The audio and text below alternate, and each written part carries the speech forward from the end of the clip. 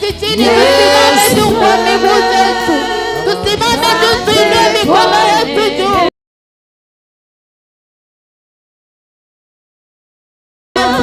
Tuinue mikono yetu juu, tumwite Bwana asubuhi ya leo.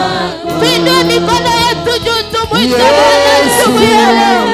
Hakika hakuna wa kulinganishwa na wewe. Mwambie Bwana umeshangazwa na neema zako asubuhi ya leo.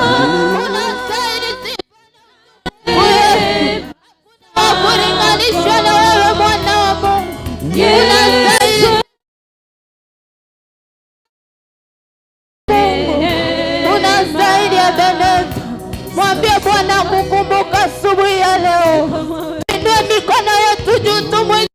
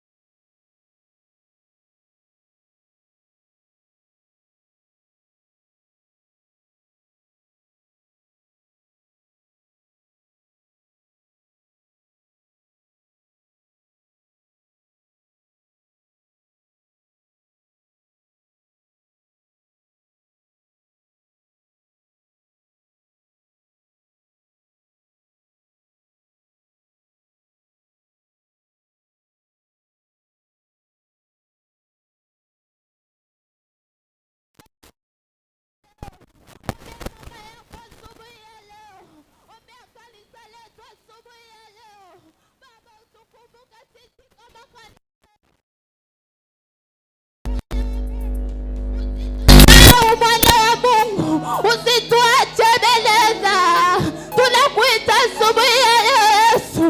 Utukumbuke Bwana wa Mungu, unapokumbuka makanisa mengine usitusahau. Usituache Ebeneza, ukumbuke familia zetu Bwana wa Mungu. Asante Yesu, asante Bwana wa Mungu. Unastahili Yesu, unastahili Ebeneza. Wewe ni mwema Yesu, wewe ni mwema maishani mwetu Yesu. Unastahili sifa na utukufu, unastahili Bwana wa Mungu.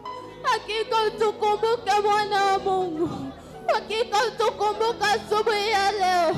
tumejitoa kama dhabihu mbele zako Mwana wa Mungu. Ujidhihirishe ndani yetu Mtakatifu, usituache Ebeneza. Wewe ni mwema maishani mwetu Yesu. Bila wewe hatutaweza Mwana wa Mungu, bila wewe hatutainuka Mwana wa Mungu.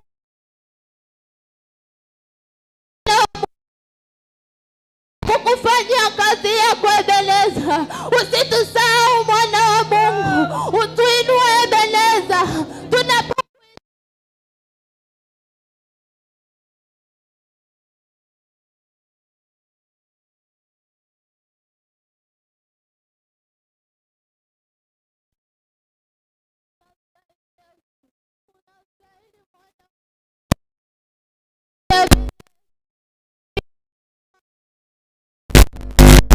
Unastahili Mwana wa Mungu, hakuna wa kulinganishwa na wewe. Haleluya Yesu, haleluya Mwana wa Mungu, hakuna wa kulinganishwa na upendo wako. Asante Yesu. Msinyamaze wapendwa asubuhi ya leo. Hakika mwite Bwana leo, mwite Bwana asubuhi ya leo wapendwa. Huenda Bwana amesikia sauti yako Bwana. Mwite Bwana, usichoke mpendwa, usichoke asubuhi ya leo. Bwana anasikia yale maombi ya mwisho. Huenda hii ndio dakika ya mwisho, huenda hii ndio maombi ya mwisho. You are holy Jesus, you are mighty God. This morning, Jehovah, we worship you this morning. Hakuna aliye kama Jehova nisi Bwana. Mwinulie Bwana sauti yako asubuhi leo, mwambie Bwana na kuabudu. Tunasema Bwana ni wewe unastahili Jehova. Inuka tu kwa miguu zako muabudu Bwana. Kila mmoja aliye kwenye nyumba inuka miguu zako. Bwana tunakuabudu asubuhi leo Jehova. Jehova tunakuenzi, mwenye nguvu zote ni wewe Bwana. Tufinyange asubuhi leo Jehova. Simama kwa miguu zako asubuhi leo, mwambie Bwana nifinyange, nifinyange, nifinyange Jehova, nifinyange Jehova, nifinyange Bwana, nifinyange Jehova, nifinyange Bwana, nifinyange Jehova. Asubuhi leo nifinyange, nifinyange Bwana, nifinyange Bwana. We raise our voice this morning Lord. Tufinyange Jehova, finyange Jehova, sisi ni wako Bwana. Tubonde bonde asubuhi leo Jehova. Tufinyange Bwana, tufinyange Jehova, tufinyange Jehova. Finya nafsi zetu Jehova, finya roho zetu Jehova. Yes Lord, we worship you. We love you, Spirit of the Father.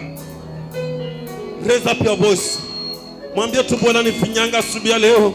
Nifinyange Jehova, nifinyange Shama, nifinyange Mfalme, nifinyange Jehova, nifinyange Jehova. Jehova tunakuabudu Bwana, tunakuinua Jehova, tunakuabudu, tunakuinua Jehova. Hakuna aliye kama Jehova nisi.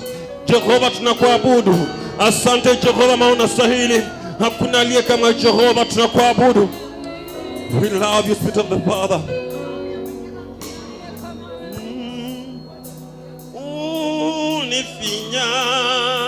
Nifinyange, nifinyange,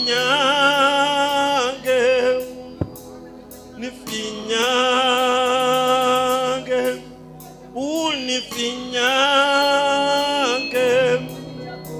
Wakini tazama wakuone wewe,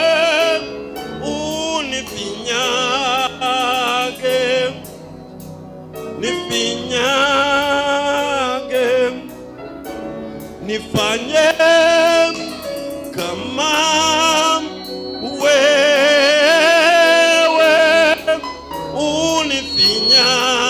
unifinyange, nifanye,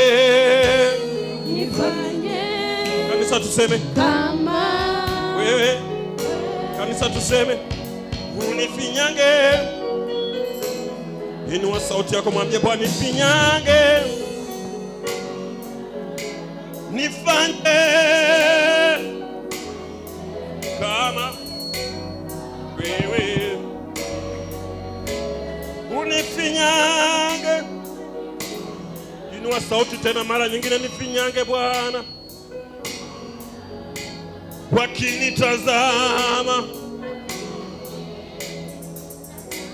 wakuone, unifinyange, unifinyange,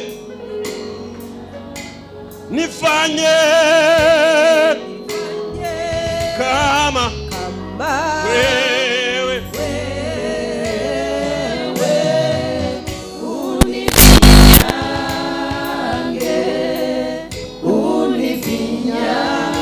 Inua mikono yenu juu, inua mikono yenu juu yote. Kila moja inua mikono yako juu, inua mikono yako juu. In the mighty name of Jesus, in the mighty name of Jesus. Ambia Yesu akufinyanga asubuhi ya leo. Thank you Father, thank you Jesus, thank you Jehovah Nisi. Asante kwa masaa haya, asante kwa wema wako, asante kwa fadhili zako, asante kwa rehema zako, asante kwa nguvu zako. Wewe ni mwema zaidi. Linuliwe jina lako, liabudiwe. Hakuna kama wewe. Utufinyange masaa haya, utufinyange kwa rehema zako, utufinyange, utufinyange Bwana. Tusamee dhambi zetu na makosa, tusamee dhambi zetu na makosa. Hakuna aliye kama wewe, hakuna mtetezi bora kama wewe. Shughulikia kila mmoja aliyefika kwa ibada na anayetutazama Mfalme, washughulikie katika ibada ya siku ya leo. Wazungumzie Bwana, fungua njia pasipokuwa na njia katika mahubiri yetu. Bwana ufungue njia katika praise zetu Bwana, ukafungue njia. Akumbuka waliofika, wagonjwa wapokee uponyaji, wanao Bwana kuhitaji wapokee wewe. Hakuna aliye kama wewe Jehova Jiwe, hakuna aliye kama wewe Jemedari. Asante kwa wema wako, asante kwa fadhili zako. Limidiwe jina lako, linuliwe jina lako. Ni katika jina la Yesu Kristo tumeomba.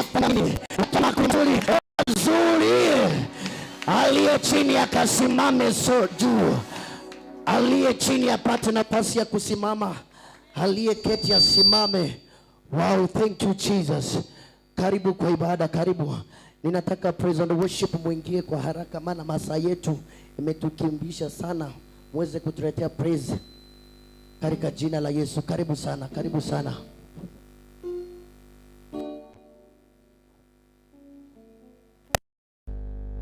Yesu mkono juu namna hii. Haleluya. Salamia jirani yako, mwambie tunataka kumsifu Bwana. Salamia jirani yako, mwambie tunataka kusifu Bwana. Ajiandae vizuri. Salamiana vizuri kabisa, msalamie, mjulie hali. Wakuinamiwa, wakuinuliwa ni wewe tu Baba Mungu. Wakuabudiwa ni wewe tu Mungu wa miungu. Sema ni wewe tu Mungu wa miungu.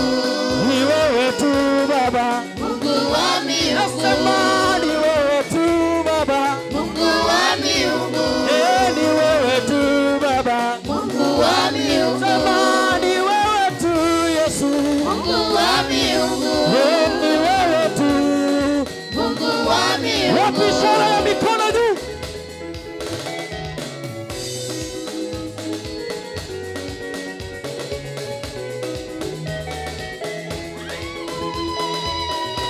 Wapi shangwe na vigelegele? Tupige makofi ya juu.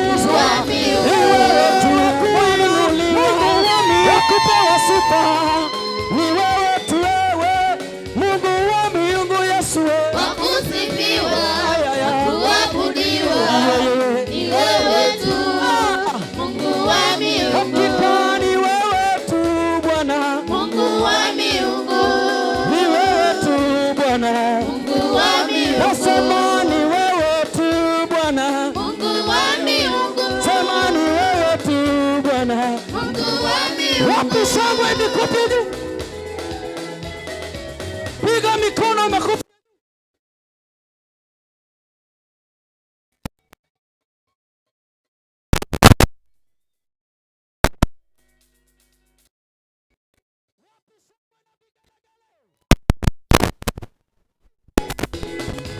Oh, 1, 2, 3,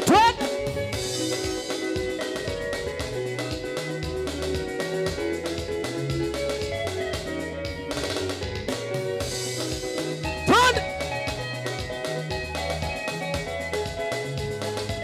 Haya, twende tu.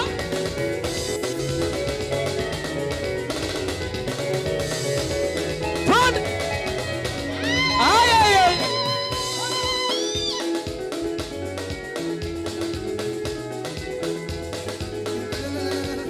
Twende tu.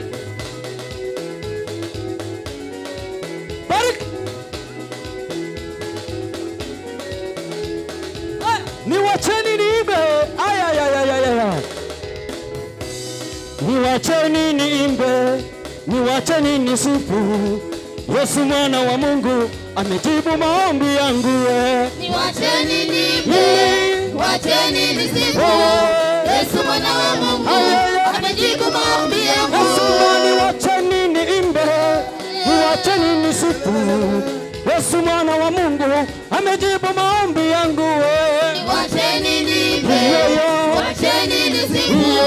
Yesu mwana wa Mungu amejibu maombi yangu. Wacheni niimbe, niwacheni nisifu. Yesu mwana wa Mungu amejibu maombi yangu. Wacheni niimbe, wacheni nisifu. Yesu mwana wa Mungu amejibu maombi yangu. Yesu mwana wa Mungu amejibu maombi yangu. Wacheni niimbe, wacheni nisifu. Yesu mwana wa Mungu aliye juu.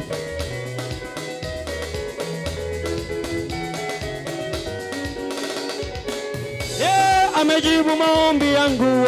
Amejibu maombi yangu. Yesu amejibu maombi yangu. Amejibu maombi yangu. Amejibu maombi yangu. Amejibu maombi yangu. Bwana amejibu maombi yangu. Amejibu maombi yangu. Vita amejibu maombi yangu. Amejibu maombi yangu. Yesu amejibu maombi yangu. Amejibu maombi yangu. Bwana amejibu maombi yangu. Amejibu maombi yangu. Yesu amejibu maombi yangu. Amejibu maombi yangu. Wapi shangwe na vigelegele? Piga makofi, twende.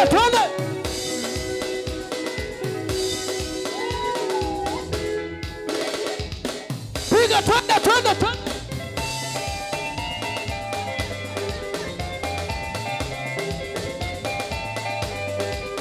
Chezea Yesu. Cheza. Twende.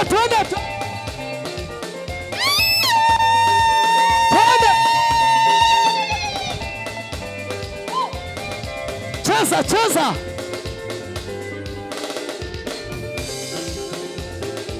Haya, twende. Cheza kikisi, twende.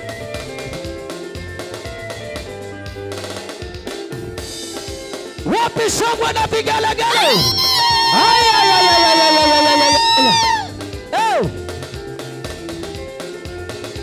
Wapi makofi? Twende. Weka juu.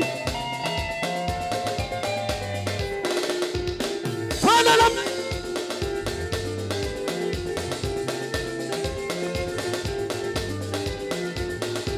Hiyo ni mchezo wa Yesu. Twende namna.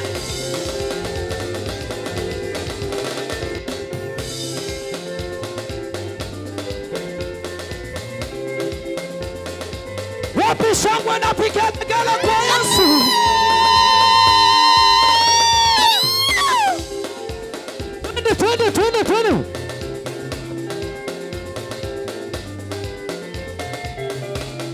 Wapi makofi, shangwe na vigelegele? 1, 2, 3. Haleluya. Haleluya. Wangapi wamefurahi wako nyumbani mwa Bwana? Wangapi wana raha ya kwamba wako kwa nyumba ya Bwana? Mbaiya se nyumba ya matanga, mbaiya se nyumba ya kerero, tuli nyumba mwao, ule nyumba mwa tata. How do you feel? Inaonekana hamjafurahi, kwa sababu kama mngefurahi mngeniambia tumefurahi. Naona ninawauliza mnanyamaza, meaning bado nomubugulete ibintu biri mwaru na biro binka. Muntainyorete obe tisibetie ng'ombe, obe natika chingende liko, obe natiko mwana bolere tikana nayo, malaika watashughulika. I always tell people like that, natikana ikikweba aikarage tikanya sae bwanja bwebegero robo nene bwaye ukuruga ororo okorire omwana gwatigete bolere obokire bweka ochire siko komenyora kaguchiesa ari bya nanda igotete. Bwana asifiwe. Haleluya. Wapi shangwe na vigelegele kwa Yesu. Haleluya, haleluya, haleluya, haleluya, haleluya. Hey! Nalifurahi waliponambia twende nyumbani kwa Bwana. Nalifurahi waliponambia twende. Nipatie haraka haraka. Nipatie haraka haraka mwanangu. Twende. Wapi makofi? Twende. Twende. Twende. Twende. Twende.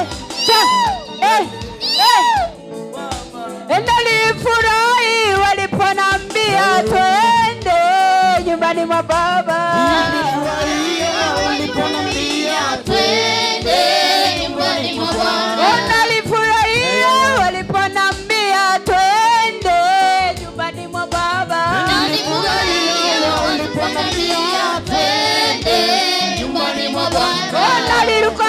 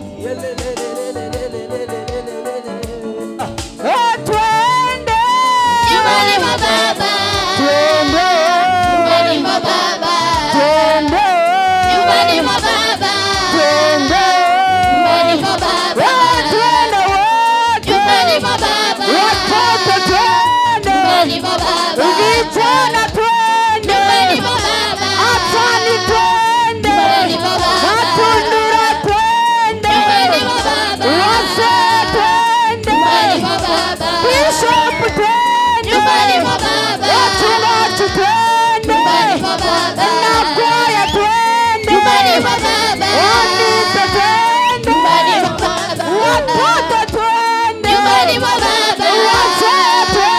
Nyumbani mwa Baba. Wamama twende. Nyumbani mwa Baba. Wazee twende. Nyumbani mwa Baba. Kanisa twende. Nyumbani mwa Baba. Twende. Nyumbani mwa Baba. Twende. Nyumbani mwa Baba. Twende. Nyumbani mwa Baba. Hallelujah.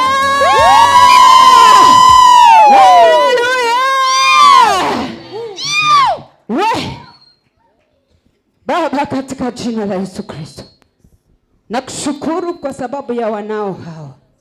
Uliwaumba kwa mfano wako Yesu, umewaandika kwenye kiganja cha mkono wako. Hawa ni mboni ya jicho lako, abaigane ndorero y'eliso lyao. Wachira se nyumba yao tali abacha se nyumba ya siasa, niwe wacha gukubaka na gukuriye na kugutogia. Abandi mbabwata marwira wao, abandi mbabwata imicando wao, abandi mbabwata sababu yagera baswa se nyumba yao, abandi bachiregera bakubakaye bweka kero umuntu tuachire ne sababu yae, lakini twensi na bana wao. Sasa ibade yigo monene omusombo keragutene nago twali ngana liyao na sabiro mo ikomo chenu ikasama tabawaye omulero bomo ikomo chenu ikasama tabawaye omulero bomo ikomo chenu ikase sanchore totarere mambi abono Yesu. Presence yako ndio tunahitaji, uwepo wako ndio tunahitaji, mguso wako ndio tunahitaji, majibu yako ndio tunahitaji. Naye wekora twiraniri, naye gosemeria gwito Yesu, naye manyaro ito tata abantu mbabwata kinyasaye cyabo bagosasima intu naye twachire gosasima omonene ogotebo yugukuriye no range konyorekana twachire goro nyorekana samagi maita Yesu aliakororekana makongo ya ororobye Nyasaye biri bikonyarekana se mwanya abantu bitari konyarekana sore ngonyarekana bire abana bagwake byombe ge baseseni Nyasaye abana bayiga bachire guko bakemambi abono barorekanire Nyasaye ayentata kurumambya nandimba kamaroba asili tali Yesu Kristo tuasabire na kugena zote tuseme amen. Hallelujah. Amen. Lituke limo nkagenda, mnaweza kuketi chini ninapowapatia ushuhuda mchache, alafu baadaye tutaingia katika kipindi cha kumsifu Mungu. Thank you so much. Thank you Rafael, God bless you. Amen. Naomba uniongezee sauti kidogo na mtengeneze hiyo sauti ndio nisistrain please. Siku moja tulienda kwa seminar, ilikuwa ya viongozi wa serikali na wachungaji tulikuwemo na watu wa mashirika mbalimbali pia walikuwa. Sasa mwalimu aliyekuwa anatusomesha alikuwa ametoka nchi za ng'ambo. Akatuambia hivi, mnaona ule mlango mliingililia? Tukasema ndio. Akasema kila mmoja atoke, na katika ile mlango mlikuwa mnapewa karatasi, sijui kama nishawahi shuhudia tena, karatasi na kalamu. Unaandika position yako. Kama wewe ni mke wa mchungaji na ni mchungaji bado unaandika mama mchungaji na pia mchungaji. Kama wewe ni askofu unaandika mimi ni bishop. Kama wewe ni daktari unaandika mimi ama doctor. If you are an MD, a director somewhere, chochote kile wewe huko, identity yako unaandika. Kwa sababu kila mtu ako na identity. Hakuna mtu ana kitambulisho. Hakuna mtu ana anwani ya maisha yake. So tukaandika. Shangilie baba anaingia. Hallelujah, hallelujah, hallelujah, hallelujah, hallelujah. Hallelujah. Amen. Wacha tupeane heshima mahali inapaswa kuwa. Si ndio? Onye no mugambio chaga gose kango moyo mugetegurwa siviro. Mnaona baba yenu na ndiye anawahudumia, mnakaa tu. Yaani mnaona ni kawaida, ni kwa sababu ya mazoeana. Kuna mahali ataenda huyu atabebwa na farasi. Amen. Hallelujah. Unajua mtu ulicho nacho mpaka kitakapo kutoka ndio utadhamini utadhamini dhamana yake. Wacha nikupe ushuhuda mzuri kidogo kabla nikuje kwa huo nilikuwa na washuhudia. Mke mmoja alikuwa na mume wake. na mamake alikuwa ni kiwete kilema ekerema talibo ekerema n'umuntu ubwate challenge asumo biroye ono yoye garinge kwagura na ndaringe n'umuntu utaikira nitibya hiyo ono musubati oye gamuchaite aringe kumura mabono naye nkyuisaine na eno musacha lituke limo Nyasaye akarusi omuntu uyu asobogima bwa meaning yagakwa ekerakwa akalerwa agatindekwa amatuka akaera makange chiwiki bireiga abantu bagasoka mukorere echeche konyo batari ko mukorere echeche omuntu agocha otulitoke lyaye omuntu agocha oimukie biba yae kurusiko omuntu oicha yani kila mtu akawa anamtemea mate atenona abaisi bagoeta igo bari kumotwera mate na lyachete gotebanga kumbe umusacho uyu konyencha itule kerema kumbe alikuwa ni security yangu. Bwana asifiwe. Wa mama Bwana asifiwe. Amangana ande na maruru lakini nyamera ebune pana dobune malera queen. Amen. Ekiagera no maene. Bishop Omorochega kuna mahali ataenda atabebwa hata watakubali akanyage mchanga watamwekea mashuka atembele. Kwa nini? Kwa sababu ya ile huduma ako ndani yake. Kuna wengi hawana hiyo huduma. Kuna wengi wanaitafuta. Hata katika hii mji wa Kisii hawapiti watu watatu. Hawapiti. Naambia ukweli. Wenye huduma, makanisa ni mengi. Madhehebu ni mengi. Ukihesabu Kisii, pastor tuko na madhehebu more than 1000, si ndio? More than 1000. Nao ni wachungaji 1000, si ndio? Even more than that. Lakini kuna huduma zingine, kuna madaktari wengine ni nadra kupata. Ega gynecologist na abange basomere tenda. Abege kuba na abange basomere tenda. Ege kuba aba mauga mbarororo. Lakini kuna daktari wa kupasua kichwa ya mtu. Kenya ni wachache.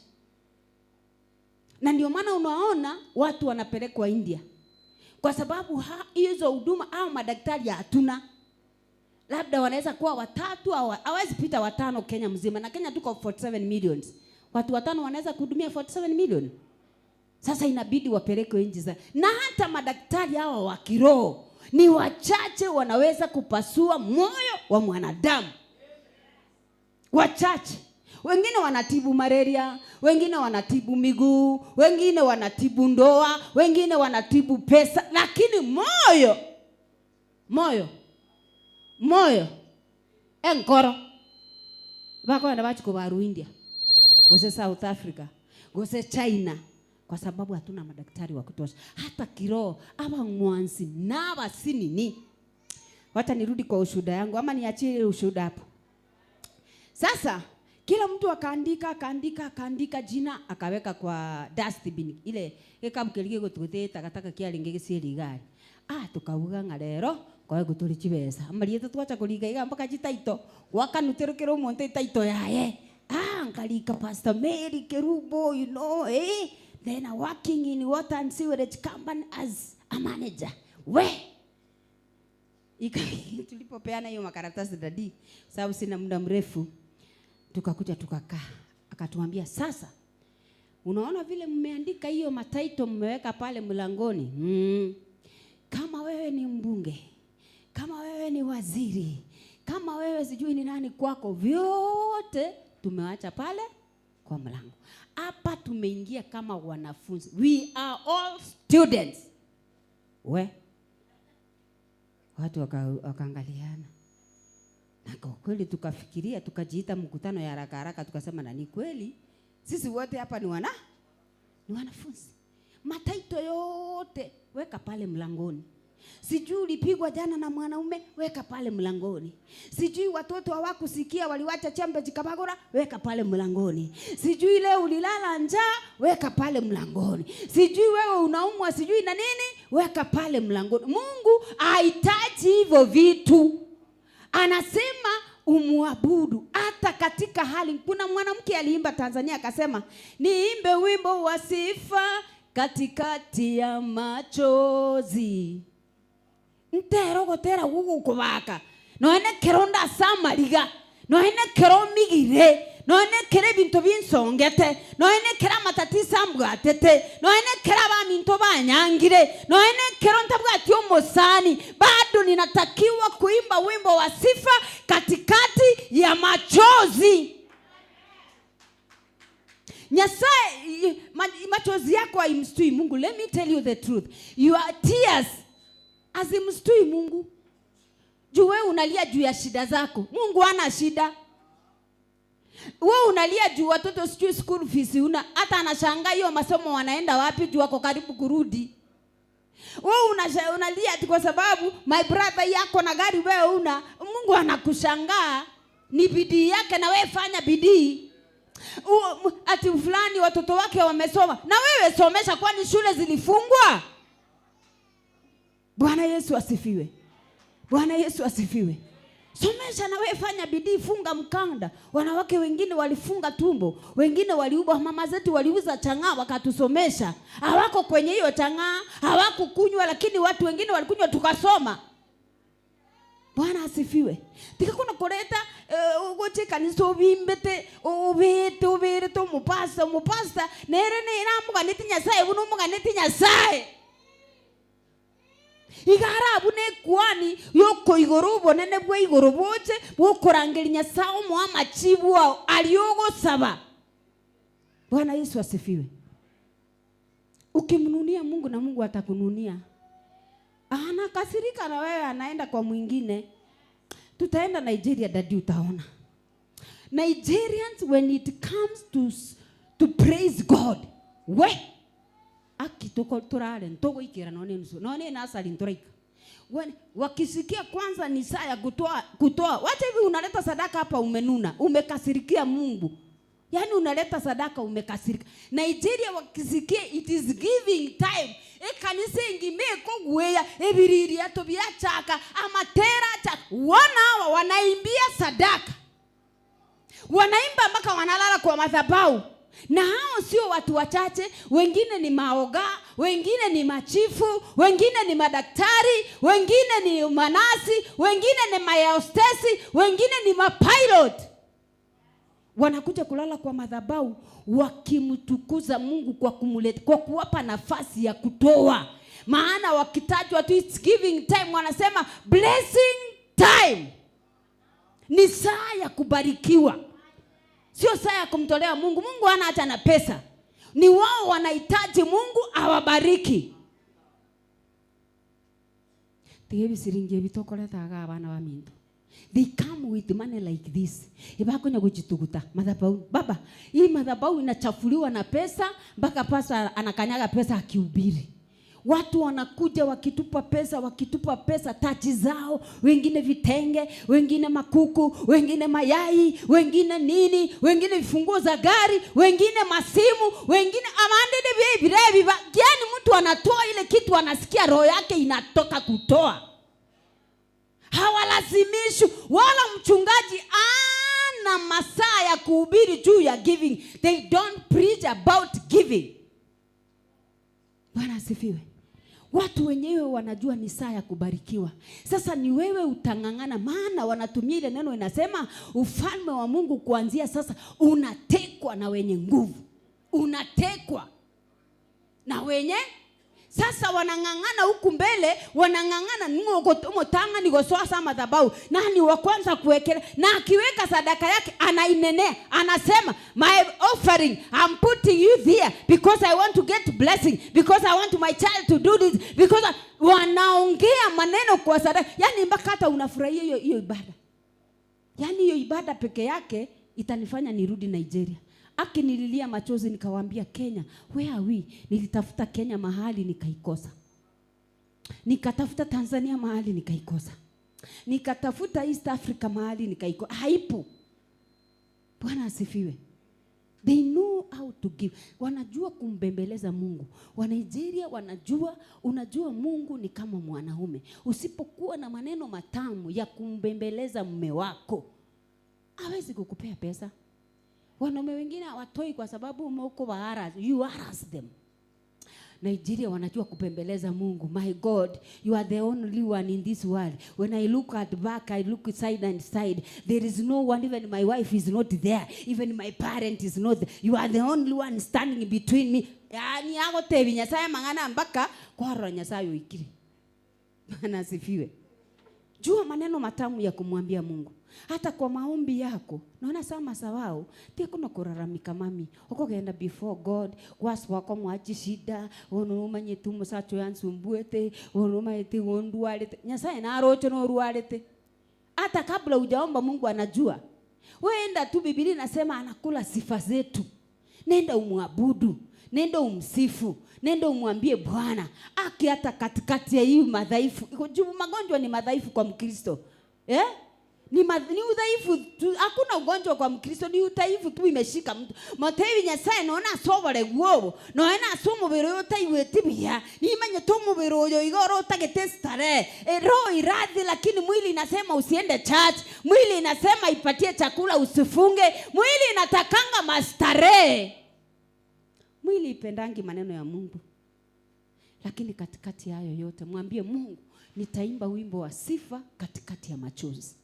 Bado nitakuabudu, bado nitakupenda, bado ni wewe number 1, bado ni mimi na wewe tu wawili, bado ni wewe tu umechukua nafasi ya kwanza. Hata katika shida, hata katika chochote, sina hata sadaka, lakini najua kwenda kwangu kanisani ni sadaka pia, maana nimejitolea. Usikae nyumbani ati hauna sadaka. Wewe mwenyewe ni sadaka iliyo hai, ni dhabihu iliyo hai.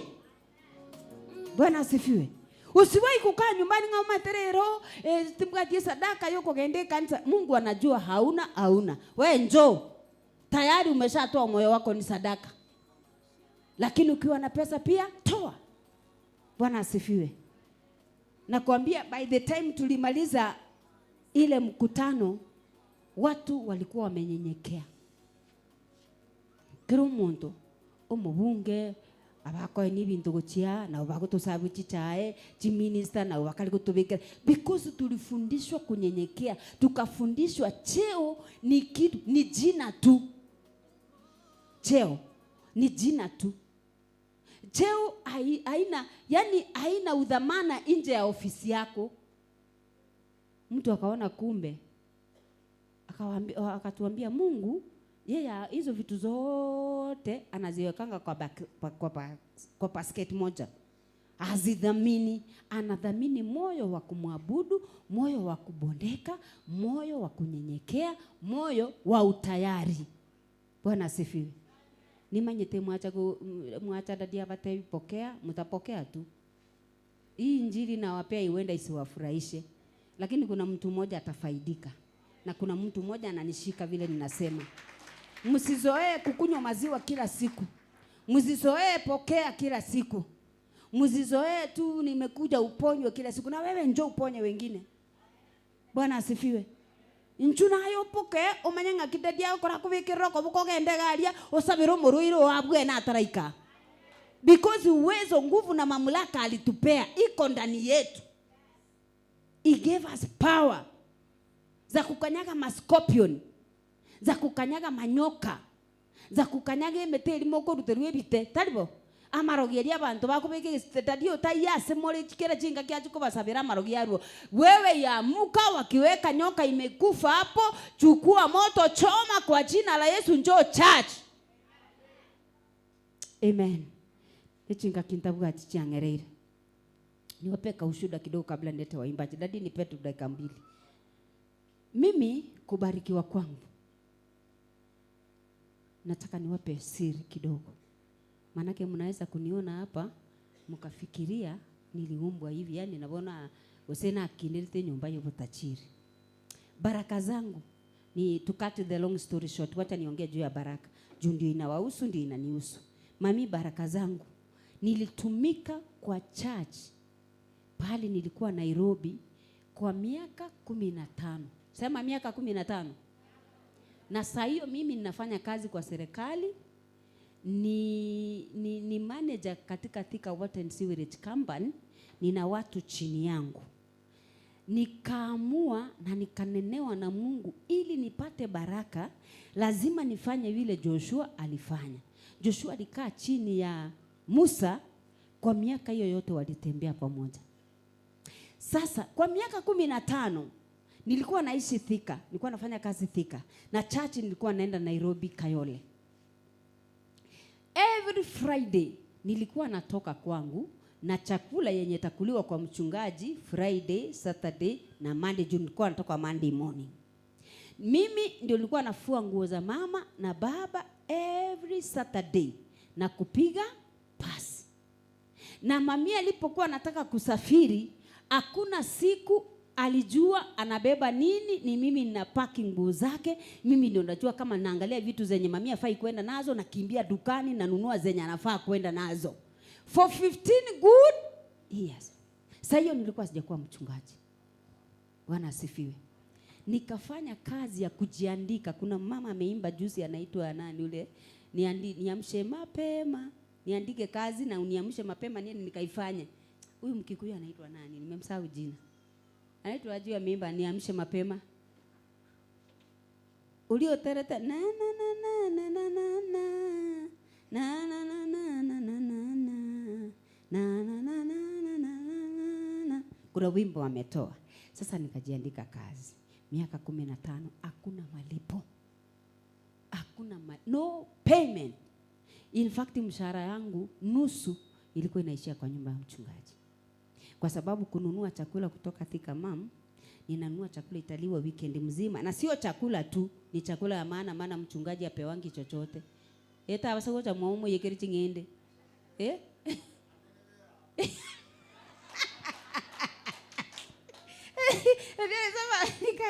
Mchungaji apiki wangi maharagwe, mchungaji apiki wangi liguneni. Inje no mora ndi atindi kolinyeni.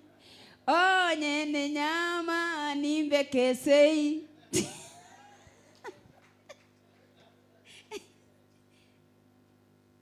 Watu wa Mungu hawapiki wangi chochote. Na ndio maana baba ya Jacob alipokuwa anataka kuwabariki, aliambia Esau, uende utafute munyama, unichinjie nikunywe supu. Sasa sio watu wa mboga patia watoto. Mboga chinyeni kaa bana. Lakini abambali koli nyeni.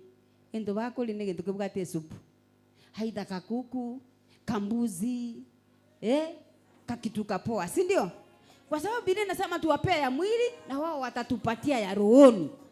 Na ili baraka zitoke, mchungaji akija kwako aache baraka. Nikupe siri, mpikie kwanza akule vizuri. Hata usipomwambia matatizo ya hiyo nyumba, atatoa maombi yenye iko kwa akiba yenye hajawahi kutoa.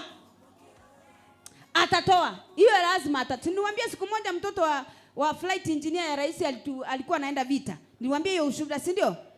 Akatupikia, alipika chakula mzuri. Huyo mtoto alipika makuku, tulikula makuku mpaka tukayaangalia.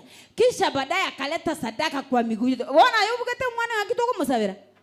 Yongo kwa sabira muno ulituanya nanzanga pasta mimi nsabere. Hapana, kuna maombi mengine ni ya kutikiza mbingu. Yaani ya kufanya hata Mungu asitulia aseme jamani, nkiomo pastor yaku urera iga. Ngano mwana getata gitaso se. Mama sasa ni yimo irere malaika Gabriel. Turumbo kiabwango mo pastor orelire mono. Bwana asifiwe. Haleluya. Ino mubugete ngabasumba abana babwateke bungu. Amen. Chani siende kwa mambo mengi. Sasa nikafanya hivyo kwa miaka 15. Kila siku napanda kwa machozi. Nauliza Mungu, mwaka wa 7 akinya sai nanya kuikaso kunginyora. Mungu ananiambia songa mbele mwanangu, niko pamoja na wewe. Nikapanda kwa machozi. Ingawa mtu anakwenda zake akilia, azichukua mbegu akienda kupanda, hakika tarudi kwa kelele za furaha. Aichukuapo miganda yake, Bwana alipowarejesha mateka wa Sayuni. Tulikuwa kama waota ndoto, ndipo vinywa vyetu vilipojawa kicheko, tukawa tukifurahi furaha iliyoku. Ingawa mtu anakwenda zake akilia, azichukuapo mbegu akienda kupanda, hakika tarudi kwa kelele za furaha, aichukuapo miganda yake. Aya simeka somo sunte, simeka se mbura, simeka se mugaso, simeka wakati unaofaa na usiofaa. Siku moja mbingu itaamka kwa ajili yako. Shughuli zote za mbinguni zitasimamishwa. Malaika wa kutumwa wa kuteremuka abali bagotokorere mirimo ji bali bagotumwa wakina Rafael watakuja kwa ajili yako. Watasema leo tunaenda kwa Reverend. Yani itakuwa ni siku yako. Mungu ameamua kubariki tu. Usichoke kupanda. Usichoke kutoa. Usichoke kujenga kanisa. Utachoka siku ile labda umepumzika kwa kaburi. Lakini as long as kuna mchango kanisani, wewe usichoke. Panda tu. Siku moja nikawa katika hiyo hali ya kutumikia watumishi wa Mungu. Na nikawatumikia kweli kwa uaminifu. Kwa hizo siku zote sikuchelewa. Naenda Uganda nanunulia mama manguo na masanduku naleta. Naenda wapi masokoni natafuta ni nguo gani atavaa Sunday nzuri. Nikafanya kwa miaka 15. Siku moja mzungu mmoja mama alitoka US. Na alikuwa tu amealikwa na dadi. Mimi hatukuwa tunajuana na yeye. Na akawa bahati mzuri akasema hataki kukaa hoteli, anataka kukaa kwa dadi. Nikasema basi this is my time. Si tutakuwa tunalala naye kwa room yangu. Sasa tukawa tunalala pale na hudumia huyu mama. Vile tunahudumia mama. Mama hakuwahi kubeba kibeti kwenda kanisa. Mungu ni shahidi niko madhabahuni. Hizo miaka 15 sikumruhusu abebe kibeti kuingia church. Hata popote nikiwa na nafasi nilikuwa naenda na yeye, nilikuwa namtumikia mpaka viatu nampanguzia, mpaka kila kitu nampangia, kitoka tu bafu nikupaka mafuta hata msangine na mpaka. Natafuta baraka. Baraka ni za kutafuta wanangu. Baraka ukai zikukujie mami. Zinatafutwa. Hata kama unafanya kazi kubwa, wewe nyenyekea, tafuta baraka, zitakukuta tu. Ule mzungu akasema, I have never seen a such a lady like this one. He's wiping my shoes. Ananivalisha viatu. He's carrying my bag. What a challenge.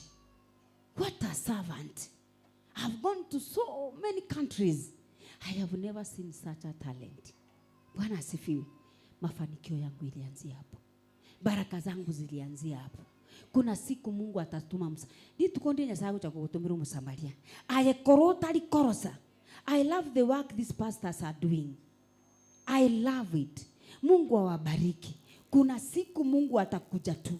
Musichoke kutumika mtamba kanisa matatu watumikire miaka mingi. Dadi tigaba togonya nande dadi kwa togonya mono. Because utaba togonya nati imbago sisi ni gwa. Watazembea.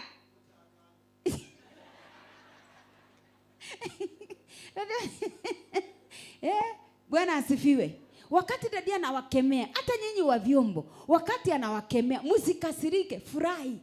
Mimi nafurahi. Mimi hata ukikuja uniambie Pastor Mary, venye ulivaa Sunday kwa kweli mimi huko unapendeza. Nitafurahi kwa sababu hii nguo sitawaivaa tena. Nitajua sio nzuri. Si umenisaidia? Lakini sio unaambiwa, mama anakukemea, unakasirika unatoka mpaka church. Mtoto asiyekemewa ni wanani? Hata mama yako si alikuwa kula na meno? Kwa sababu moitiri na mama baino. Moitatu. Mbona ngabaitetu? Na mama ba. Wale gotinyorigwa saka neke ngaigwa chete. Ogosunwa. Gosunu mpaka kwa bolingo ono mwibole wono ngibolete. Mama naye kwa ngibolete matengora boli na renge mama alikutuitane bikombe. Mama bona naye mama minto sento bwate mama minto ande. Juna tuchapa sana. Lakini wacha nikwambie hiyo kuchapa mami alinichapa ilinisaidia. Alinitengenezea tabia yenye nakulia mpaka saa hii. Mimi ni vigumu sana nikosane na wewe. Aki. Wewe ukiona tumekosana na wewe jua ayo sinyete mpaka na nje na mtu saitani umosinyete. Asinyira saguko. Juu mimi ni vigumu uone nimekukasirikia. Aki ni ngumu.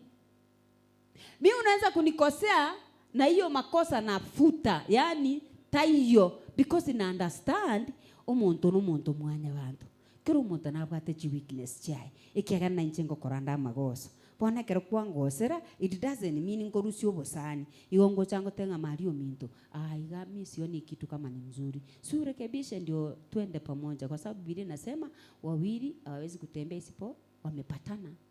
Sasa leta mapatana. Pia katika kitabu cha Mathayo inasema heri wapatanishi maana wao wataitwa wana wa Mungu. Heri wapatanishi. Bwana asifiwe. Sasa napenda kukaa hapo kwa wapatanishi na mimi nikuwe mmoja wa wapatani. Nikuje kupata taji ya kupatanisha. Tia kunya kogecha abantu. Tia kunya gukwira abantu chinda mwamu. Tia kunya kobea ogokeia ama tukao. Eomogoko no murembe. So kanisa bunero kanisa ini ya ino. Tiga go so abu no mogeni ikaranze te no mogeni utagete kurigiri gwikiro gwaso ikaranze. Aye gwike bange no ya satara ko banga manyanga ki ekirugo ngire mutu kitabwati umuntu sukagucho. Watu ibutia na chiro chechiaru so bachibwate mechando baitubwa kinabagaka babo. Mbaibwe tiko korero mwanene litukeni ngakiokoba. Bwana asifiwe. Haleluya. Ebanga se nyumba ya Nyasaye. So ano mubango nande Biblia gotenga tubasa ko musinge nyumbani mwa Bwana na nyuzo zilizo kunjamana. Nyasaye atakiyo. Ngabono mubimberete gabo omugirete agokogira mamimba ko 10. Nero manyete kogira abantu. Nyasaye agokogira mbako shanga. Agokira akire kiri none miaka none 3 none na akirete. Unaomba ajibu. Bwana asifiwe. Wacha Mungu awabariki. Ninawapenda. Ndio maana nawaambia hayo mambo. Siyasemangi hata kwa TV yetu, lakini hapa nayaongea. Hata kwa chachi yangu sisemangi kwa sababu ninawapenda. Na nimewapenda. Na nyinyi ni marafiki zangu. Na nyinyi ni marafiki zangu sana. Mungu amewapatanisha mimi na nyinyi. Nimewapenda tu bure. Amen. Amen. Narolire banganchite mbakega abande bagotenga mungino likyo karabuta ukorogende bali banganche njibondi yangu ana friend chiane nkeigo chiri chinganchite ma wachache nimeona kuna wachache wananipenda na wapenda sana I love you so much. Mtu ule unampenda unamwambia ukweli umsaidie msonge mbele ili tubarikiwe pamoja. Ninawaonyesha siri ya kutafuta mafanikio uliyotafuta kwa miaka mingi upati. Siku moja nimeenda mahali nikashangaa nilivyopokelewa. Baada hiyo miaka 15 nilienda mahali nikapokelewa na maua na red carpet nikapulinga ninje meli. Njoyoyomo. Sasa mimi ni servant. Kuna siku utaenda utapokelewa kama mfalme kwa sababu ya mambo uliyofanya katika madhabahu hii. Kuna mahali utaenda watatambua mtumishi ameingia. Kuna mahali utaenda watasema mwana wa Mungu ameingia. Kuna mahali utaenda utatandikiwa vitambaa kwa sababu ulitandikia huyu mama. Kuna mahali utaenda utapewa mazawadi juu ulipea huyu mama. Kuna mahali watakupokea. Sema haleluya hata kama utaki. Haleluya.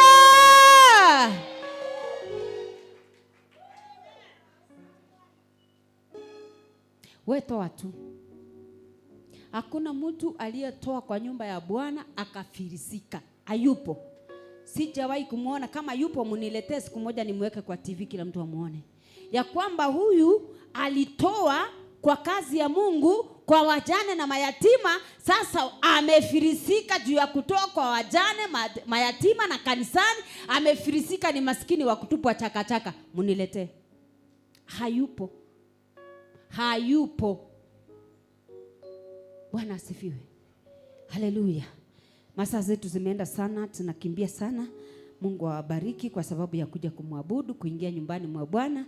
Asante, karibuni sana. Kwa niaba ya bishop wetu mpendwa na mama mpendwa, nachukua nafasi hii na uongozi wa kanisa kuwakaribisha ase TV yetu ya Getembe TV ekionga kia mwamugusi leo no turege kanisa ya Seed of Abraham aigegesa Nyasaye no mwege no Nyasaye no muya that ko batebye nga emorobeli to chaka saa 12 ya mambia no turege live mpaka saa 10 chiuka chinsa isano na chinsa isano saa 8 yuka saa 8 umwana kuru kwa boni bingo charabale turumurubule kuru kwa Schools Connect kuru kwa bado ase kanisa ya Seed of Abraham inse uraiwaye Bishop Ezekiel Sagana no monginoye ko baleterandi abasumba banya sai badai pamoja na wasirika bonsi na abarandia bonsi na abantu bonsi bekanisa yiga bakwaliga niri ayole nkagalia ayole chinse chiri cha America ule chinse cha Gulf chinse cha Tanzania Uganda Congo South Sudan South Africa kila mahali tunakualika ndani ya Getembe TV na Getembe FM somurubiko kwa sasa ni kwa Jumapili umurubiko kwa 90 Pastor America rubotoko baterano mwana Atsan na wego mwana matundura kurugalia chinse mocha osongo chiduka tulegega Seed of Abraham tokoletera sese ni kwa Jumapili Getembe TV Getembe FM ekiunga kema mugusinji amen Kwa Jumapili amen. Thank you Jesus.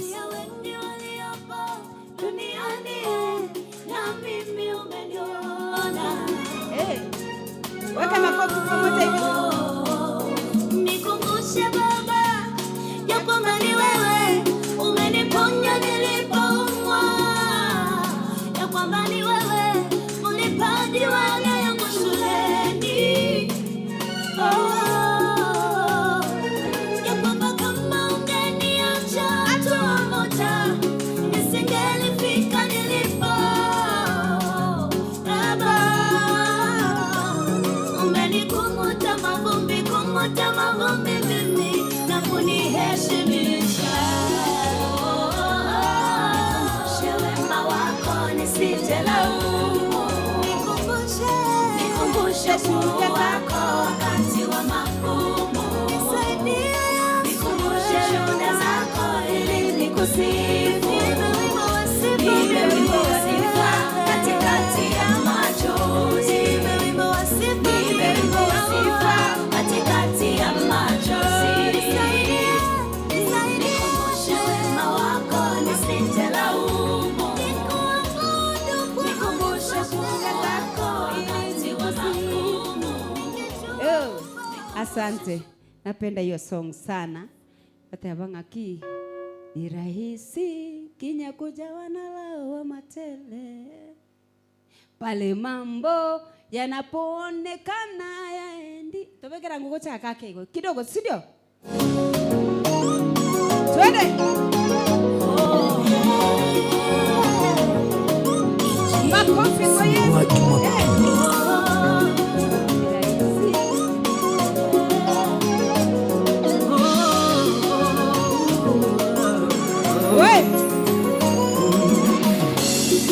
Ni rahisi kinywa kujawa na lawa matele. Pale mambo yanapoonekana hayaendi. Ni ajabu sana kama moyo unahangaika. Ajabu sana moyo unavyoonyesha mashaka. Kama japokuwa Mungu anaishi ndani yangu, kuna muda na hofu. Japokuwa Mungu anaketi kati yetu, kuna muda na hofu. Nakumbuka wana wa Israeli katika bahari ya Shamu, japo walikatiza katikati ya bahari na ushindi wa nyimbo nyingi waliimba na kumsifu Bwana. Lakini baada ya kuvuka na kuona jangwa, yalibadilika mambo, manung'uniko yalisimama na kusahau muujiza alotenda Bwana mwanzo. Mungu nisaidie.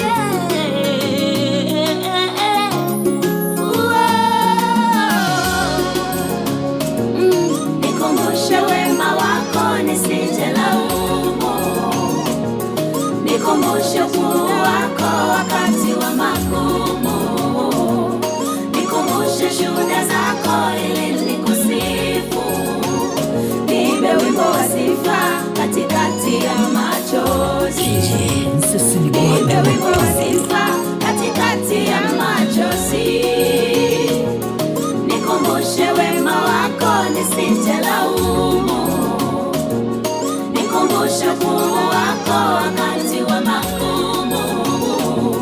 Nikumbushe shuhuda zako ili sifa katikati ya machozi. Amen. Bwana asifiwe. Ngakimwego muswati yagotewa.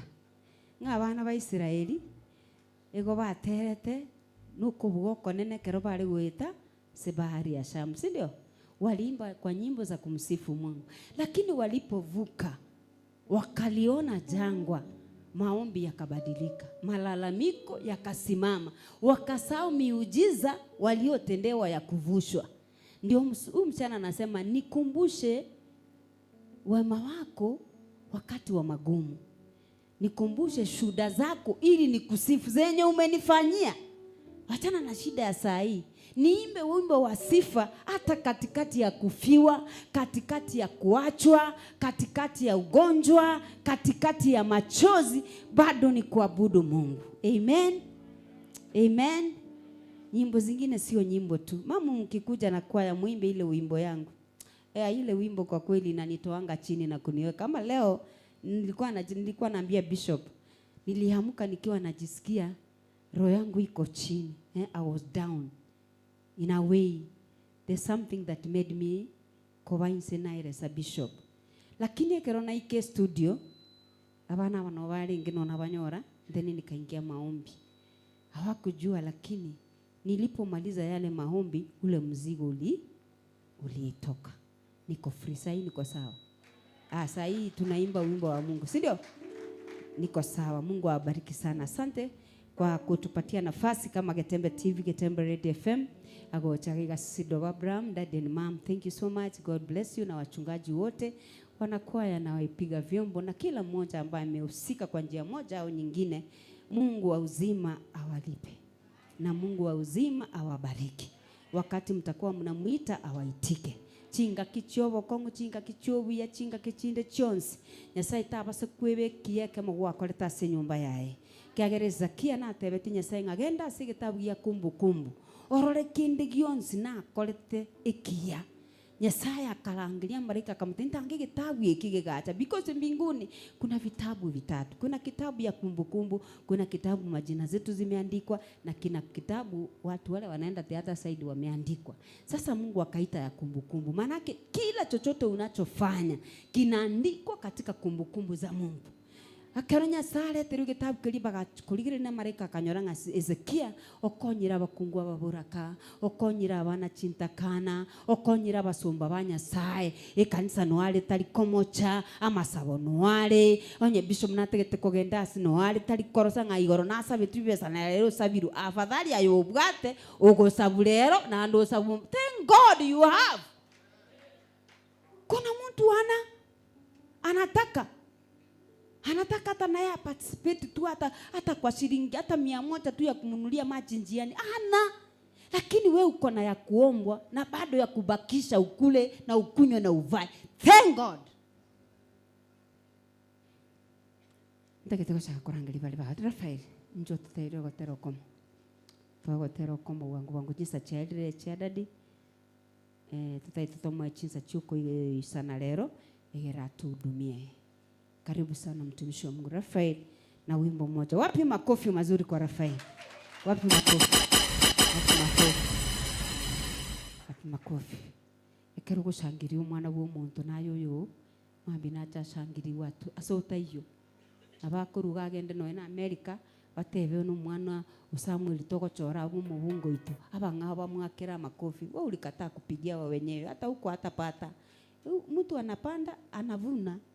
Na batabiga ngainga mtu anakwenda zake akilia, azichukua mbegu akienda kupanda, akikata rudi kwa kelele za furaha, azichukua miganda yake.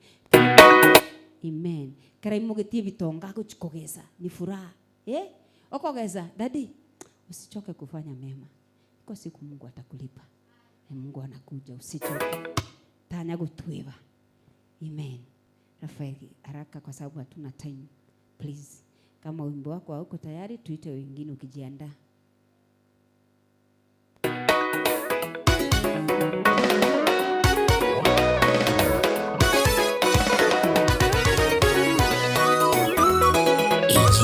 Sisi ni kwa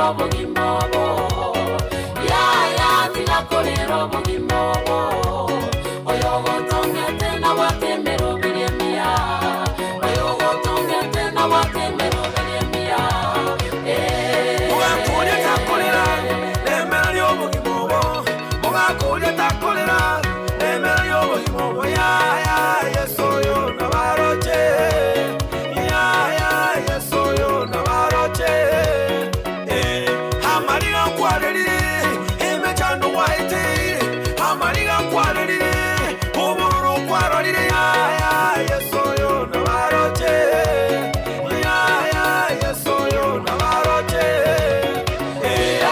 tiga kolero bugimobo takolera tata tiga kolero bugimobo takolera mungina gotongete na watemero biremia yeso nabwate gotongete na watemero biremia nabwate ya tiga kolero bugimobo omasaye nakolera ya tiga kolero bugimobo ya tiga kolera gotongete na watemero biremia yeso nabwate gotongete na watemero biremia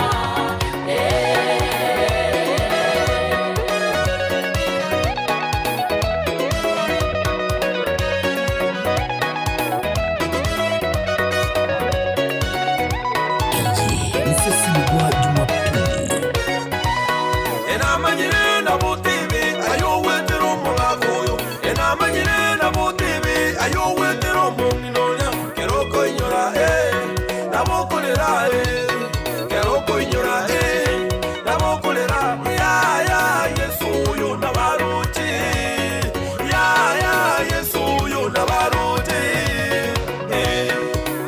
eno bororo mano goseriwe eno bororo suru fisi abolire eno bororo emirimo kwabutirwe eno bororo nibo kwaniripia ya yesu yo nabaruti ya yesu yo nabaruti tiga kolero bugimobo takolera tata tiga kolero bugimobo takolera mungina gotongete na watemero biremia yesu nabwate gotongete na watemero biremia nabwate ya tiga kolero bugimobo omasaye nakolera ya tiga kolero bugimobo ya tiga kolera gotongete na watemero biremia yesu nabwate gotongete na watemero biremia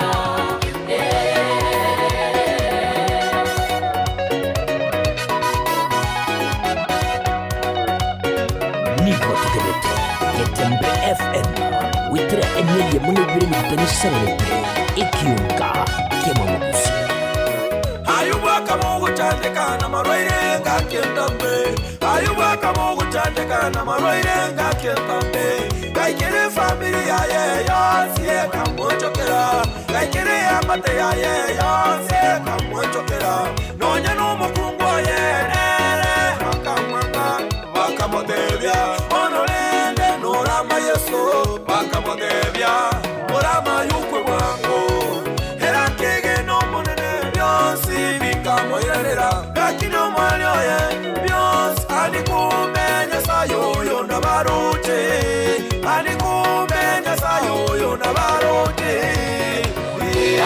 tiga kolero bugimobo takolera tata tiga kolero bugimobo takolera omungina gotongete na watemero biremia yesu nabwate gotongete na watemero biremia nabwate ya tiga kolero bugimobo omasaye nakolera tiga kolero bugimobo ya tiga kolera gotongete na watemero biremia yesu nabwate gotongete na watemero biremia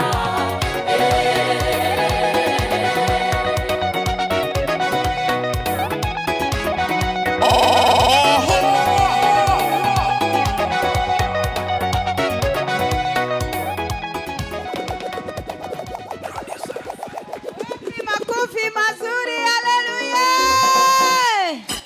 Amen. Wow, that song is nice. Nipate video? Iko na video? Hiyo video ikitoka upatie DJ Hassan mara moja. Yaani itakuwa signature yangu Getembe. Ya aya tiga kurira ubugima ubu uyu gutungite nabwate meruberie mia akimba kegerote biri gotori kogoka mbakegerote biri ngoyo gutungite nabwate meruberie mia tari asenge njo anyarebe yao aye teba inje Nyasaye nabwate meruberie mia sende kwagukira nonengero gwakwanirwo gwate ngai gaki kwarage inkibona mugusinyirwo gwate onye nje umungiro myaka 50 ngotenga kanini abana ba myaka 20 mo ikaransete biro ko mona antaneto nyomba ikaransete egari mo ikaransete ekanisa ikaransete bona ngai yokare goterena muna dance yanga wapi juu praise and worship ikikuja Rafael Ochire Pastor Mary Ngochara tere Mamu Ngochara tenga Dadi Ngochara nerarabe kugwaye Bona yenga yukari kogokera Totebye kogoki tokore Nandi tiga gotebiradi abantu abatari gotenge kanisa babutane babutiarete Baira se mekutane isi asorore Baira sasa gerara gotebe ngombe nengi morore Umusiki nelio kono are ngale lakini ase Yesu awako Baire kererorore chisani chibe kugaliri chiabere maisaba kungu banyuri chichaye babutiare tene chinyama na mandazi ne chisoda dadi uone wa mama wanavyofanya wanajifanya hapa dia wadansi ayatebi mokaoli tukelimo omubekere gento geteiga geko monitor orore bunago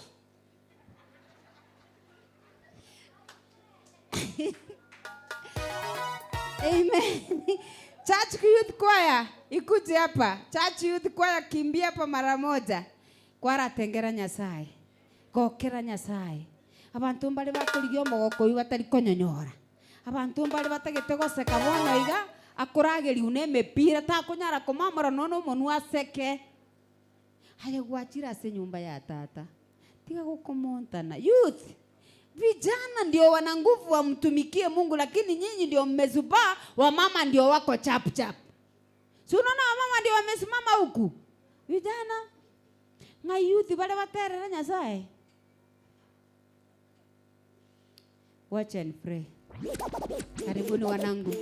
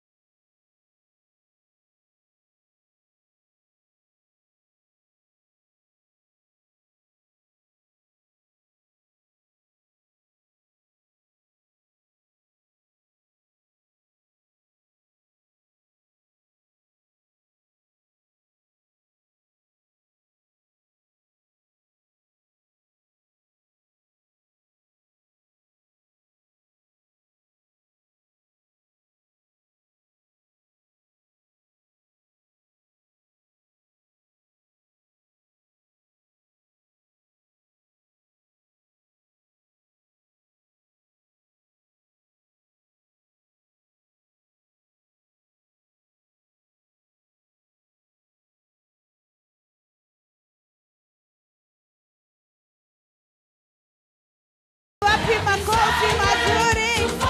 Amen. Haleluya. Mimi nimepata maono mengine wakati hao watoto wanacheza hapa. Dadi unipe ruhusa tukimaliza ibada wanione. Niko na jambo juu yao.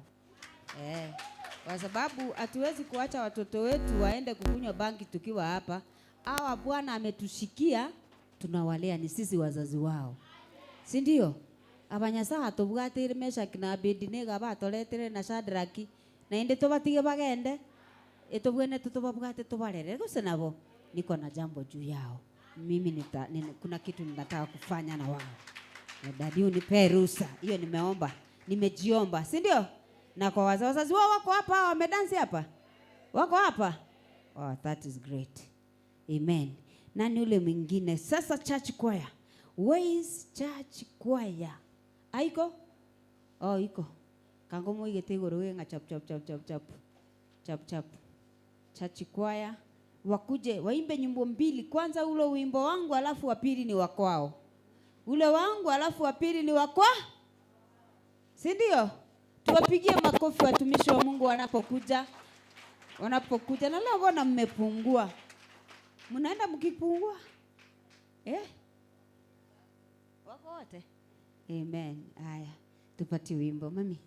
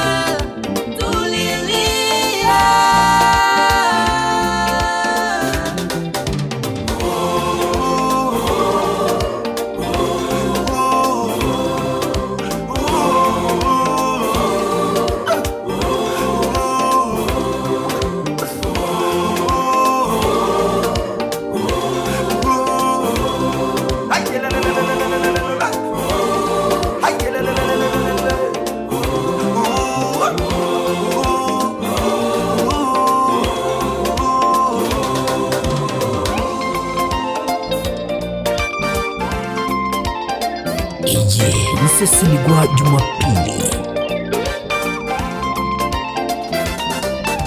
Maadui waliongezeka wakawa wengi, hata wale tuliwadhamini walitugeuka, hata wale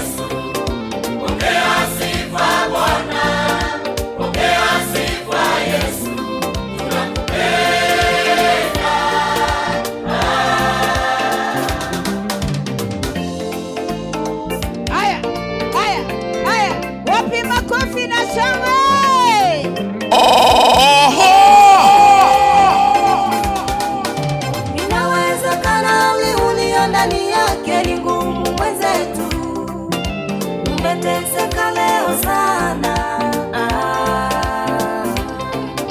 hadi umekata tamaa, unasema afadhali sifike kesho.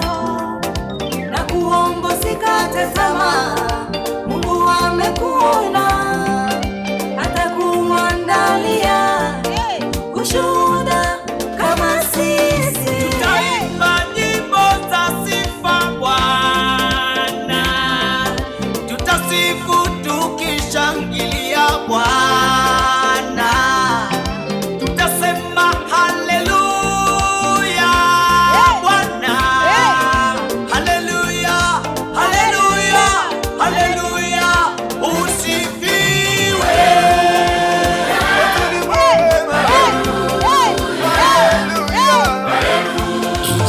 Isesimigwa Jumapili.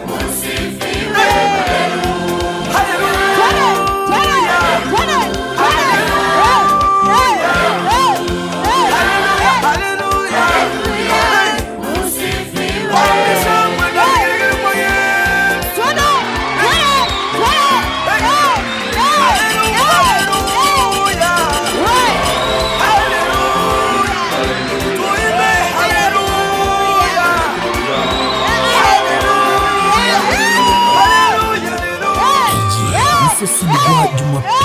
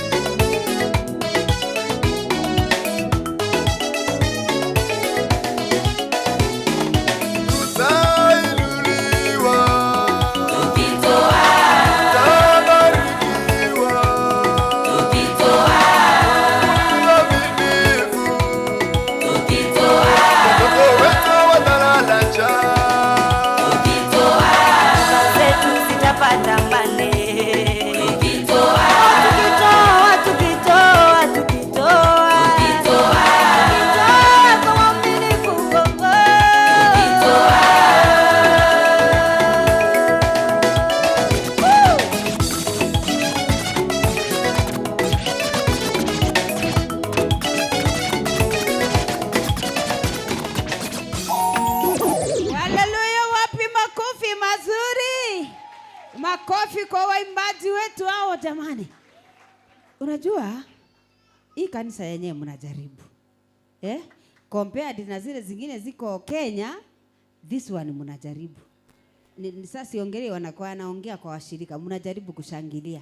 Lakini mkienda Tanzania, yani mnabana kwa ya batini neiga. Abantu bakuwe biriri atabangina nechire so gocha mutwe bagotenga. Lakini rende ni culture yao. Maitinto wa Kenya na wasomo na ndi maitirinda masomo haya gato saiti sisi ni watu wastaarabu yani. Unajua wananiulizanga kwa nini Kenya hata mtu akihubiri watu hawaamki kushangilia, mtu akiimba wanamwangalia. Na waambia kwa hiyo ya Kenya maite wasomete na wastaarabu. Ntuntu arere tunafagafaga nyingi memuko mingi ntuegeri tigone kubaegerera muko angera jingo bya soko kubaegerera kimataifa. Hallelujah! Amen. Nataka watoto wa kanisani, watoto wa Sunday school wako na poem wakuje hapa, wako na memory verse. Wakuje hapa walete memory verse haraka sana, haraka tafadhali. Nikisema haraka mnakuja kwa sababu hamko kwa program, ni saa hizi mmeingia kwa program. Kwa hivyo mkuje chap watoto wa Sunday school, mulete poem, alafu baadaye announcement zitaletwa na Pastor Frida, Judy, Pastor Judy. Announcement Pastor Judy, ukuwe tayari au watoto wakiondoka uwe tayari kuingia hapa tuletee announcement, alafu baadaye nitawaambia tunaelekea wapi. Watoto wa Sunday school wako wapi? Tena ilikuwa tuanze kuvurutana. Tosoko musana na ndinga imore.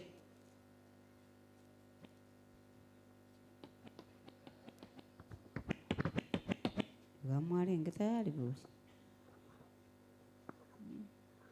Haya, hao wako watupe hiyo memory verse hata kama ni mbili au. Bwana Yesu asifiwe. Wengine ni kama waliogopa wale tulikuwa jana. Sawa. Kuna memory verse na question.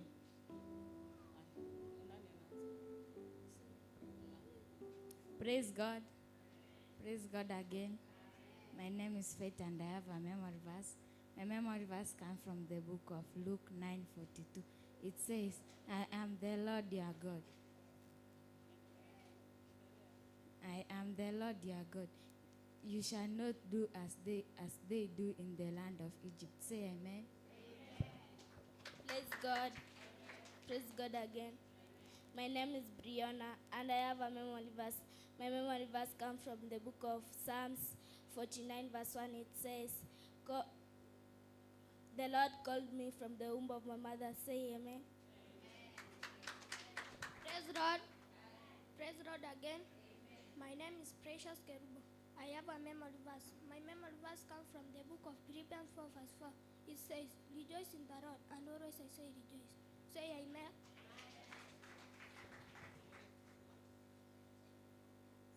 Praise God. Praise God again. My question is, how many years did Joseph take to be a prime minister?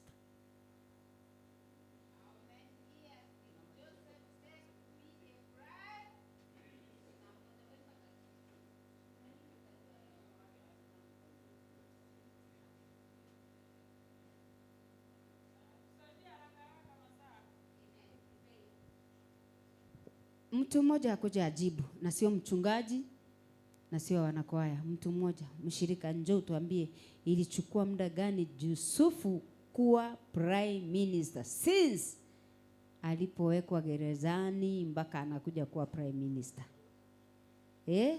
Anakuja kuwa waziri mkubwa. Nani atatusaidia? Anyway, kwa sababu tuko kwa TV, hiyo dadi atatusaidia baadaye. Manake inakaa wajui. Mama njoo tupate Pastor mtumishi wa Mungu. Tumpigie mtumishi wa Mungu makofi Judy anapokuja kutuletea matangazo, alafu baadaye nitawaambia kinachoendelea. Karibu sana mtumishi wa Mungu. Tumpe Pastor Mary makofi. Uliambiwa mnajaribu. Hebu tuonyeshe hiyo kujaribu. Tumpe Pastor Mary makofi. Hallelujah. Haya, tumpe Bwana Yesu makofi sasa. Na shangwe na vigelegele. Hallelujah, hallelujah, hallelujah. Nataka kuchukua hii nafasi kushukuru Mungu kwa sababu ya kibali ambacho ameajilia juu yangu kusimama mbele yenu. Kwa majina naitwa Pastor Judy. Nimeolewa na mume naitwa Emmanuel Machuki. Nimebarikiwa na watoto 3 wa kiume. Wa kwanza anaitwa Wina Furaha, wa pili anaitwa Bright Baraka, wa 3 anaitwa Blossom Bahati. Kuna mtu anajiuliza mbona aliwapa haya majina? Siku moja nilifundishwa na nikapata ufunuo. Tusipatie watoto wetu majina ya kiukoo ama majina ya watu wetu. Kwa sababu gani? Utachukua muda sana kuanza kuvunja hizo maroho za wale watu. Ukiita mtoto majina ya babu yake, labda babu yake alikuwa ni mwizi, utashangaa huyo mtoto akianza kuwa mwizi. Utaita mtoto jina la nyanya yake, utashangaa akianza kukuwa na tabia ya nyanya yake. Sasa kama hautaki utumie muda wako kuvunja hizo maroho, usiite watoto hayo majina. Kwa sababu ukiwaita majina tu, majina yao sio majina ya watu wengine, hakuna maroho utakuwa unavunja ya hao watu. Hao watoto watabaki wamebarikiwa. Ndio maana kila wakati huwa nikiombea watoto wangu, kila mmoja namuombea kulingana na jina lake. Ninasema huyu ambaye anaitwa Wina awe ni mshindi. Huyu ambaye anaitwa Bright, shuleni awe ni bright na awe wa baraka. Huyu anaitwa Blossom Bahati, alete bahati kwa nyumba yetu na blossom kila wakati. So nimekupa ufunuo siku ya leo. Unapoita watoto wako majina, waite majina ambayo yanaleta utukufu. Bwana asifiwe. So leo umepata ufunuo. Nimetunukiwa kusimama mbele yenu kwa sababu ya kutoa matangazo. Na kabla sijatoa matangazo, ndani ya nyumba tuko na mtumishi wa Mungu mmoja wetu ambaye ni Pastor Fanis wa kanisa la Mogumu. Pastor Fanis, naomba usimame juu, ukuje usalimie kanisa. Tumekumisi sana kwa muda mrefu. Tumpe makofi anapoendelea kukuja. Makofi kwa Pastor Fanis. Unapendeza, unapendeza. Karibu sana. Tutaimba luya jioni, haleluya na hata usiku. Thank you, thank you, thank you. Praise God, church. Bwana asifiwe. Bwana asifiwe sana. Hallelujah. I'm so happy to be at home. Bwana asifiwe. I'm so happy. Thank you daddy, thank you mommy kwa kunipa nafasi tena kukaa hapa nyumbani. Bwana asifiwe. Kwa hakika nimewamiss sana sana sana. Wacha Mungu awatende mema. I know there are people watching us kutoka Getembe TV. Karibuni sana kwenye ibada yetu. It is a blessed service. Ukiwa mahali pale nyumbani, ukiwa mahali hapa kanisani, jua umekuja upatane na muujiza wako in the name of Jesus. Barikiweni sana. I love you all. Mwah. Tunawapenda kanisa la Mogumo. Mungu awabariki na endelee kuwainua zaidi. Niruhusu nikatoe matangazo. Kwanza kabisa tunaendelea na ibada yetu ya asubuhi ambayo ni first service. Tunaita ibada ya watendakazi, ambayo watendakazi wote wanaambiwa wakuje ili wakabarikiwe asubuhi na mapema. Ili kipindi cha pili kikianza, unapata already wamebarikiwa. Wakiingia kwa kazi already wamepata neno na wamepata muda wa kuomba. Bwana asifiwe. Kama asubuhi ya leo tulikuwa na Pastor Boaz. Alitupa neno na lilikuwa la nguvu sana. Wale ambao walikuwa, you can bear me witness, tulibarikiwa sana. Akatufunza kitu moja. Alitufunza kitu moja ambayo ilinitia moyo sana. Kwa maisha yetu kuna kuwa na mbweha. Akasoma kitabu cha Song of Solomon chapter 2 verse 15. Kuna mbweha kwa maisha yako. Mbweha ni nani? Mbweha ni yule mtu anakuambia leo hata kaa uoshe manguo, sio lazima uende kila Sunday. Huyo ni mbweha. Kuna mtu anakuambia tuko na mchango tarehe 12. Mtu anakuambia umetoa sana, wacha na wengine watoe. Huyo ni mbweha. Yaani anakudiscourage usichangie Mungu, usichange kwa sababu ya kazi ya Mungu. Huyo ni mbweha. Mtu akikuja kwako na moshene, huyo ni mbweha. na tukaimizwa ya kwamba hao mbweha wote siku ya leo tunawakusanya. Tutafunga mikia yao pamoja na kuweka kiberiti. Bwana asifiwe. So leo hii mbweha wote wanaenda kuwekwa kiberiti. Kama kulikuwa na mbweha kwa maisha yako, alikuwa anakuambia usifanye hili, usisabu. Unaambia mtu, nasikia kama naweza ingia ushering. Anakuambia wale ushers wanasimama service yote, utaweza kweli? Huyo ni mbweha. Na siku ya leo wote watawekwa kiberiti. So kama unasikia kumtumikia Mungu, kusikue na mbweha kwa maisha yako ambaye atakudiscourage. Akianza kukuambia hautaweza, wewe jua tu huyo ni mbweha. Anahitaji kiberiti. So leo hii mtu amwe ya kwamba hatakuwa mbweha. Hatakuwa mbweha kwa nyumba ya Mungu. Na Mungu wetu atatubariki. Pastor Boaz, hilo neno lilikuwa la kujenga. Wacha Mungu akubariki na akutende mema. So wote mmekaribishwa kwa hiyo ibada ya kwanza. Hata wale ambao wanaenda kazini. Ukitaka kuenda kazini, unakuja unabarikiwa, ndio unapata muda wa kwenda kazini. Na Mungu atawabariki. Announcement nyingine, ibada zetu za wiki katikati zinaendelea. Ibada ambazo tunakuwa nazo on Tuesdays kuanzia saa 9 zinaendelea. Isipokuwa hii Tuesday ambayo inakuja hatutakuwa na hiyo ibada. Kwa sababu gani? Kuna mmoja wetu alimpoteza baba yake ambaye ni Alice Conrad. Conrad ni huyu security ambaye simama mahali hapa. Conrad, inua mkono. Mke wake alimpoteza baba yake. Na Tuesday ndio siku ya matanga. So kama kanisa tutakuwa mahali pale sisi wote. Si mnajua vile tunafanya? Tutakuwa mahali pale sisi wote ili tuweze kulia pamoja na wao. Bwana asifiwe. Ukilia na wale ambao wanalia, hata wewe ile siku itafika unalia, utapata wa kulia na wewe. Bwana asifiwe. Vile mnajua kanisa vile tunafanya, tuko na welfare. Mnajua vile tunafanya. So kuanzia siku ya leo na kuendelea, na waomba tujiandikishe kwa kitabu ili tusimame na mmoja wetu ambaye amempoteza baba yake. Bwana asifiwe. So tusisahau hilo. Tuesday hatutakuwa na ibada mahali hapa. Tutakuwa mahali pale kwa kina Alice ni Getare. Kifika stage, kiulizia hapo, utakuwa umefika kwao. Tutapangana vile tutaenda na Mungu atatubariki.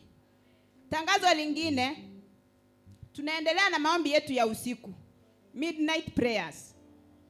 Wale ambao wamekuwa kwa hayo maombi, mnaweza kubaliana nami. Kuna mabadiliko. Katika anga kuna mabadiliko. Ukimtafuta Mungu utamuona. Na ukweli ni kwamba kuna mtumishi alisema, ukiomba usiku hata kama ni lisali moja, umeshinda mtu anaomba 12 hours daytime. So kuna umuhimu kwa kuomba maombi ya usiku. Maombi ya usiku ni wakati unapigana na vita. Unapigana na waovu. So ukilala, shetani atapata nafasi kwa maisha yako. Ukilala uamke kama imekuwa asubuhi, haukufanya maombi, shetani atakuwa ameamrisha siku yako vile itakuwa. Atasema huyu akienda kwa biashara asipata wateja. Huyu akienda kazini asipokee kibali. Lakini ukiamka saa 6 na kumuita Mungu, utakuwa umeamrisha siku yako. Shetani akikuja, anakuja kama amechelewa. Kwa sababu gani? Ulishaamka saa 6 ukamuita Mungu. Bwana asifiwe. Kuna umuhimu kuomba usiku. Wacha nikuambie leo. Ukitaka uwe salama, amka usiku uombe. Haijalishi umeomba 1 hour.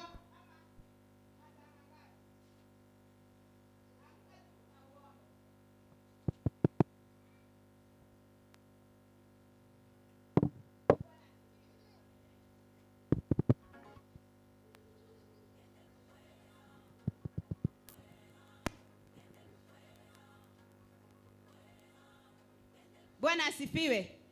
Kuna umuhimu wa kuomba usiku. Ukiamka usiku utaona mabadiliko. Huwa tuna check in, ikifika saa 6 kamili tumecheck in. Kuanzia saa 7 unaweza check out, ama ukitaka kuomba mpaka saa 9 umeruhusiwa. Vile tu unataka kumuona Mungu, mtafute tu na utamuona. Kwa wale ambao wanaendelea na hayo maombi, wacha Mungu awabariki na ajibu maombi yenu. Kwa sababu ile kuamka kwenu, hiyo ni sacrifice unapeana kwa Mungu. Na Mungu anaona hiyo sacrifice. Haiwezi enda bila matunda. Vile niliwaambia, kila kitu unafanya mbele za Mungu ni mbegu unapanda. Tunajua ya kwamba mbinguni hakuna dustbin ya maombi.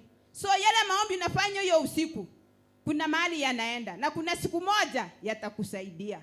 So nawahimiza nyinyi wote, isikuwe ni viongozi tu ama pastors ati ndio wanaomba. Hata wewe kama mshirika uko na hitaji. Lile jambo ambalo unataka Mungu akufanyie kwa muda mrefu, amka hiyo usiku umuite, ataitika. Na Bwana atawabariki. Tangazo lingine, tarehe 12 mwezi wa 4 mwaka huu 2026 tuko na mchango mahali hapa. Sisi wote tunakumbuka. Wangapi wanakumbuka tuko na mchango? Haya, naona ni kanisa lote. Tunakumbuka tuko na mchango mahali hapa. So tumehimizwa tujiandae vilivyo. Sisi tutakuwa wageni wa heshima, sisi wote. Sisi ndio tutakuwa wageni wa heshima. Kama ni kuku wageni wa heshima wanakula, sisi ndio tutakuwa hao wageni wa heshima. Usiseme wacha nani wapeleke. Uende ikawa kwa huo mchango ambao utatoa, Mungu atakubariki kutokana na hiyo. Naweza kuwa unaishi kwa plot. Umetamani sana ujenge kwako kwa muda mrefu na hujajenga. Nani anajua kama huu mchango ambao utatoa hii tarehe utafungua milango yako ili ukajenge kwako, utoke kwa plot za wenyewe. So hii siku tumehimizwa kila mmoja, wale wote ambao walichukua kadi, tukuje mahali hapa na hizo kadi zikiwa na pesa. Na Mungu wetu hawezi akakuacha bila ulikuja. Bwana asifiwe. Amebarikiwa anayetoa. Mkono unaotoa umebarikiwa kuliko mkono ambao unaopokea. Hiyo siku kuwa mtoaji. Na ukweli ni kwamba Mungu atakubariki. So tukumbuke sana, tarehe 12 ni after next Sunday. Hiyo Sunday nyingine itakuwa tarehe 12. Tujiandae vilivyo na Mungu atatubariki. Tangazo lingine, ile timu ya drum set, mmeombwa mrudi nyuma. Bishop anataka kuongea na nyinyi. Na ninajua ya kwamba mnajijua nyinyi wote. Mbaki nyuma tunapomaliza ibada na Mungu atawabariki. Tangazo la mwisho. Mtu aseme good news. Habari njema. Nani hapendi kusikia good news? Kila mtu anatamani kusikia good news. Nimeona hata wenye hawakuwa alert sasa wamekuwa alert, kwa sababu ni good news. Kila mtu anajiuliza ni gani? Ni gani? So good news ni hii. Brother Roy uko wapi? Songa karibu hapa. Sister Edina. Wanaposimama tuwapigie makofi.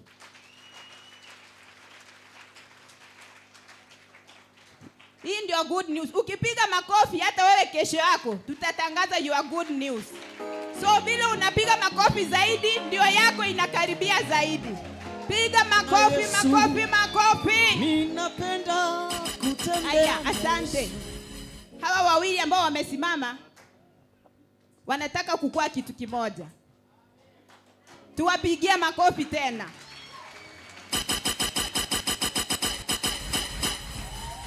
Ninamaanisha nini nikisema wanataka kuwa kitu kimoja? Roy ni one of our ushers.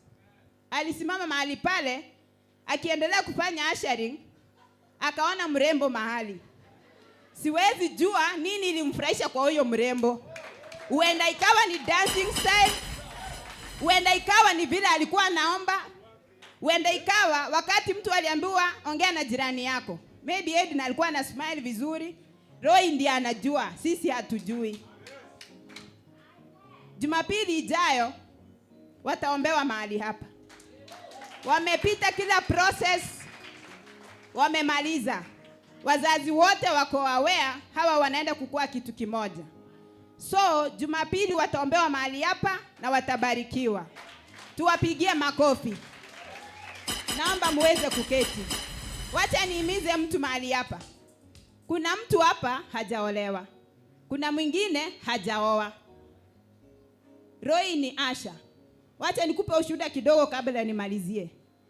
Mimi nilikuwa Asha. 2006 nilikuwa Asha. Nikiwa Asha, mme wangu akaniona nikifanya tu ushering. Nilikuwa youth nikifanya ushering. Sikusema ushering ni ya wamama, ushering ni ya wazee. Mimi nilikuwa usher nikiwa youth in 2006. Mme wangu alikuwa amenipenda na hakujua kama huyu ameolewa, hajaolewa, hakujua. But alikuwa anapenda vile nilikuwa nafanya mambo yangu. So mimi nikiwa busy nikiendelea kufanya ushering, yeye alikuwa anakuja direct mpaka mahali naasha watu. Ninamuasha, ninampa kiti. Kumbe yeye ameona maono. Nataka kuongea na mtu mahali hapa. Haujaolewa, haujaoa. Lakini wewe unakuja unakaa tu, wewe ni mshirika, haufanyi chochote kanisani. Tukisema tunahitaji ushers, hausimami. Tunahitaji watu wa kuimba, hausemi. Lakini unataka Mungu akuonekanie. Sasa ndugu atakuonea wapi? Afadhali usimame umtumikie Mungu. Na katika hiyo hali ya kumtumikia Mungu, Mungu atakuonekania. Huenda ikawa utaasha mume wako. Huenda ikawa utaasha mke wako. So ninawahimiza wote tufanye kazi ya Mungu na Mungu atatubariki. Nashukuru kwa kunisikiza. Makofi tunapomkaribisha Pastor Mary, na Mungu awabariki na watende mema.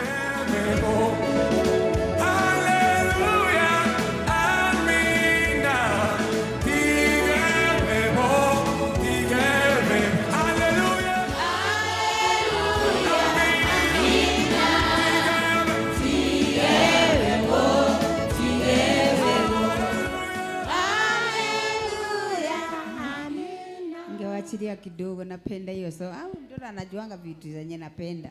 Atakanga tu wako utaka kuni threaten ndio na mamu wako kwa ratika kubeka keigo. Amen. Bwana asifiwe. Tumpigie Pastor Judy mkono. Kusimama hapa ni neema. Amen.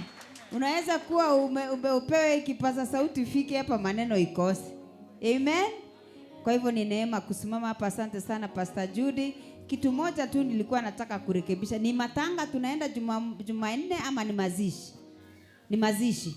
Unajua matanga ni ya kwenda kuwafariji na kulia pamoja nao, alafu taenda mazishi siku nyingine. So kama ni mazishi Tuesday, na mimi mnihesabu hapo naweza kuwepo. Amen. Nitaongea na mkubwa, atanipatia watu wa Getembe TV kama 2 watatu hivi, watanileta ili tuweze kulia na pamoja na wenzetu. Sababu hii kanisa imekuwa sehemu ya Getembe TV sasa. Amen. Amen. Biblia inasema ni heri kwenda kwenye nyumba ya matanga kuliko kwenda nyumba ya harusi. Ni heri kulia na wanaolia kuliko kucheka na wanaocheka. Maana wakucheka si tayari wako na furaha. Hawa wanahitaji faraja. Amen. Hallelujah. Twende tukawafariji Jumanne, tulie pamoja na wao na tuzike pamoja na wao. Na Bwana atatubariki. Jambo lingine, Pastor mtumishi wa Mungu, Bwana akubariki. Sikuwa nimekuona, ndio nimekuona mrembo wetu mzuri, nampenda sana huyo pastor. Yaani sikinga kichonzi ereno wale choncho. Na bwate pipo kwa sababu muligeli pipo. Mtu mwingine aliniuliza Pastor, aje ningekora abasumba Nyasaye ere chorere tabantaba yabuka. Jenanya kora musumbo Nyasaye ule king'ong'ino iga. Mungu anajipenda. Mungu anajipenda sana. Na wewe unataka kuwa mtumishi, unataka kuwa youth leader, unataka kuwa kwa kwaya, unataka kuwa katika utrainiwe uwe mchungaji. Anza kubehave kama mchungaji. Chaka gosogote tabitiga goche kanisa nechi silipasi. Tiga goche kanisa kobegete stocking eli kwararira netie. Aba pasti batekeira abantu bebangete. Abantu bechogete no pasta kugenda iga atakweli umusombo na bwata abantu tata. Ngwarabu na bacha galia. Ngwarabu na bacha. Tutaenda Tanzania na wao mtaona. Tutaingia kama machezi ya Farao. Watashua wajui kwa kweli. Wakonya kutukrete ni unajua Wakenya.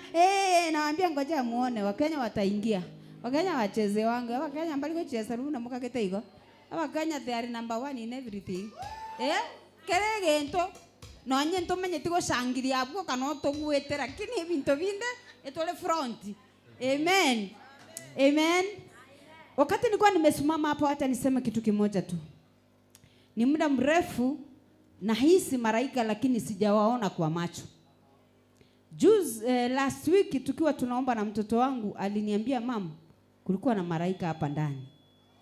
Na nikamuuliza umejuaje? Akaniambia nilipokuwa nafanya usafi nimepata feathers kwa kitanda. Feathers ama lionya.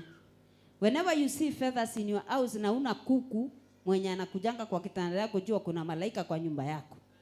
So kulikuwa na malaika kwangu. Mimi nilisikia wakiondoka, wakikuja sikuwaona, ni mtoto wangu aliwaona. Leo siku nyingine nilikuwa hapa nikawaambia, unaona wamesimama hapa wamewekwa in positions. Hawa sio watu saa hii wakiwa kwa utumishi. Hawa ni malaika Mungu ameweka hapa.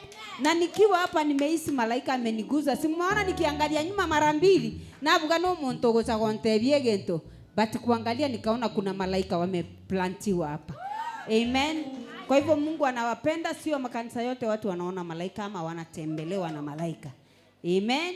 Yaani live. Uende usiwaone lakini wapo. Wameplantiwa hapa. Bwana wabariki sana. Nataka kuwaambia praise and worship watupatie nyimbo moto mbili. Moto. Wapi yule kijana wetu? Nyimbo moto mbili, wakiendelea baba yetu atakuja ili atupeleke to the next level. Amen. Wangapi wanapenda baba yetu? Haleluya, haleluya, haleluya, haleluya, haleluya, haleluya, haleluya. Yes. Tusimame hivyo. Kutembea na Yesu. Mimi napenda kutembea na Yesu. Mimi napenda kutembea na Yesu. Shika jirani yako. Mimi napenda kutembea na Yesu. Mimi napenda kutembea na Yesu. Mimi napenda kutembea na Yesu. Mimi napenda kutembea na Yesu. Mimi napenda kutembea na Yesu. Mimi napenda kutembea na Baba. Mimi napenda kutembea na Baba Yesu. Mimi napenda kutembea na Yesu. Mimi napenda kutembea na Yesu. Mimi napenda kutembea na Yesu. Mimi napenda kutembea na Yesu. Mimi napenda kutembea na Yesu. Mimi napenda kutembea na Yesu. Mimi napenda kutembea na Yesu. Mimi napenda kutembea na Yesu. Napenda kutembea na Yesu. Mimi napenda kutembea na Yesu. Mimi napenda ukiwa safarini kwenda ng'ambo, tembea na Yesu.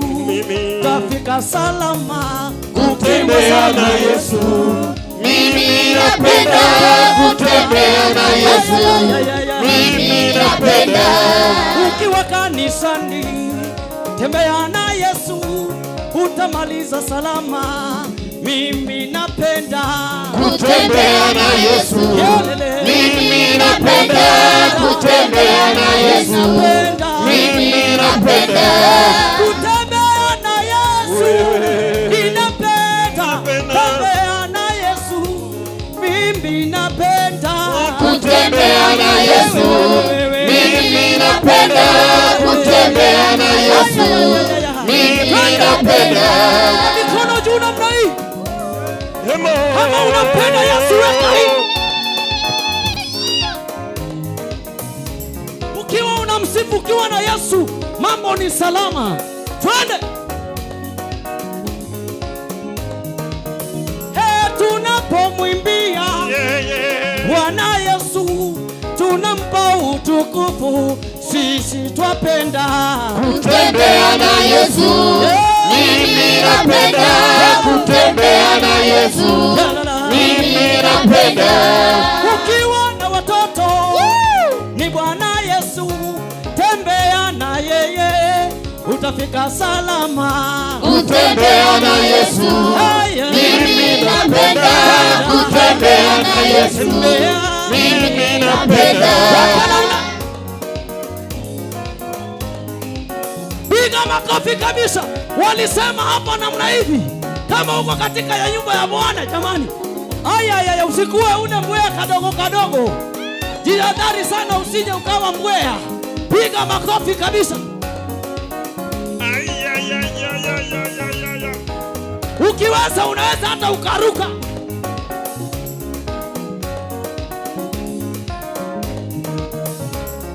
Wakati unatembea na Yesu, onyesha ishara unampenda. Cheza na yeye. Hey, 1, 2, 3, kamata.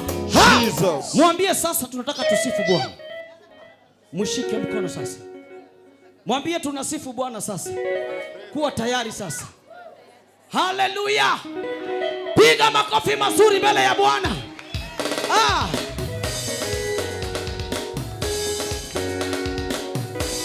Wakusifiwa. Wapi makofi? Piga kabisa. Haya. Wewe. Piga makofi ya juu, twende.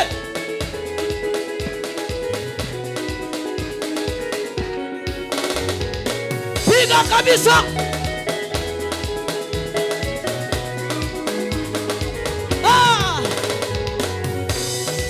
Wakusifiwa, wakuabudiwa, ni wewe tu, Mungu wa miungu wewe. Wakusifiwa, wakuabudiwa, ni wewe tu, Mungu wa miungu.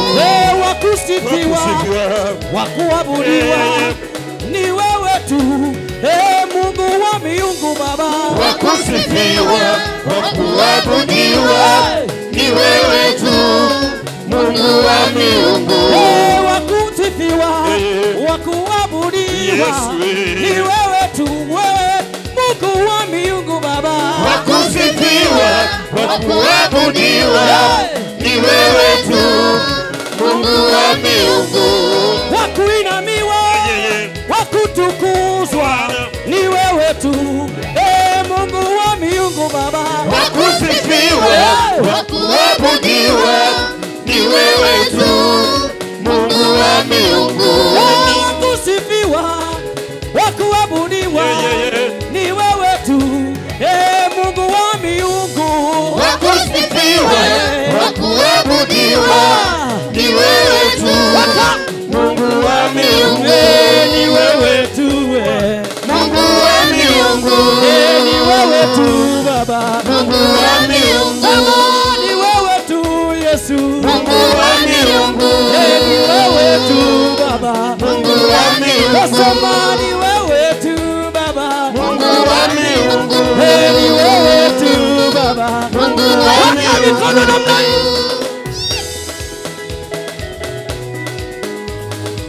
Weka kabisa, twende.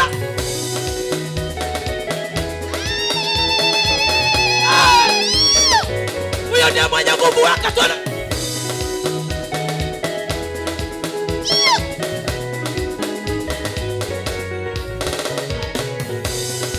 Wakusifiwa, wakuabudiwa, ni wewe tu, Mungu wa miungu Baba. Wakusifiwa, wakuabudiwa, ni wewe tu, Mungu wa miungu. Wakusifiwa, wakuabudiwa, ni wewe tu, Mungu wa miungu Baba. Wakusifiwa, wakuabudiwa, ni wewe tu, Mungu wa miungu. Sema ni wewe tu Baba, Mungu wa miungu. ni wewe tu Baba, Mungu wa miungu. weka kitamba, ni wewe tu Baba, Mungu wa miungu. ni wewe tu Baba, Mungu wa miungu. twende.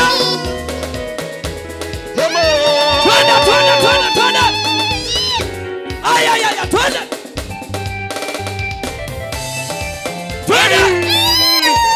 Aya. Twende. Ruka, zunguka. Twende. Asabina nayo. Twende. Aya, twende na. Twende kama tai, twende. Inama. Kama tai. Kama tai. Twende. Kama tai. Kama tai. Kama tai. Kama tai. Kama tai. Kama tai. Twende. Kama tai. Mungu amenibariki naruka kama tai. Iyelele. Naruka kama tai. Mungu amenibariki naimba kama tai. Iyelele. Naruka kama tai. Kama tai twende. Kama tai. Kama tai. Kama tai. Weka mikono namna hii. Kama tai. Kama tai. Kama tai. Aya aya aya. Twende. Kama tai. Kama tai.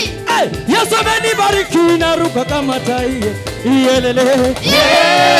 Naruka kama tai. Mungu amenibariki naruka kama tai. Iyelele.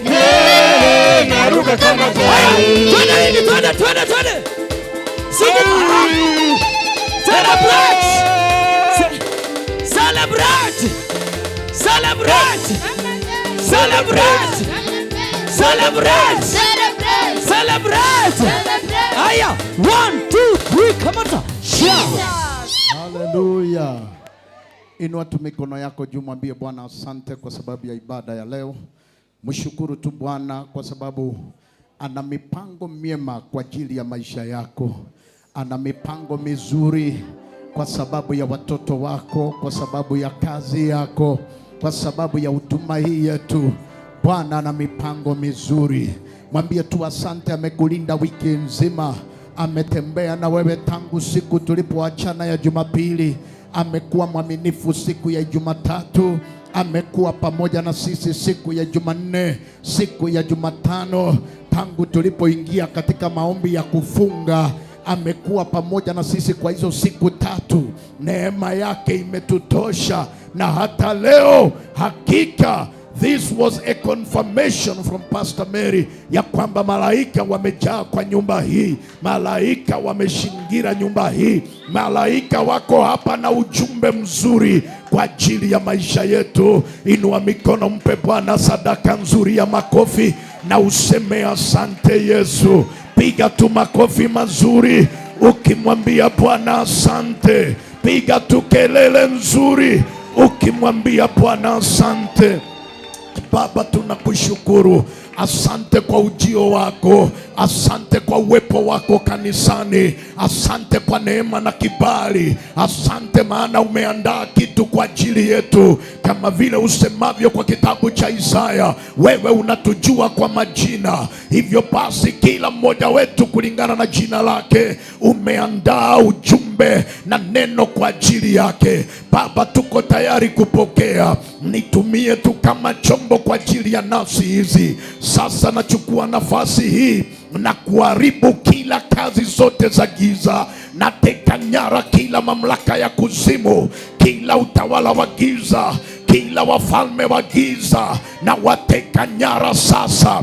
Nguvu za wachawi, nguvu za devil worshippers, nguvu za Illuminati, nguvu za majini, na ziteka nyara sasa katika jina la Yesu. Bwana, natangaza mahali hapa wagonjwa watapona.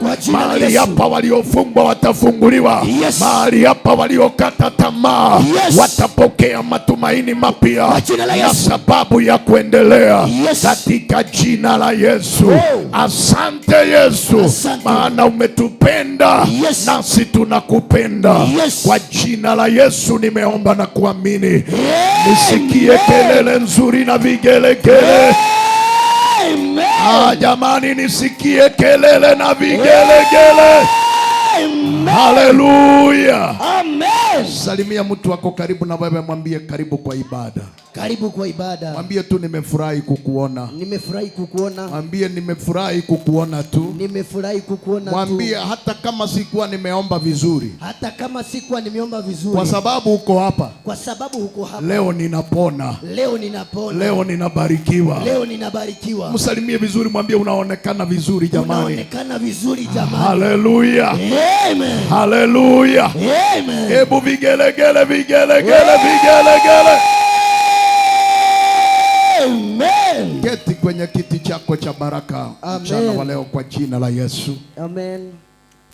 Sitaenda kuongea mengi leo. Leo nitaleta tu neno, kwa sababu yale ningeongea ama yale mengi ningesema Pastor Judy amemaliza. Yes. Hello. Amen. Si Pastor Judy amekupa linki ya kufanikiwa? Aha. Wewe ukisubaa shauri yako. Yes. Bwana asifiwe. Amen. Hivyo usiseme Bwana hajanisaidia, Bwana hajanifungulia mlango. Milango iko wazi. Aha. Hata anaongea kwa kitabu cha Ufunuo ya kwamba nimekwisha kukufungulia mlango mkubwa. Yes. Na hakuna mtu anaweza kuufunga. Amen. Gusa huyu yako karibu na wewe, mwambie mlango uko wazi. Mlango uko wazi. Mwambie mlango uko wazi. Mlango uko wazi. Amina. Nataka kushukuru Pastor Mary na crew yote ya Getembe TV na wote ambao mmekuja wageni. Nataka kushukuru sana kwamba Bwana wabariki sana. Amen. Na asante kwa kuwa pamoja na sisi kwa ibada yetu ya leo. Amen. Yale yatakufurahisha wachana nayo. Yes. Lakini wewe kuamilia mahali umefurahia. Aha. Haleluya. Amen. Haleluya. Amen. Nataka ni bariki haraka tu kwa haraka. Kuna wale watu walijitolea wakanunua drum set ya kanisa wakati ule yule nabii wa Mungu Nehemia alikuwa hapa kutoka Kongo. Yes. Kuna maneno aliongea na akasema kwamba kama kuna watu watajitolea ili wanunue drum set ya kanisa, akasema amepeana within 1 month. Yes. Na nataka kushukuru kwamba watu hao walijitolea. Amen. Na tayari drum set iko kanisani. Amen. Tuwape makofi mazuri, Amen. makofi mazuri, Amen. makofi Amen. mazuri. Amen. Amen. Makofi tu mazuri jamani. Amen. Piga makofi, wacha wivu, piga makofi Yes. vizuri. Haleluya. Amen. Haleluya. Amen. Na ningewataka wote waje hapa ili ninapo dedicate drum set hii na wao wawe hapa. Na ili tujue ni drum set. Pastor nani Elkana, hebu keti kule. Gusa tu. Umefunga ile nini ya chini? Kuna hizo vijiti ulikuja nazo? Ziko? Si njoo basi uketi ndio tujue. Wewe wale mlinunua njoo hapa ni wabariki tu, njoo haraka. Amen. Njoo haraka, njoo haraka. Njoo haraka. Haleluya. Amen. Wow, wow, wow. Hebu tuwape makofi mazuri. Amen. Na wewe kabla niwaombee, wewe sema wabarikiwe. Wabarikiwe. Sema tu wabarikiwe. Wabarikiwe. Haleluya. Amen. Hebu kidogo iguswe kidogo tujue ni drum set. Unasikia ndio hiyo? Yes. Kama unaamini ndio hiyo nisikie kelele basi.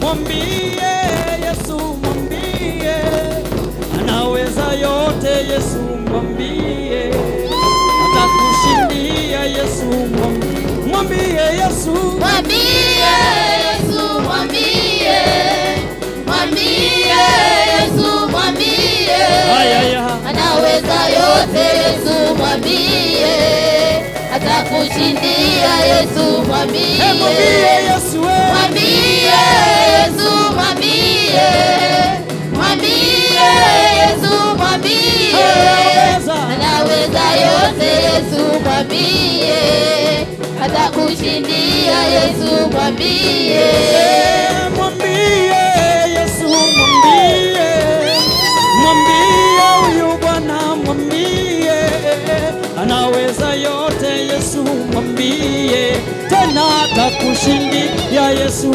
mwambie Yesu, mwambie Yesu, mwambie, mwambie Yesu, mwambie anaweza yote. Yesu mwambie atakushindia. Yesu mwambie, mwambie huyu Yesu, mwambie, mwambie huyu Jehova, mwambie atakushindia. Yesu mwambie, anaweza yote Baba. Mwambie Yesu, mwambie Yesu, mwambie Yesu, mwambie anaweza yote. Yesu mwambie atakushindia. Yesu mwambie. Ni kweli Waswahili wanasema mgeni njoo mwenyeji afanye nini? Apone. Huyu mgeni aliletwa na Pastor Mary kutoka Kongo. Na alipokuja sikujua tuna watu wanaweza kununua drum set. Hakika mimi nakwambia ile mambo ninaona wakati mwingine ninasikia kulia. Maana mwanangu kama huyu na huyu, ile biashara wanafanya, ukiona haungeamini watajitolea kununua drum set hii. Ile kazi, wacha wewe mwenye unasema ati siku ile nitakuwa na pesa ndio nitafanya kazi ya Mungu. Wewe umelala wewe. Hawa watu wawili hawa, na Dor Matias alitupa pesa ngapi? Dor Matias ni 7 ama ni 5? Na huyu msichana wangu huyu 10,000. Hawa tu. Dor Matias ni nyanya anauza na mboga, akatupa shilingi 7,000. Alafu msichana huyu pia na yeye ni mboga. Yeye ni mboga tu. Chinye ni boli chili nagu. Timgati entongo kora pasta. Timgati besa njentatu ara biashara. Chinye ni chio yako ni gaki ama ene tiganda kubolia. Ndiko gendro ule kurara abantu bago sisenigwa.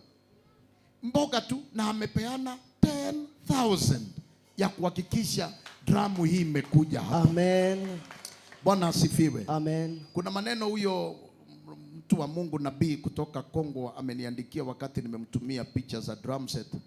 Ameniambia, Baba Mungu wako atafanya mengi na makubwa sana kwa waliochangiza pesa ya, kuna vile ameita gizi hizi drum itakuwa ikipigwa hivyo hivyo, Mungu atakuwa akiharibu kambi za adui zao. Amen.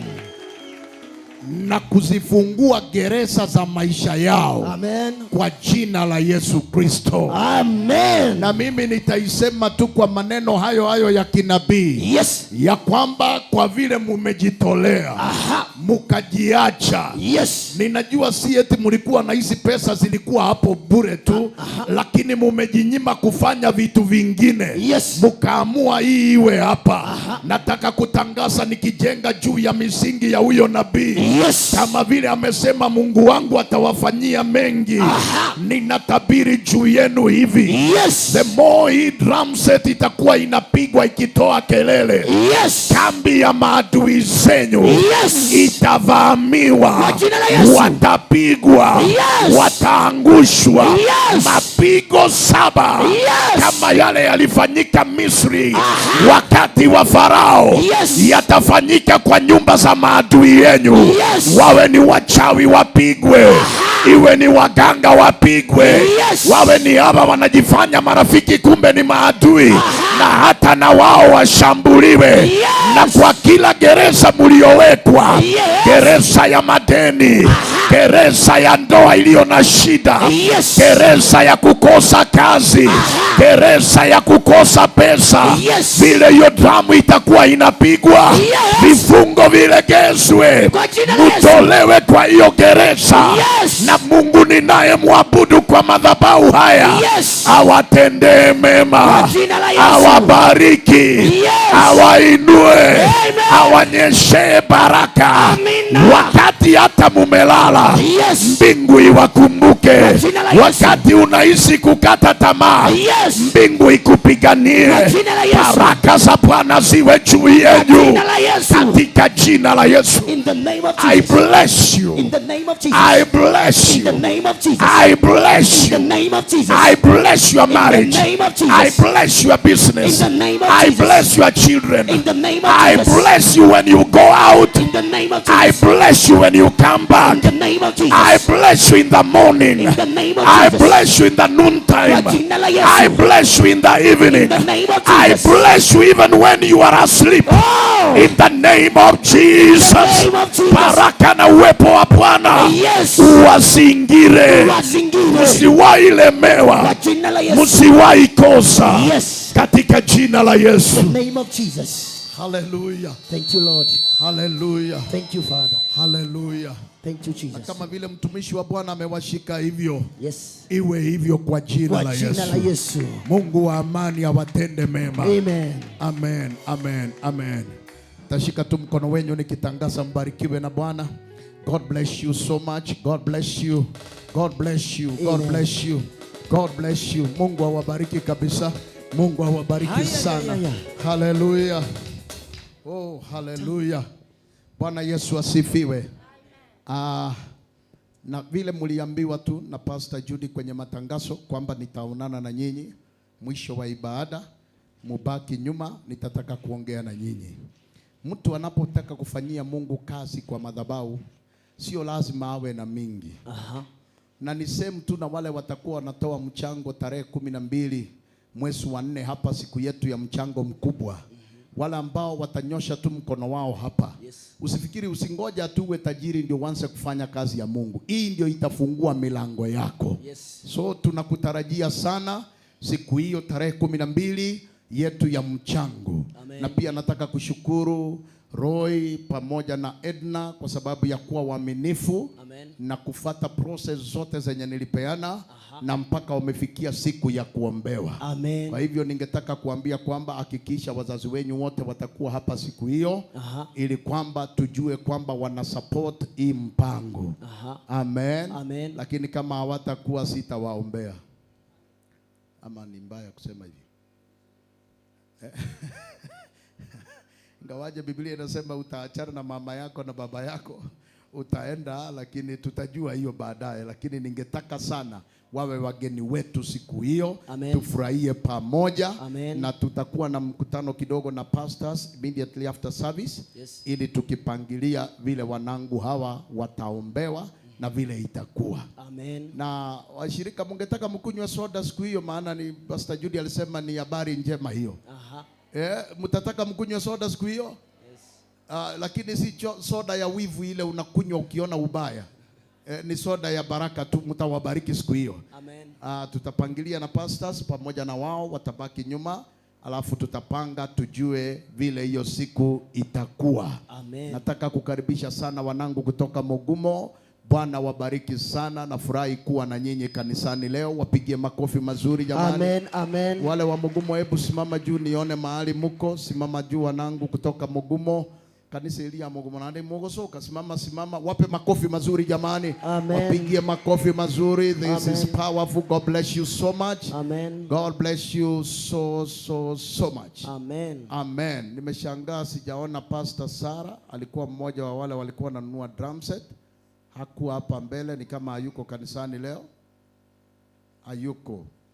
Wow. Na hata kuripoti na ni pastor.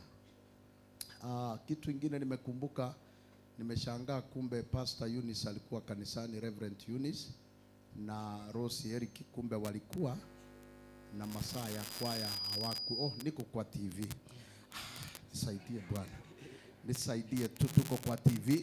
Nataka nisome neno la Mungu. Nataka hebu tupe kichwa cha ujumbe wa siku ya leo. Tupe kichwa cha ujumbe. Hallelujah, hallelujah. Wow. Ule mtoto aliuliza swali ule wa Sunday school, nilishangaa karibu amalize message yangu ya kuhubiri leo.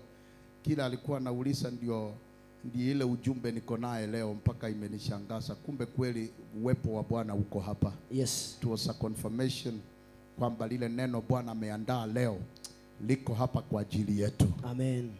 Theme yetu leo, favor with God and man. Bwana asifiwe. Amen. Kuna kitu nataka tu Bwana afanye kwa maisha yetu leo. Amen. Tupate kibali mbele zake na mbele ya wanadamu. Amen. Hello? Yes. Andika kwa yule mwenye anaandika kwa Kiswahili, andika sema kibali mbele za Mungu na mbele za wanadamu. Amen. Haujaandika hiyo? kibali mbele za Mungu na mbele za wanadamu. Hiyo ujumbe nilitoa kwa kitabu cha kwa sababu sitaisoma nikiendelea, lakini niliitoa kwa kitabu cha Luka 2:52. Inasema hivi kwa Kizungu, and Jesus increased in wisdom and stature and in favor with God and man. Hallelujah. Amen. He increased in wisdom and stature and in favor with God and man. Bwana asifiwe. Amen. Yeah. Hallelujah. Amen. Na ningetaka tusome kitabu cha Mwanzo 37 kuanzia 5. Lakini hiyo nimesikia nimeiquote, ndio mahali nilitoa hiyo kichwa cha ujumbe, Luka 2:52. Hii ni wakati Yesu amezaliwa, anaendelea kukua. Biblia inasema alikuwa anakuwa katika hekima na kimo, akimpata kibali mbele za Mungu na mbele ya wanadamu. Yes. Hallelujah. Amen. Alikuwa hakikuwa, alikuwa mtoto mdogo. Yes. Akakuwa katika hekima, wisdom, na kupata kibali mbele za Mungu na mbele ya wanadamu. Yes. Hatuwezi kusurvive duniani, hatuwezi kufanya biashara ya kufanikiwa, yes, ikiwa hatujapata kibali mbele za Mungu na mbele ya wanadamu. Vitu vitatu vilifanyika kwa Yesu, yes, ama vinne. Kitu cha kwanza, the more alikuwa ana grow, alikuwa kihekima ana grow pia. Hello? Amen. In wisdom alikuwa ana grow. Hello? Yes. Alafu pia anapata kibali mbele za Mungu na mbele ya wanadamu. Kama mtu nalero ukinete igo uchiko igu nene njira gukua na wakubakali monteli ne tumete nje nanga kuline pikipiki y'abantu abanetu nande nabere ngokani Pastor Dina sana nande ngokotebya gukondora bubaye ndoretu unless nakarwa monetu omuya abanga abanetu amatusi aikire semenu yabo undakambogoli kutinyanchuga ya akuramu mongina gete ebirore byoko nakobeka onye maiso tulikora byanko kobegete ebirore nande nakyo pakanga muboli ndugu ya muno ngana iga orusia manganayu asumunuo. Halo, lakini leo ninakuombea hivi. Yes. Bwana asifiwe. Amen. Leo ninakuombea hivi kwa jina la Yesu. Yes. Unapokuwa kimwili, kama ni kunenepa, unaponenepa, kwanza hekima iwe na wewe, na pia ukue sawa kimwili. Yes. Alafu upate kibali mbele za Mungu na mbele ya wanadamu. Haleluya. Amen. Haleluya. Amen. Pata mtu anafanya biashara, anashangaa yule wameketi na yeye wakiuza. Yes. Customer anakuja anaenda kwa huyu. Na yeye ana vitu hata zinaonekana vizuri kuliko za huyu mwenye wako na yeye. Lakini customer anakupita, anaenda mpaka kwa huyu. Yes. Ananunua kwa huyu, anawacha hii yako. Haleluya. Yes. Msichana mulisoma na yeye, hata akiongeleshwa na mwanaume, yes, mulikuwa na yeye. Na hata wewe ni mweupe kumuliko. Yes. Lakini ameolewa, wewe bado uko nyumbani.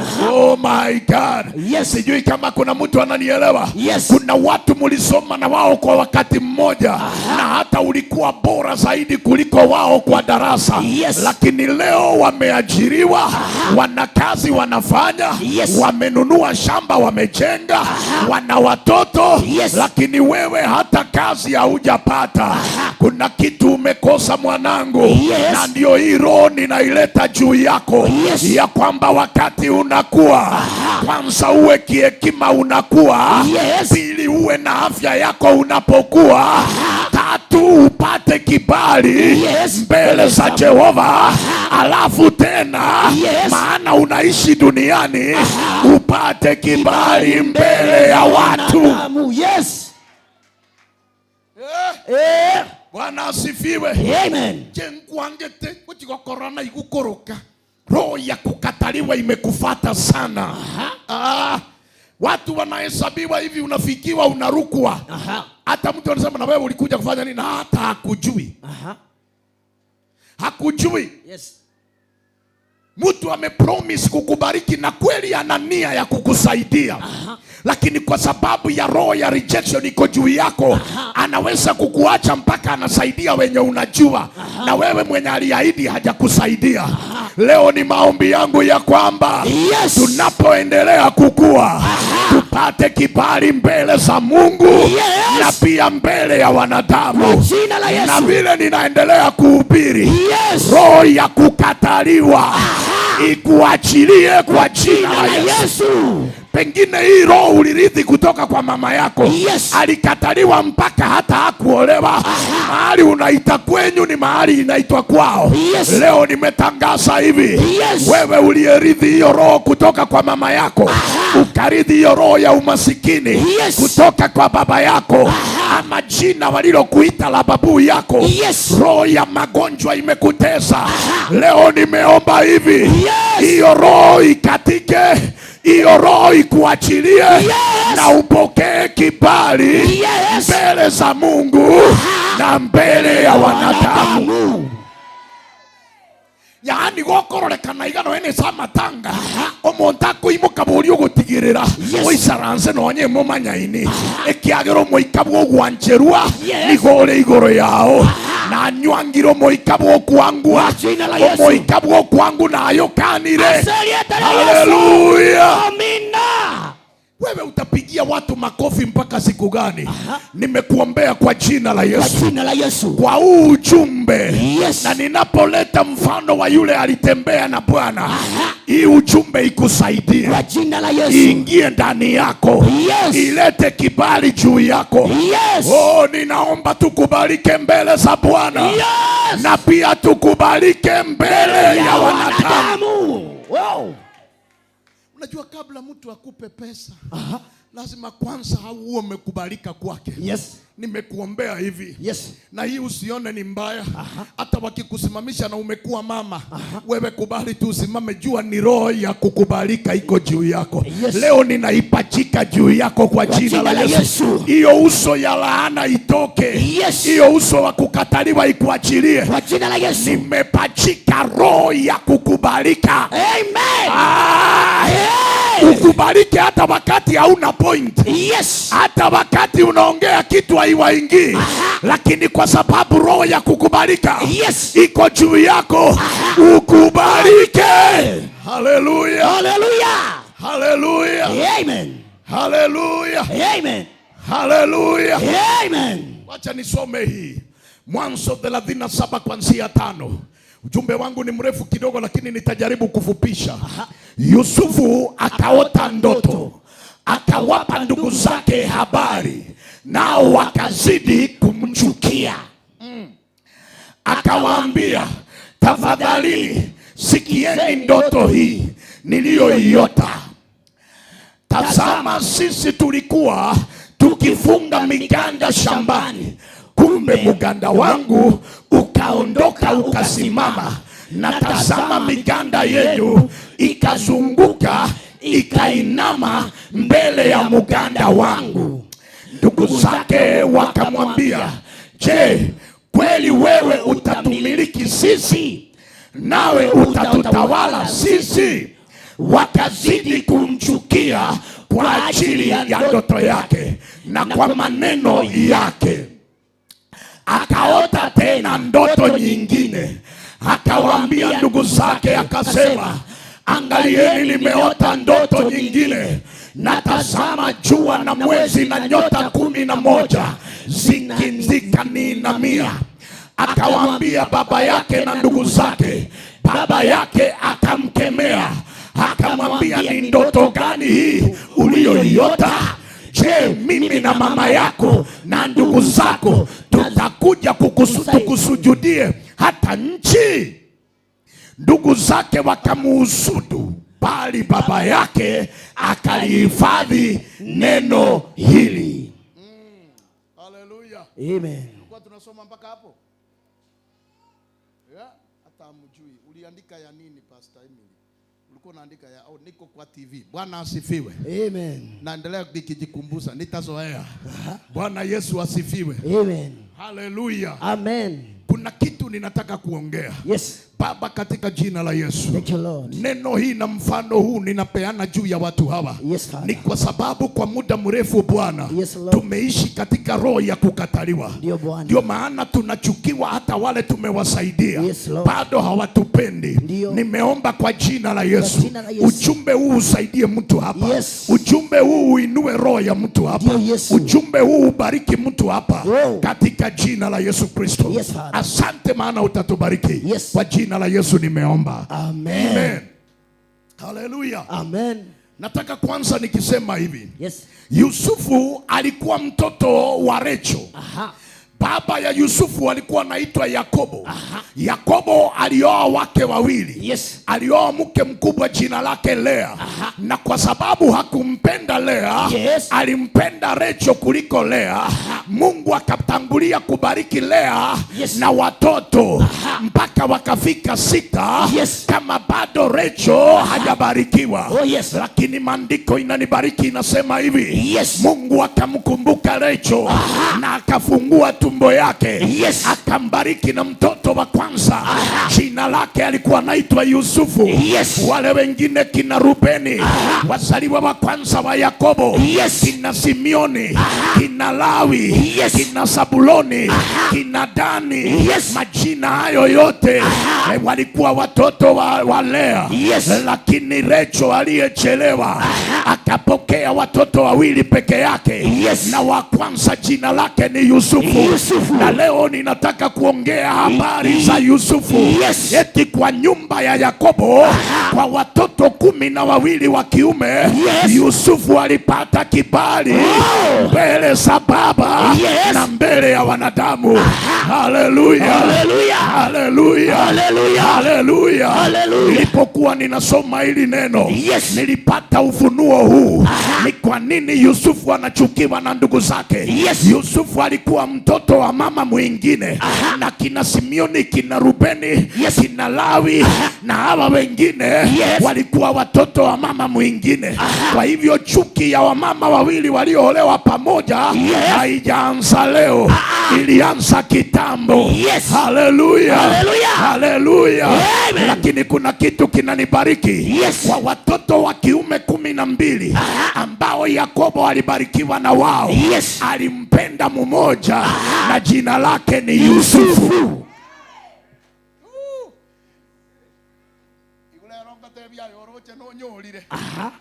Ayoroche onyorire. Yes. Nyasaye ngochare rero.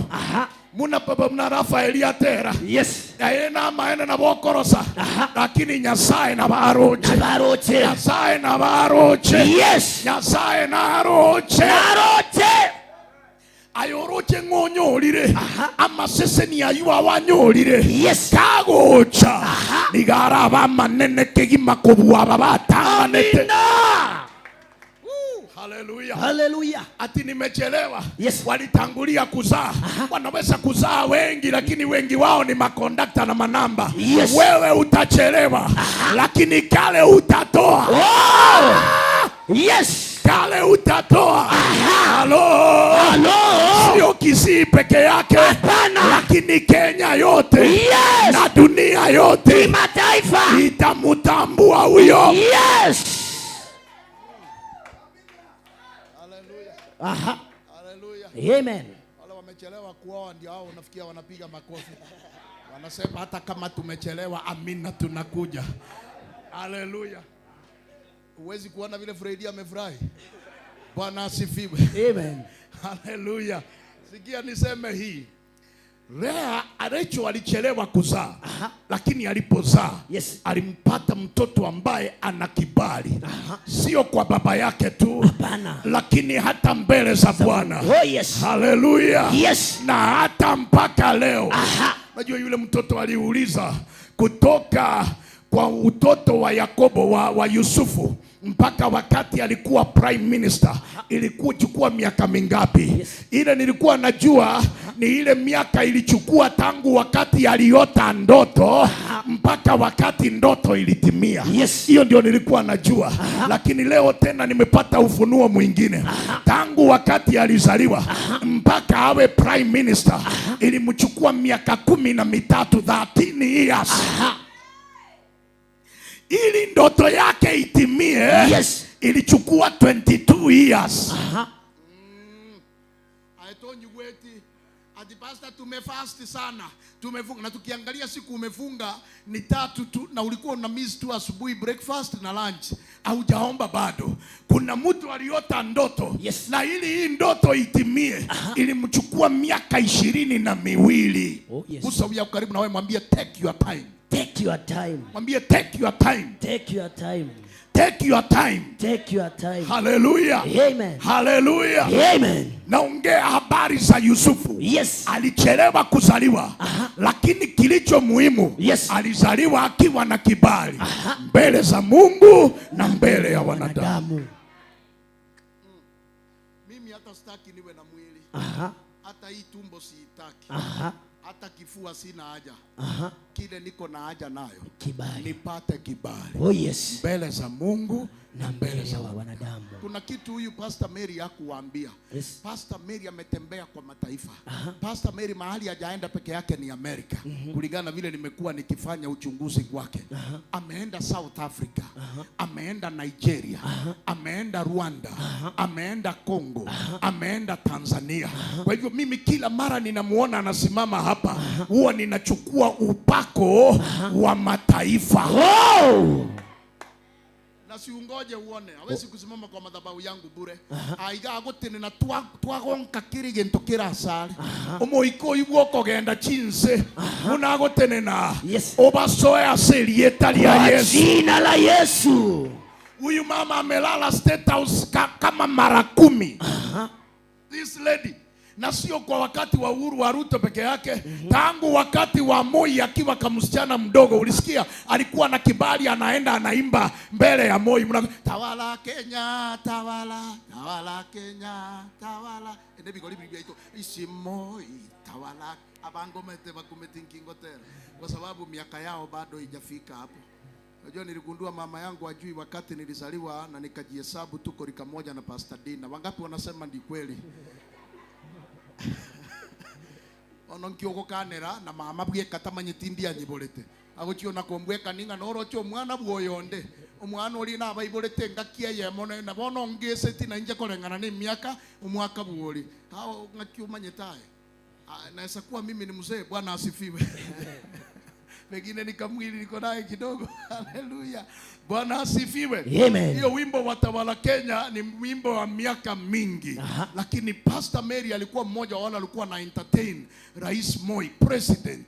Leo nimekuombea kwa jina la Yesu. Vile amekuwa akisimama hapa akifanya hizo huduma zingine. Wewe mjue vile unamjua. Lakini kile ninahitaji kutoka kwake ni kibali kama hiyo iko juu yake. Yenye inafanya asimame mbele ya maraisi. Halo. Eti anapigiwa simu. Si ati ni mfanyakazi wa State House anampigia. Mke wa Rais Rachel anapigia Pastor Mary simu. Siku moja amenichekesha mpaka nikatoa machozi. Alitumiwa pesa za kupanda ndege akimbie State House. Alipotumiwa hiyo pesa, nikienda rais anipende, aujui rais ameoa.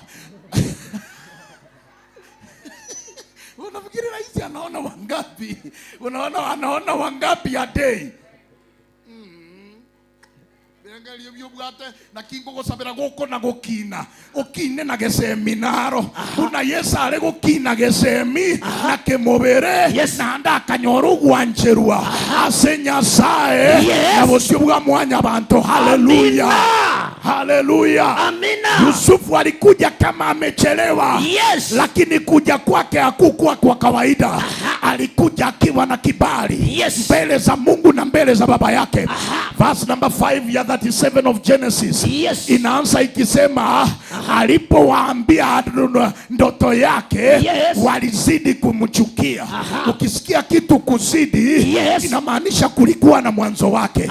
Mwanzo wa kumchukia ulianzia wapi? Wakati Yusufu alizaliwa, Yakobo alimpenda kuliko watoto wake wengine wote. Hivyo ndio Biblia inasema. Alafu inaongezea chini inasema hivi, kwa sababu alikuwa ni mwana wake wa uzee. Akampenda kuliko wengine wote. Sasa yeye alifikiri ni kwa sababu ya mtoto wake wa uzee, lakini alikosea. Ni kwa sababu Yusufu alikuwa na kibali.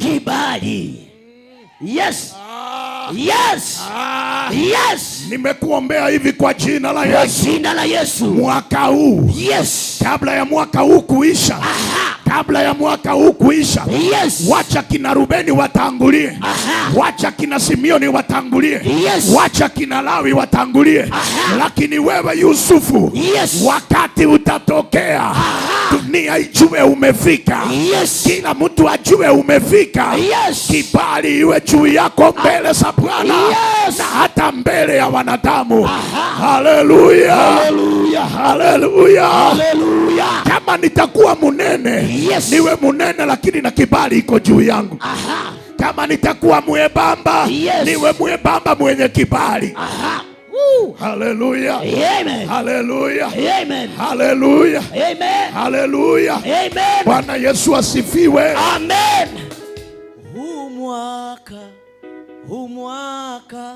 Huu mwaka lazima nibarikiwe yo.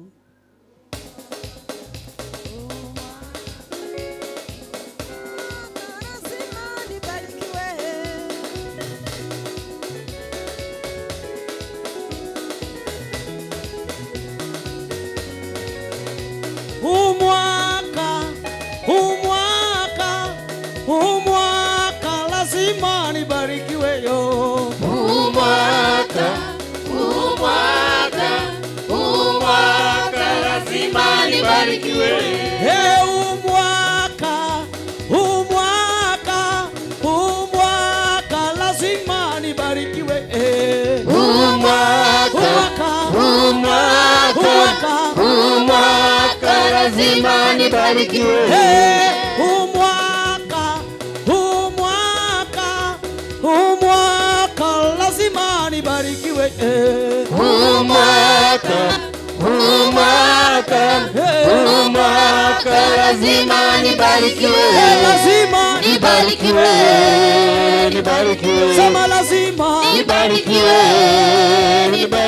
Sema lazima nibarikiwe.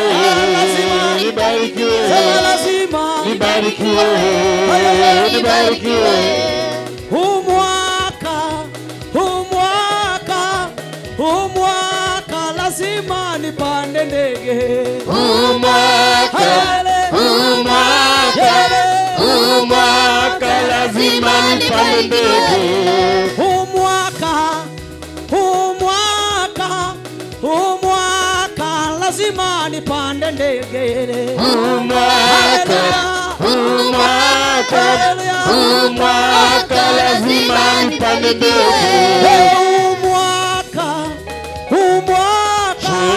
Huu mwaka lazima utaolewa we.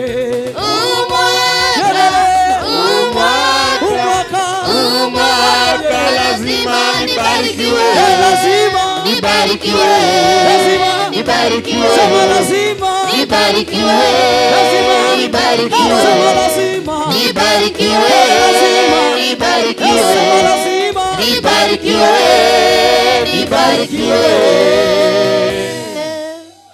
Hallelujah. Amen. Gusa huyu yako karibu na wewe, mwambie mwaka huu ni mwaka wangu. Mwaka huu ni mwaka wangu. Mwambie nimetembea nikikataliwa kwa muda mrefu. Nimetembea nikikataliwa miaka mingi. Mwambie huu ni mwaka wangu wa kibali mbele za Mungu. Huu ni mwaka wangu wa kibali mbele za Mungu. Huu ni mwaka wangu wa kibali mbele ya wanadamu. Huu ni mwaka wangu wa kibali mbele za wanadamu. Mimi nitakubalika. Mimi nitakubalika. Sema Kenya itanikubali. Kenya itanikubali. Mataifa yatanikubali. Mataifa yatanikubali. Haleluya. Amen. Sema nimekataa roho ya mama yangu. Nimekataa roho ya mama yangu. Hapo mahali alifika mimi nitazidi hapo. Hapo mahali alifika mimi nitazidi hapo. Roho ya ukoo nimeikataa. Roho ya ukoo mimi nimeikataa. Wenda babu yangu hawakupanda ndege. Wenda babu yangu hawakupanda ndege. Ama baba yangu hakupanda ndege. Ama baba yangu hakupanda ndege. Mimi nitaabiri ndege. Mimi nitaabiri ndege. Haleluya. Amen. Haleluya. Amen. Haleluya. Amen. Kuna kipindi ninasikianga vibaya sana. Hawa wajamaa wamepanda ndege huwa wana brag too much. Unasikia wanasema ninaenda kupanda ndege na nitapanda first class. Ndio wengine hata economy class hatuijui. Hata economy hatujui. Mete economy na ase engineer ndege nguna kuku lakini tigangote byo mwankoyo na bambeka abwese engineer ko nakubuga kogichambe ndege ime. Yes. Hallelujah. This year, yes, kibali iwe juu yangu. Kwa jina la Yesu. Kibali iwe juu yangu. Kwa jina la Yesu. Wachana kwanza na first class. Hata hii economy class. Yes. Hapo nitaketi. Wacha ilie tu lakini niko kwa ndege. Yes. Ipige tu hiyo nduru na mimi niko kwa ndege. Niko juu ya mawingu. Yes. Nitaiambia wewe pigaga kelele tu.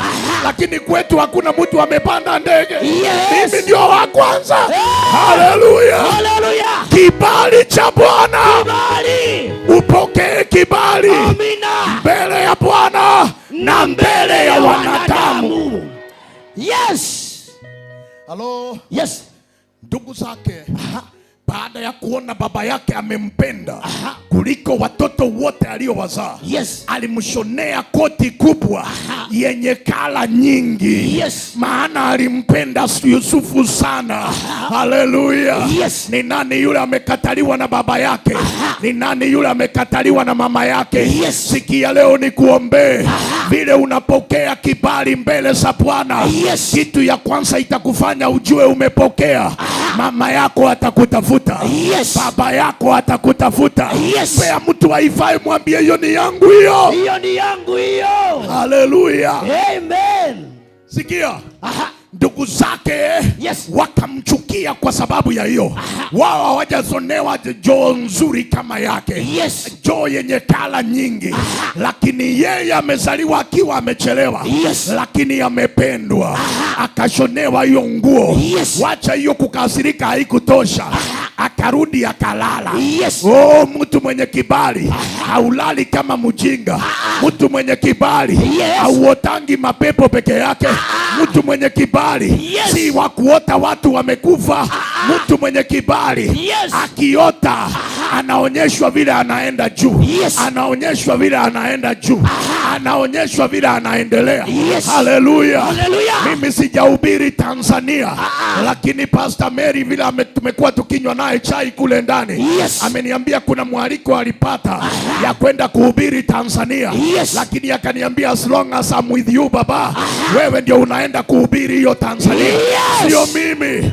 Haleluya. Haleluya. Haleluya. Haleluya. Haleluya. Haleluya. Already picha yangu iko kwa posta ya mkutano mkubwa huko Kongo. Mwezi huu wa 4 ninaingia Kongo. Already nimetumiwa majina. Ninaenda Nigeria. Mwezi wa 7 ninaenda Nigeria. Wacha nisiendelee kuongea hiyo ingine. Maana ni mingi. Ni mingi. Ni mingi. Hiyo ndege hiyo. Hata kama ni economy class. Hiyo ndege. This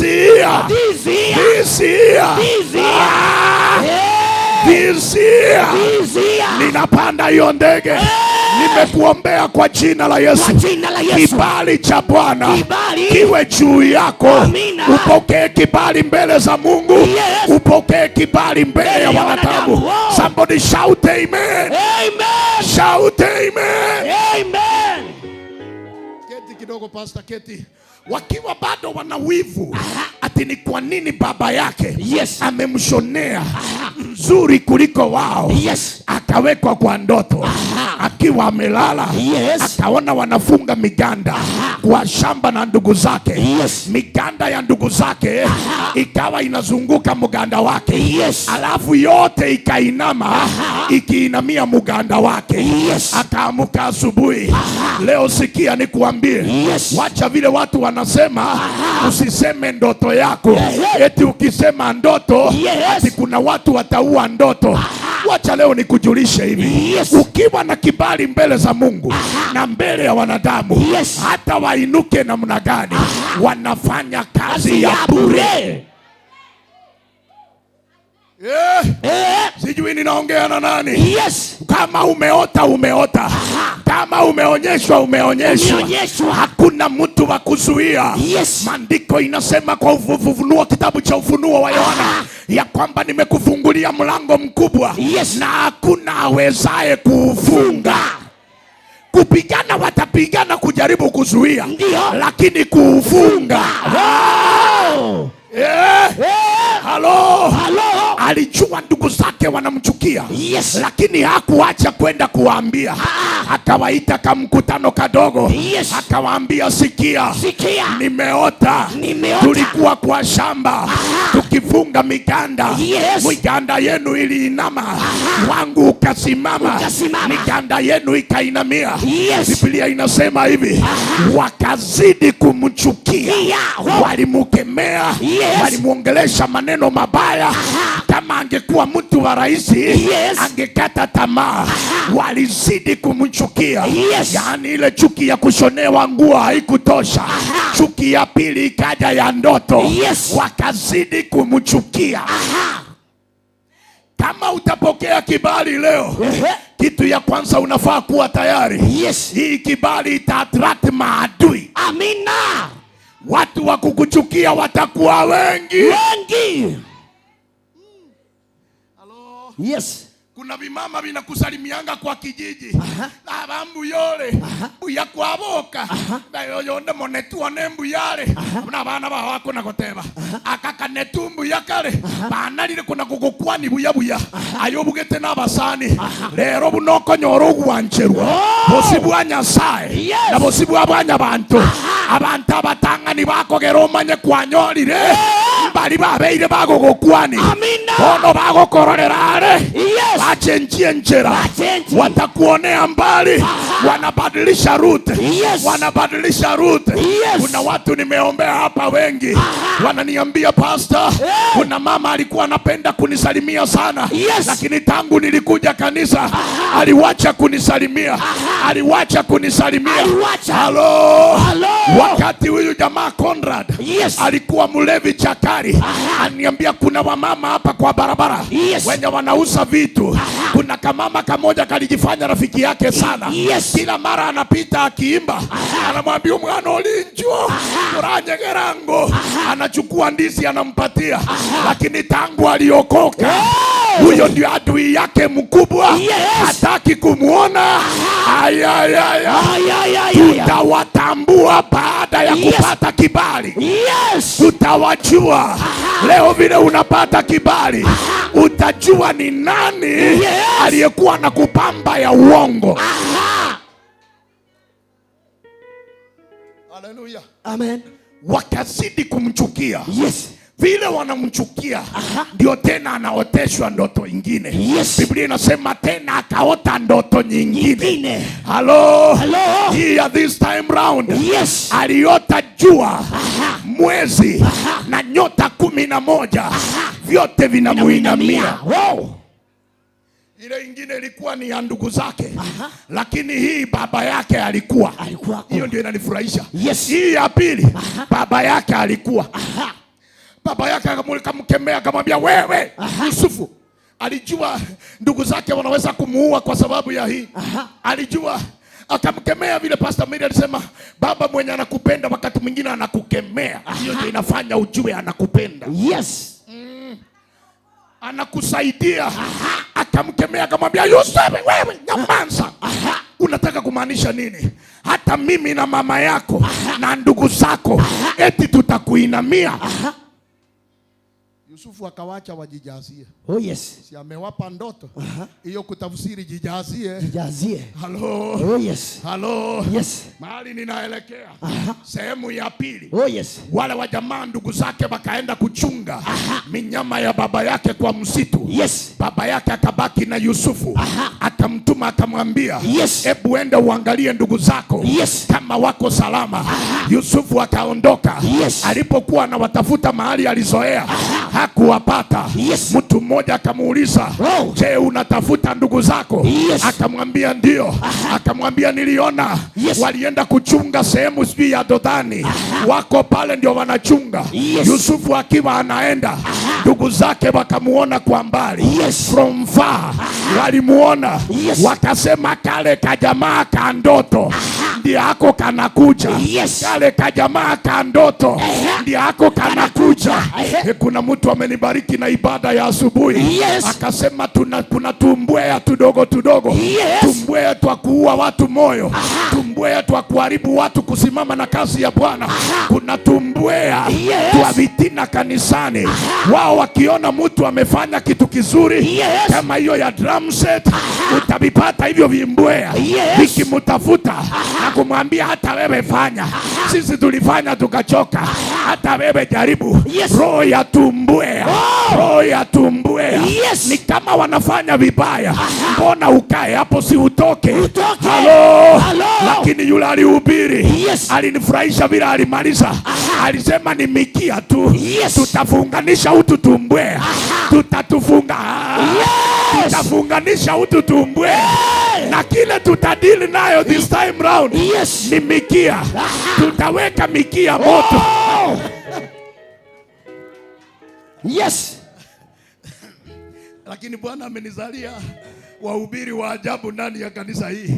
Kwamba hata hatupigi vichwa, ni tumikia. Yes. Unajua mikia ndio iko na kierere. Halo. Yes. Akasema hiyo ndio tunadili nayo. Tutazifunganisha pamoja. Yes. Alafu tupige kiberiti kwa mikia. Alafu unajua ukiachilia, sitaenda kila mtu direction yake. Na kitu itafanya sifikirie bado uko nazo. Ni ile mkia inawaka. Inajaribu kukimbia, inafikiri umeiacha. Ikiona mikia moto inajua uko hapo. Inaendanga. Leo ninaamurisha kila tumbwea ya kufanya kanisa isiendelee. Tunaiwasha moto hiyo mikia. Hiyo mikia ichomeke. Mbwea wa kwenyu, wachawi wa kwenyu, marafiki maadui, nimbwe mikia ichomwe. Wewe fanya hivi, sema ni kiberiti ninapiga. Sema ninapiga kiberiti. Sasa ukimaliza kupiga, piga ukifanya hivi. Piga ukiweka hivi. Hii ni mkia tunachoma. Hii ni mikia ya mbwea. Mbwea. Mikia ya mbwea. Mikia ya mbwea. Sema kwa jina la Yesu. Kwa jina la Yesu. Maana vile leo unapokea kibali mbele za Mungu na mbele ya wanadamu, utakumundua kumbe vimbwea vimezaliwa. Vitakuzunguka. Wengine watakupa habari ya kukuua moyo. Wengine watasema hii michango tunafanya mbona haijawahi kuisha. Hii kanisa gani utaenda yenye haifanye michango? Unless wanaabudu shetani baby. Lakini one thing I know. Mtu anamwabudu Mungu wa kweli. Anaanzanga chini, akipanda juu. Hello? Amen. Anaanzia wapi? Chini. Akipanda wapi? Juu. Kuna hiyo wimbo inasema Mungu wetu ni wa ajabu. Unajua hiyo wimbo? Inasema aje? Ondusi wa ajabu. Si ungekuwa umegusa keyboard wewe ni kama umechanganyikiwa. Wiki unajua hiyo wimbo? Mungu wetu ni wa ajabu. Kuja hapa katikati hapa juu na udemonstrate vile wimbo inasema. Mungu wetu ni wa ajabu. Mungu wetu ni wa ajabu. Mungu wetu ni wa ajabu. Mungu wetu ni wa ajabu. Mungu wetu ni wa ajabu. Mungu wetu ni wa ajabu. Mungu wetu ni wa ajabu. Mungu wetu ni wa ajabu. Mungu wetu ni wa ajabu. Mungu wetu ni wa ajabu. Mungu wetu ni wa ajabu. Mungu wetu ni wa ajabu. Amefanya nini? Twende. kanitoa chini kaniweka kati, kanitoa kati kaniweka juu. Mungu wetu ni wa ajabu. Amefanya nini? Twende. Kanitoa chini kaniweka kati, kanitoa kati kaniweka juu. Mungu wetu ni wa ajabu. Mungu wetu ni wa ushindi. Mungu wetu ni wa ushindi. Mungu wetu ni wa ushindi. Mungu wetu ni wa ushindi. Mungu wetu ni wa ushindi. Mungu wetu ni wa ushindi. Mungu wetu ni wa ushindi. Mungu wetu ni wa ushindi. Amefanya nini? Twende wote. Kanitoa chini kaniweka kati, kanitoa kati kaniweka juu. Mungu wetu ni wa ajabu. Kanitoa chini kaniweka kati, kanitoa chini kaniweka kati, kanitoa kati kaniweka juu. Mungu wetu ni wa ajabu. Simama hapo tu. Kitu yoyote inaanzia juu, ujue inamalizia wapi? Chini. Na chochote kinaanzia chini, ujue kinamalizia wapi? Juu.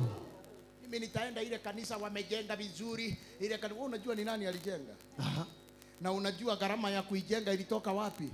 Pengine aliahidi akijengewa vizuri watu watakufa wengi ndio sadaka ipatikane.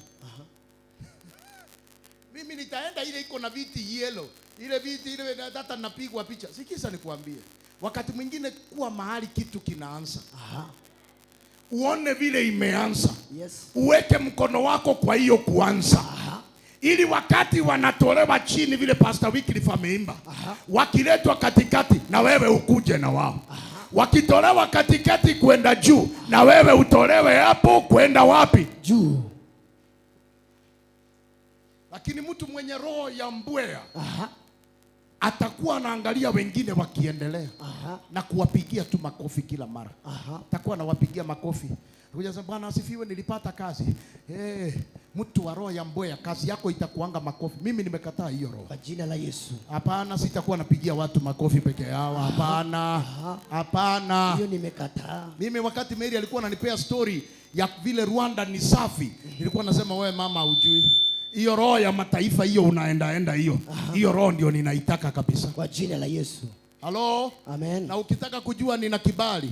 Pastor Mary alikuwa anauliza huyo mwenye kuorganize president wa hiyo movement. Alikuwa anamuuliza bishop wangu akikuja, hata mumeandaa mahali analala, ule akamwambia unaona hoteli yenye ninalala? Huyo bishop wako atakuwa nalala na mimi same hotel. Kwa jina la Yesu. Ile gari yenye inanibeba ikinipeleka kwa mkutano na kunirudisha. Hiyo gari ndio itabeba huyo bishop tukienda na yeye kwa mkutano na kurudishwa. Guess what? Itakuwa nafunguliwa mlango. Hello? Amen. Kazi yangu itakuwa nimemaliza kuhudumu nikishuka kutoka kwa madhabahu. Ma security pande hii wanang'ang'ana pande hii. Na mimi pande hii ni pole pole tu, nikifika huko mlango inafunguliwa, ninaingia ndani, mlango unafungwa. Amen. Umaita yoro chenga nechi ndoto. Uzuri nitahakikisha kuna mtu mwenye anapiga picha. Amen. Na hata sitasumbuka sana, nilikuwa nataka kudestroy group yetu ya WhatsApp kwa sababu ya behavior ya some of you. Lakini sasa sitaitoa kwa sababu nataka uone hiyo ndoto ikitimia. Amen. Picha. Pastor Judy anashangaa. Nilikuwa niharibu hiyo WhatsApp. Leo nilikuwa nataka nitangaze nikitoka hapa niende niharibu hiyo WhatsApp. Lakini sasa kwa sababu Mungu amenipa hii ufunuo, sasa mtaonea wapi wengine wenu? Mtaonea wapi? Hapana, mtaonea wapi? Na mimi si mtu wa kupenda kuweka kwa status za WhatsApp. Itawekwa tu kwa hiyo group ya kanisa. Amen. Na utajionea mwenyewe. Amen. Hello? Amen. Bwana asifiwe. Amen. Bwana Yesu asifiwe. Amen. Na ni maombi yangu ya kwamba wala ambao mmeleba kwa ajili ya hii kanisa, mnatoa mpaka mnabaki bure kwa sababu ya hii kanisa. Vile hii milango inafunguka na hata wewe ikufungukie. Kwa jina la Yesu. Kibali mbele za Mungu na hata mbele ya wanadamu. Haleluya. Sikia nikwambie, walipomuona anakuja, walisema kale kakijana kandoto ndiye hako kanakuja. Ndio yule anakuja. Mtu wa mandoto ndio huyo anakuja. Wakaambiana hivi, kulikuwa na shimo hapo. Wakasema leo tukakamate, tukaue, ili hii ndoto anashinda akituambia imalizikie hapa. Lakini hawakujua this boy, hata kama yeye ni mdogo, hata kama mama yake alichelewa kumzaa, hawakujua ana kibali mbele za Mungu. Kando na hii ya wanadamu, alikuwa na kibali mbele za Mungu. Sasa wao wanapanga vile wanamuua, lakini hawajui mbingu imesimama kwa sababu yake.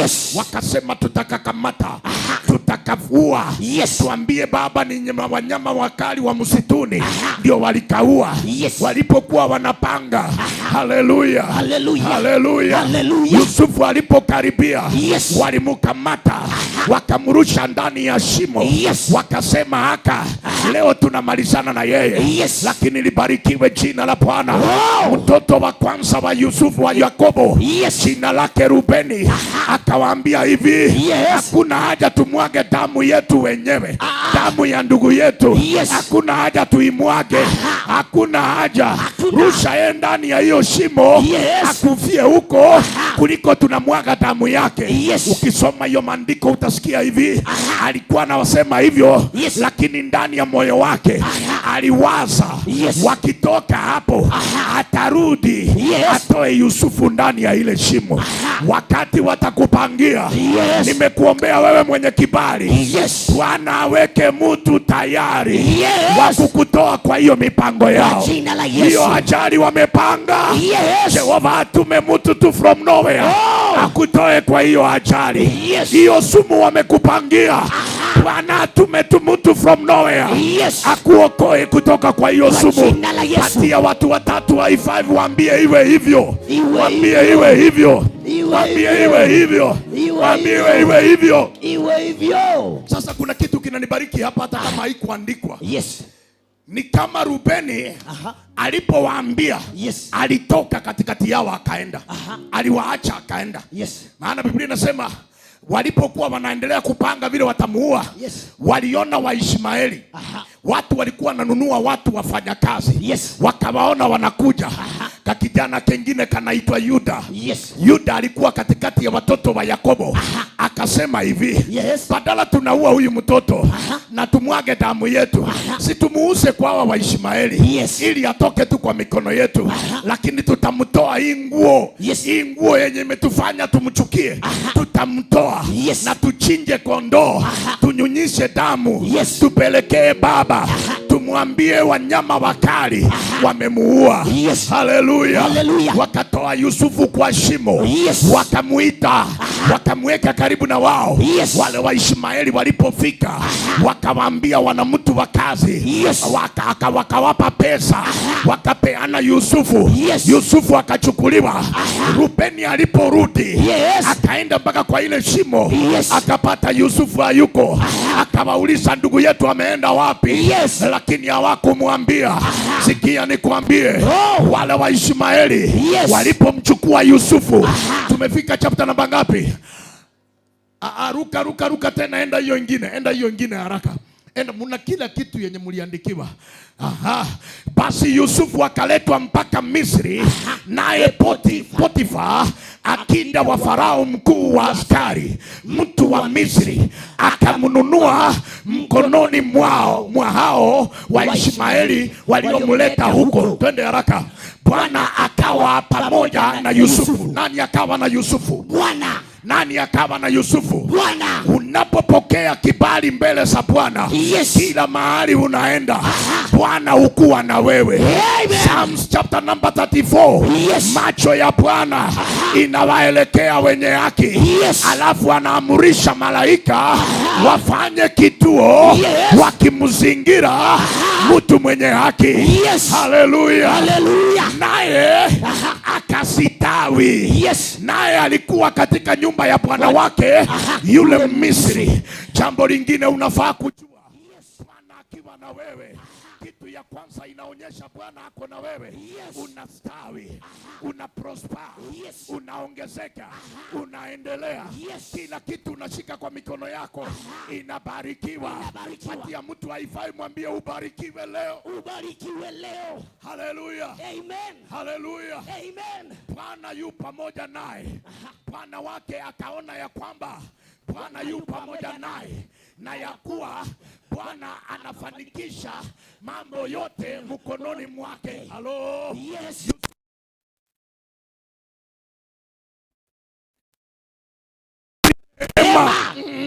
Haleluya. Yusufu akaona machoni pake. Yes. Machoni pa nani? Pa Potifa bwana wake. Oh, yes. Baada ya Bwana kuwa pamoja na yeye, Potifa aliangalia, Yes. akaona aka kijana, hata kama ni kijana, Yes. kila kitu anaweka kwa mikono yake kinafanikiwa. Yes. Anabarikiwa. Anabarikiwa. Tafsiri ya hii Biblia yangu inasema, Yes. Potifa aliangalia, akaona kila kitu kwa mikono ya Yusufu, Yes. inabarikiwa. Na akagundua, Yes. akiwa na Yusufu anaendelea kubarikiwa. Yes. Halo. Halo.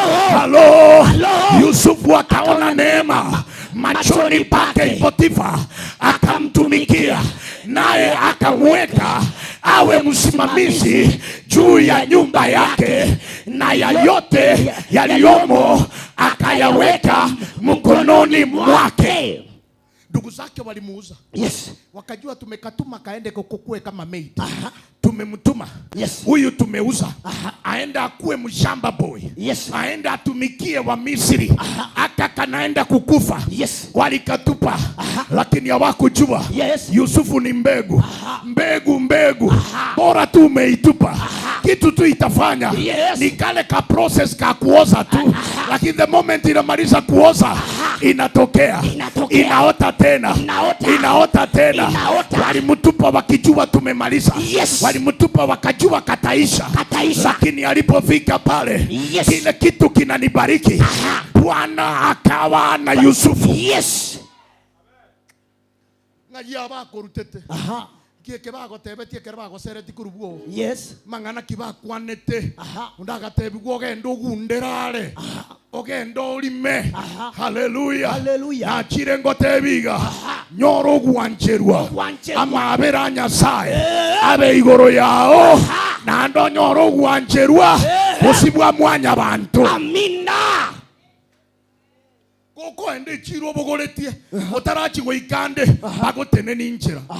Wanjeru kuliko beigoro yao. Amen. Bagotene ninjira. Yes. Aye baba nkie ko bwate nkango na matoke ngaki ababu yaiga. Abangaki aji baba nabo kama etego kuineka iga. Beka etu bekanse nkyo kwayerera. Na aye kwarero rari bwato gwanjeru kwa Nyasaye. Kwa babu no yotagete kogenda takonyoria. Aye ogwe kwarero ra. Halo. Bwana Yesu asifiwe. Amen. Unapoweka chini hiyo kikapu, Yes. wachukue kila kitu hapo hata kabla ya kufika soko. Amina. Mtu mwenye kibali mbele za Mungu, Yes. hakuna kutaabika juu yake. Yes. Hakuna. Kera chingo ko chia bali bande musarara ugoita no musarara mogoro kausenga. Omosando, musarara rende ninki. Lirio musando no roburwa. Kera umusando ugoita chiri chinde. Bakumikorole chia ochigendrete. Chine tu. Chia improved kienyeji. Chine tu amatuania manetu. Amana umusarara. Barole chigo sarara. Chigo galea. Chiko mente kana ye. Chigo sarara. Halo. Bwana Yesu asifiwe. Amen. Baka bazo unenda mwamu batebe nayo goite chiabo. Lakini korende manyekaneiga. Ogwancherwa nkole igoro yao. Amina. Yes. Si una ndoto? Si kila mtu ako hapa ndani ana ndoto? Yes. Ya kila anataka akue kesho? Si una ndoto? Yes. Ama kuna mtu amekufa moyo hapa? Kuna mtu anasikia akufe kesho? Halo? Yes. Si una ndoto? Yes. Sasa kuna kitu hiyo ndoto inahitaji. Upokee kibali mbele za Bwana. Oh, yes. Na mbele ya wanadamu. Oh, yes. Ndio hiyo ndoto itimie vizuri. Hallelujah. Amen. Ndio hiyo ndoto itimie vizuri. Amen. Somebody, Bwana asifiwe. Amen. Baba yake alimkemea. Yes. Lakini maandiko inasema akahifadhi yale maneno ndani ya moyo. Oh, yes. Ile kukemea ilikuwa kwa sababu ya ndugu zake. Lakini akahifadhi yale maneno. Yes. Maana ya kuhifadhi, aliweka yale maneno vizuri ili aone yakitimia. Yes. Hello? Yes. Bwana asifiwe. Yes. Wakarudi kwa baba yake wale ndugu zake. Wakamwambia, mtoto wako Yusufu. Yes. Kwanza walimuonyesha nguo. Wakamwambia hebu tambua hii nguo. Yes. Yakobo alipoona akasema hii ni ya mwanangu Yusufu. Wakamwambia tumeipata kwa msitu. Yes. Wenda wanyama wakali walimurarua wakammaliza. Yes. Kuna kitu inanibariki. Yes. Yusufu akamulilia baba ya Yakobo, akamulilia mwanae Yusufu. Walijaribu kumfariji. Yes. Lakini akakataa kufarijika. Kwa sababu alimpenda Yusufu sana. Leo nimekuambia hivi. Oh yes. Bwana akupe marafiki. Oh yes. Bwana akupe marafiki wenye wako tayari kufa na wewe. Yes. Unasikia Paulo anasema hivi, na unisalimie kina Priscilla na Aquila. Priscilla na Aquila. Yes. Watu ambao waliojitolea wakasimama na mimi. Yes. Walikuwa tayari hata kufa kwa sababu yangu. They were ready even to die because of me. Hallelujah. Leo nimekuombea hivi. Yes. Kina Priscilla na Aquila wasaliwe kwako. Yes. Wacha hawa marafiki fake. Hao Bwana awaondoe. Yes. Akupatie kina Priscilla na Aquila, watu ambao watasimama na wewe. Yes. Mpaka dakika ya mwisho.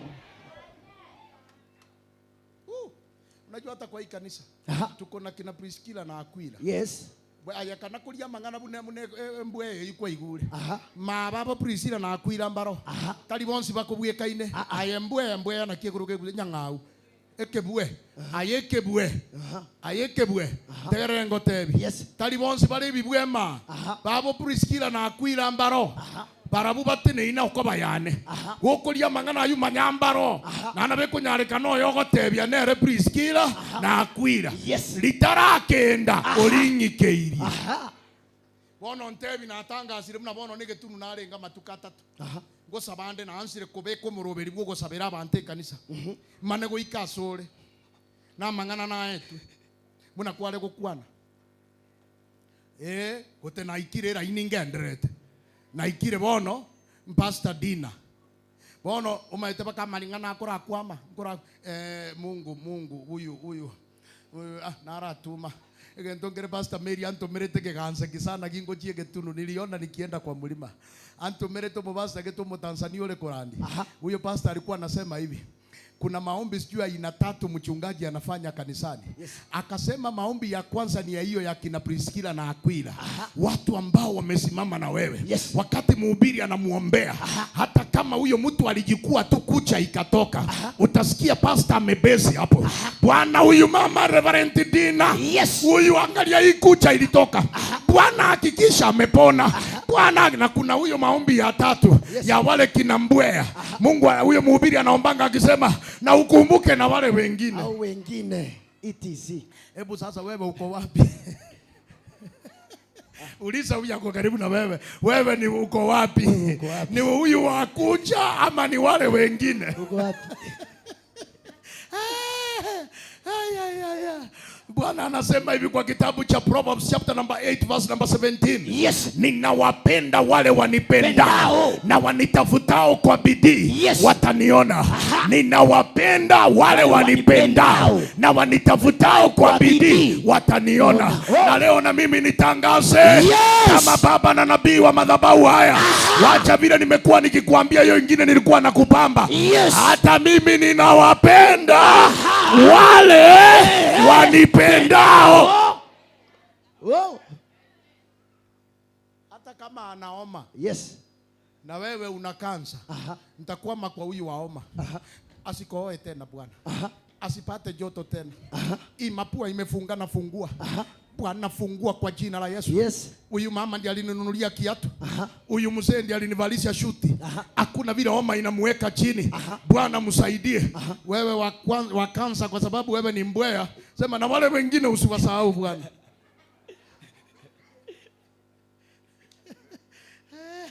Nimekuombea hivi kwa jina la Yesu. Kwa jina la Yesu. Upate kibali mbele za Mungu na mbele ya wanadamu.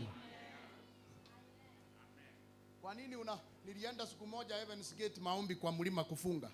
Nikasikia nilikuwa natembea usiku.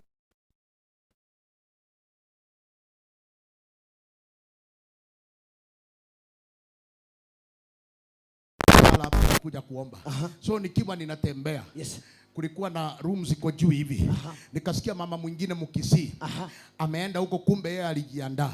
Alikuwa anaomba, anasema hivi, na baboire abarogi aba, na baboire na batingire na gotachire na goitire tagokwe endwalie goite, mpaka nilianza kucheka.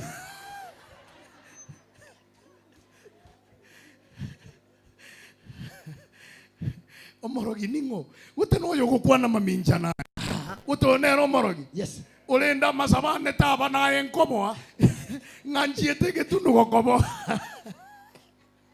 na mutachirense ta kwea tuikuimoka mongino Joyce na rora buno komogorera turikuimoka Joyce okwe Joy nabo mongino yu arego sababa paka nkasuka na nje ngaanza kumutaje sikere njira arego taja paki nyombe konyegera musaliri na tenene to chitage kagete ke. Kuna mashini wa kuomba, wacha vile wewe unaomba maneno mbili na kulala. Kuna watu wabalali. Huyo mama aliomba kama 3 hours na mimi nimejiwekelea kwa ukuta, ninamsaidia kwa mubunire na to mubunire. Niliona hii, wacha hii kuwe prayer point yangu na mimi nikwame na huyu mama. Tu amoboire. Moboire. Niliona vile huyo mama simuoni, lakini ninaona vile anafanya kulingana vile anaongea. Ukitupata wakati tunaharibu shetani, wakati tunaharibu wale watu wanajifanya marafiki, kumbe ni maadui zetu, na unajua kama wewe ni mbweha, wewe ni mmoja wao. Utupate wakati tunaharibu usiku wa manane, wewe usifanye mchezo. Pastor Judy alisema kuomba 1 hour usiku unazidi mtu mwenye anaomba masaa 12 ya mchana. Just 1 hour at midnight. Wewe ni zaidi ya mtu anaomba 12 hours mchana. Nilikwambia last Sunday, wewe ni gatekeeper. Gatekeeper halali. Wakati wengine wanangorota, wewe uko alert. Hello. Nipungie mkono namna hii mwanangu. Nipungie mkono namna hii. Hallelujah. Kama kuna mtu ana ndoto hapa ya kununua shamba, basi pamoja na hiyo ndoto, nimekuombea upate kibali mbele za Mungu na mbele ya wanadamu. Yusufu aliuzwa kwa Potifa. Potifa akamununua.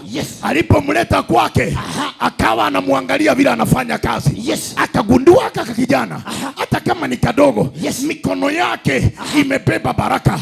Kila kitu anafanya kinanawiri. Akasema hivi, akamuinua, akamfanya awe mkuu zaidi wa nyumba yake. Ukisoma kwenda chini alikuwa anasema hivi, ile kitu tu Potifa alikuwa anafanya kwake ni kula chakula. Lakini kila kitu ingine ni Yusufu alikuwa amesimamia. Unajua anamaanisha nini kusema ni kukula tu? Hata watoto wake ni Yusufu alikuwa amewasimamia. Wewe mtu mwenye kibali, kama una ndoto na una kibali mbele za Mungu na mbele ya wanadamu, hautakufa mpaka hiyo ndoto itimie. Kwa jina la Yesu. Sinatangaza wewe ni mwana wa nyumba hii, hauwezi kufa mpaka hiyo ndoto itimie. Kwa jina la Yesu. No, never.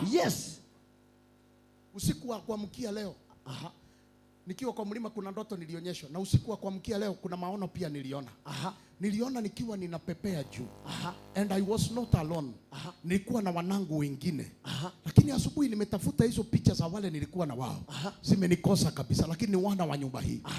Nilikuwa kwa anga, nilikuwa napepea. Unaoje mneke bakikeko, nilikuwa nikifanya hivi, ninaenda juu sana. Alafu tunafika kule juu, nina float kabisa hivi. Na ninaangalia chini, wanangu wako hapa chini, wananiambia daddy, tuko pamoja, hata sisi tunapepea kama wewe.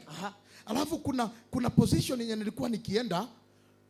Kwanza nilikuwa naenda nikitembea. Vile nilifika tu karibu kwa hiyo position hapo, nikasikia ninachukuliwa juu. Na kutoka hapo nikaanza kwenda juu. Nikawa ninapepea juu. Hii sign ni hii. Mungu anatupeleka mahali. Kwa jina la Yesu. Mwaka huu hauishi. Trust me, this year haiishi. Kuna wana wa nyumba hii pamoja na baba yao wanainuliwa wakwenda level ya juu. Kwa jina la Yesu. Hello. Ingiwa na roho ya Aquila na Priscilla. Na roho yenye uko tayari kusimama na madhabahu haya liwalo na liwe. Nilikwambia last week. Nakwambia mimi niliambia mpaka mke wangu. Mimi nimeitwa. Yes. Nina mwito ndani yangu. Nikamwambia hata wewe my wife hautanizuia. Mwito niko nao. Hautanizuia. Nilioke minche tena linkorandi gatatu yako nyemunankorani.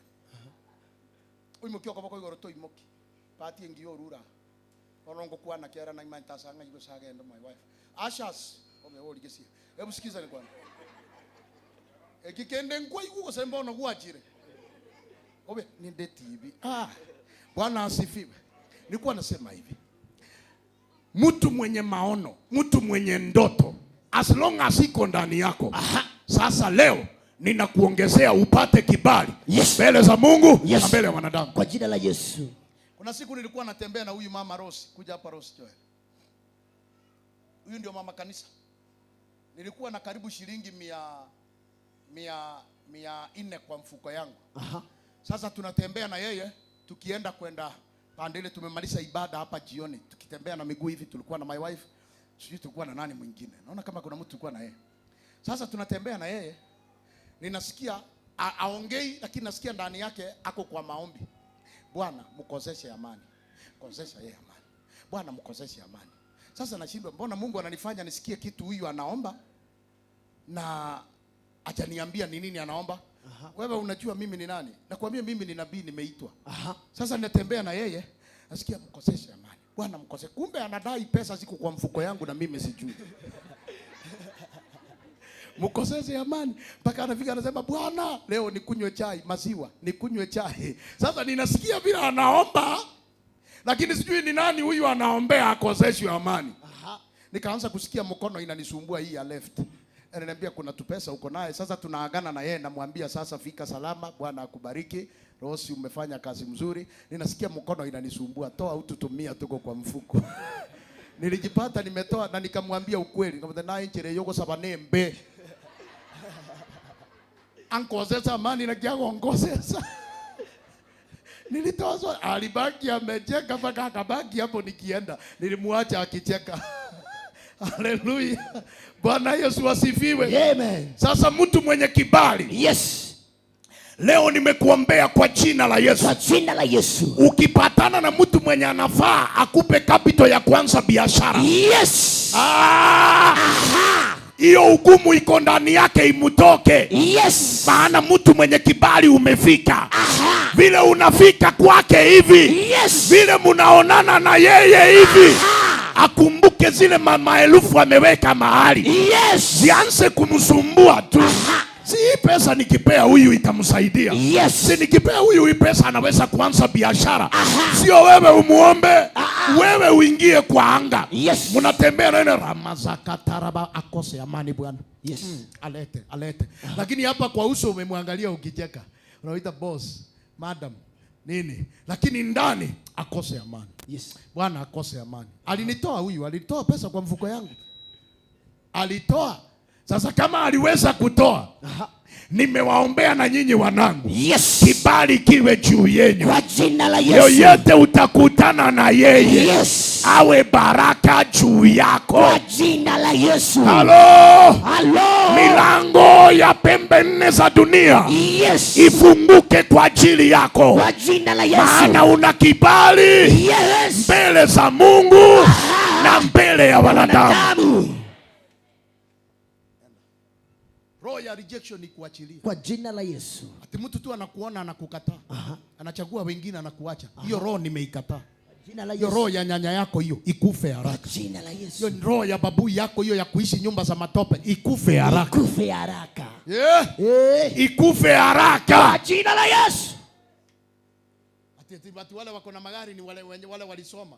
Tuko na watu hata walifika sijui class 6. Wamejenga magorofa na wanaendesha magari makubwa. Leo nimekuombea kibali kuingia. Kwa jina la Yesu. Ukubalike. Wewe unafikiri hao wenye wanauza mboga wakajitolea kununua kitu iko kwa madhabahu, kitu maridadi kama hiyo, unafikiri Bwana atawaacha? Si wewe, ngoja uone. Hawa ndio nimeomba wawe mfano. Wawe mfano wa kile Bwana anafanya kuanzia leo. Kwa jina la Yesu. Wawe mfano wa kupokea hiyo kibali from today. Wacha wewe mwenye mpaka tupige magoti ndio utoe 100. Wewe kaa na hiyo 100. Na hiyo ndio itakuanga kwa nyumba yako tu. Kila wiki wewe 100 ndio imebaki. 100. Bwana asifiwe. Amen. Bwana asifiwe. Amen. Wale wa 100 Bwana asifiwe. Hapo ni unajuanga kuna watu hawako kwa ibada. Bwana asifiwe. Amen. Haleluya. Amen. Akapata kibali mbele ya Potifa. Yes. Potifa akamuinua. Turuke hiyo ingine, yule jamaa kwa wapi? Wata hivi. Bangi namba leba kubeka chikati na kwa raro lesi gati yoko beka. Obe, niko kwa TV. Kwa TV unaweka mambo iko serious. Sasa na ubaya hawawezi kuedit.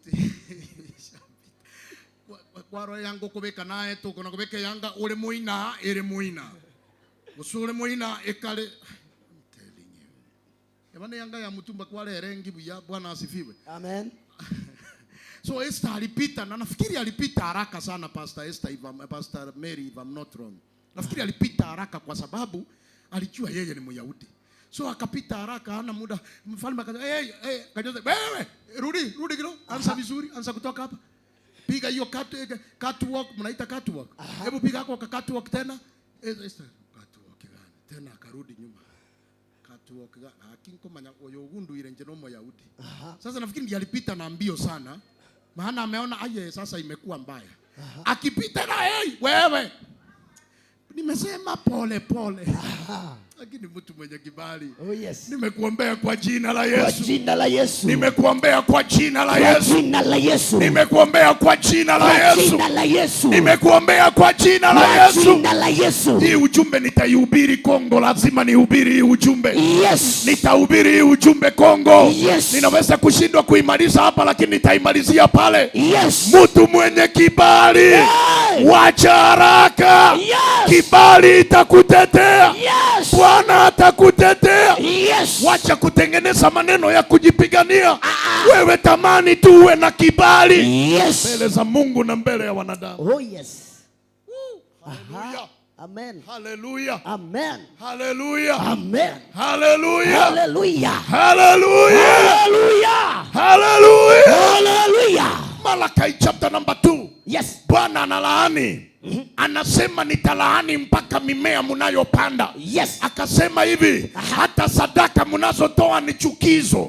Nitazifanya siwe mavi. Yes. Na nitapaka mavi kwenye nyuso zenyu. Na nitawafanya muwe kitu ya kudharauliwa. Yes. Kumbe kuna kudharauliwa, wengine tunadharauliwa, unashindwa ni nini inaendelea. Yes. Siku moja Pastor Mary, sisemi ni wapi, nilienda mahali watu walikuwa wanasalimia president.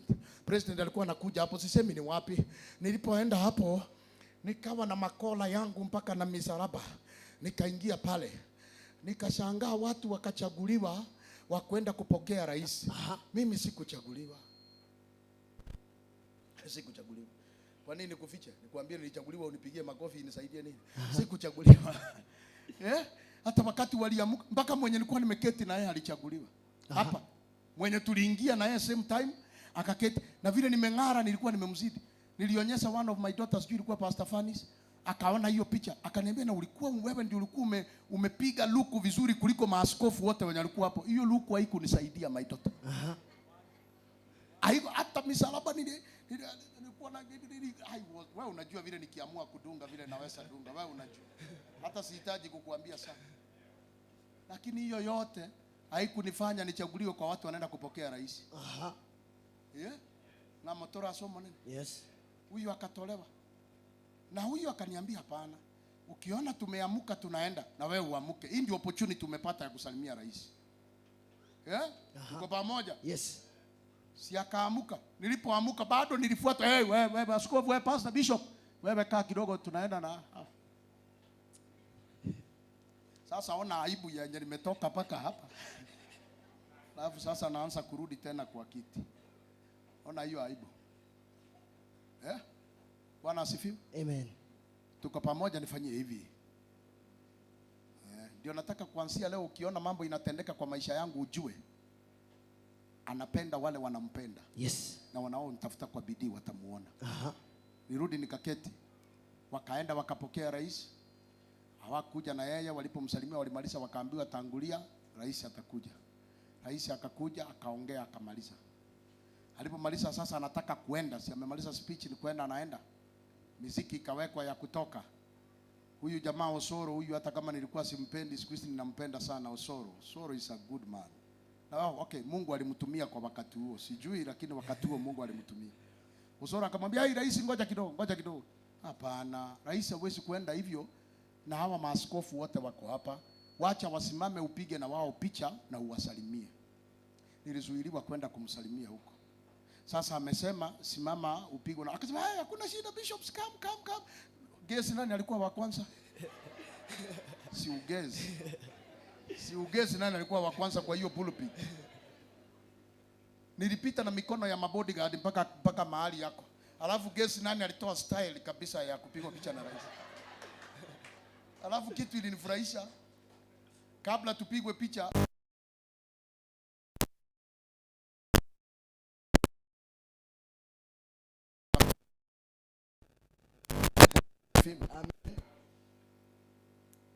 nimekuambia hivi,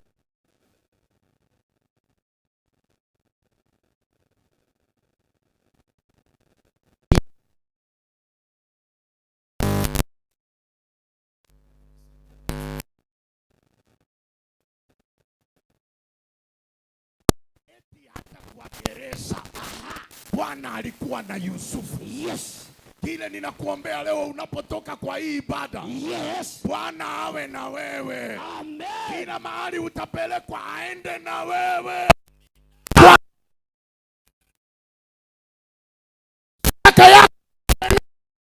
Amina. Yes.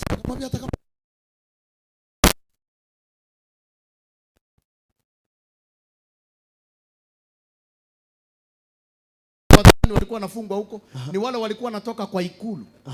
Kuna mnyweshaji siku hii aliletwa na muokaji. Mnyweshaji na muokaji. Yes. Muokaji ni yule alikuwa ana test mkate kabla ya mfalme kukula. Na mnyweshaji ni yule alikuwa ana test every juice, every drink.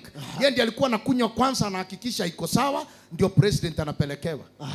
Halo? Yes. Wote walikamatwa, walipatikana kwa makosa, wakaletwa kwa hiyo jela. Yes. Alafu gesi nani anawasimamia? Yusufu. Oh yes. Kale kaliuswa na chuki ya ndugu zake. Ndio kamewekwa hapa tena kawasimamie. Halo? Halo? Alipofika kwa Potifa, alipata kibali, akasimamia wote. Yes. Walipomsingizia akapelekwa kwa gereza, alipofika kwa gereza, akapata kibali kwa mkuu wa gereza. Yes. Akawasimamia wote. Wewe nipeleke mahali unataka. Ninyime githeri, ninyime ugali, uniachie Yesu. Uninyime samaki, ninyime mokimo, uniachie Yesu. Ingine yote staki. As long as I have Jesus in me. Yes. Hiyo ingine sina haja nayo. Oh yes. Maana huyu ni yote ndani ya yote. Akafika pala akainuliwa, afanywa prefect. Yes. Alipofanywa prefect, haikutosha. Hakuna prefect jela, wako na nani kule? Trustee. Akafanywa, niko na mkuu wa jela hapa, hata nimesahau. Akafanywa trustee. Hiyo ndio lugha inatumika sasa. Si ndio? Yes. Akafanywa trustee, akaaminika, mtu wa kuaminika. Yes. Yule maaskari wanaamini katikati ya hao wakora wengi. Akafanywa mtu wa kuaminika. Yes. Alafu hawa majamaa wawili, kitu inanifurahisha.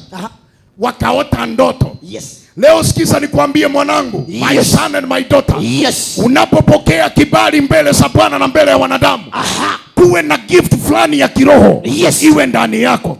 Usiwe tu mtu wa kawaida. Ka gift tu fulani kawe na wewe. Yes. Ile fimbo kama ile Musa alikuwa nayo, uwe nayo wewe. Yes. Usiwe kama wale wengine ng'ang'a kende gionzi. Mungu akaotesha hawa wajamaa wawili wa jela, mnyweshaji na muokaji. Na unaniambia time kama nimepitisha. Muokaji na mnyweshaji. Bwana asifiwe. Amen. Akawaotesha ndoto. Yes. Walipoota ndoto, mnyweshaji akaota. Kila mtu aliota na njia yake, sitaki kuota maana, sitaki kuelezea maana muda mnaona umeenda. Wakaota na njia yake. Yes. Yusufu akaona wale waliamuka asubuhi walikuwa wamefadhaika, sura zimekunjamana. Akawauliza ni nini mbaya? Mbona mnakaa hivi?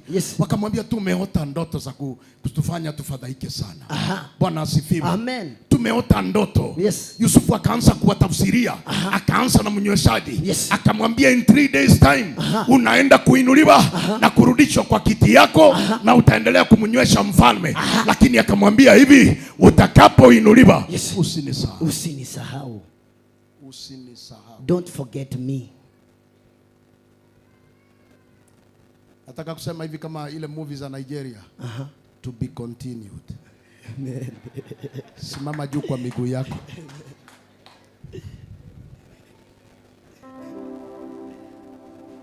Bwana akinipa nafasi nitaendelesha huo ujumbe.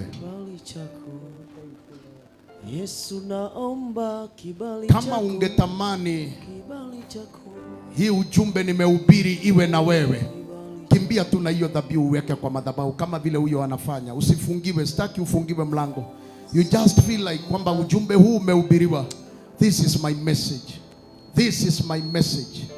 Tembea tu na hiyo dhabihu na ushike hiyo madhabahu na kusema huu ujumbe ni wangu huu.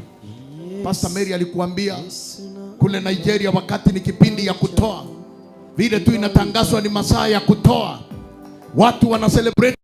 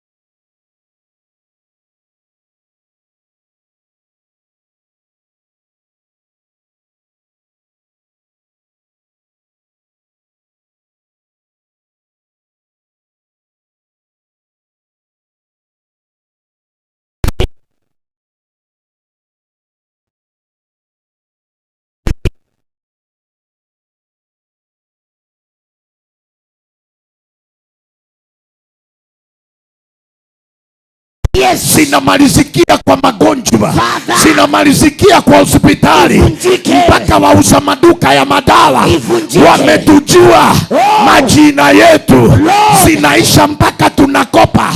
Jehova hilo ivunjike. Kuna watu waliahidi kutubariki, lakini kile kimewazuia hatujui ni nini.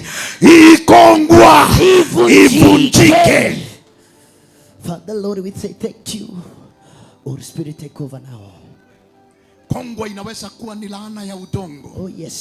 Kongwa inaweza kuwa imesababishwa na majina tulioitwa Bwana. Yes. Lakini nimeomba hiyo kongwa ivunjike. Hiyo kongwa ivunjike.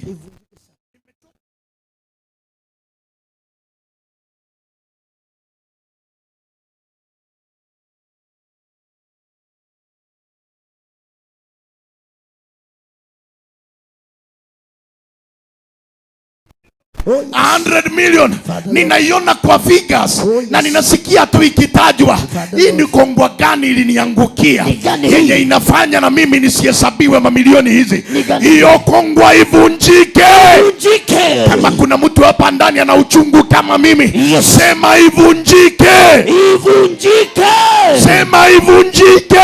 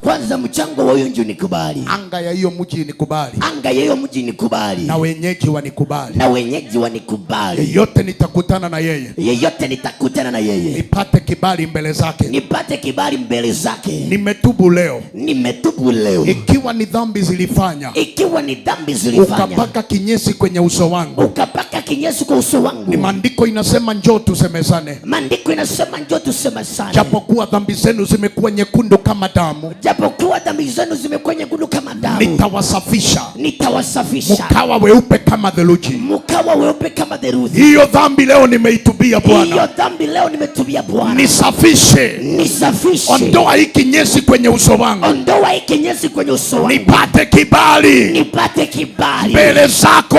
Mbele zako. Na mbele ya wanadamu. Na mbele ya wanadamu. Nipate kibali. Nipate kibali. Mbele ya viongozi. Mbele ya viongozi. Wakuu wa nchi yetu. Wakuu wa nchi yetu. Nipate kibali. Nipate kibali. Mbele ya mfalme wa nchi. Mbele ya mfalme wa nchi. Katika jina la Yesu. Katika jina la Yesu. Roho ya kukataliwa. Roho ya kukataliwa. Iniachilie. Iniachilie. Roho ya kukataliwa kibiashara. Roho ya kukataliwa kibiashara. Iniachilie.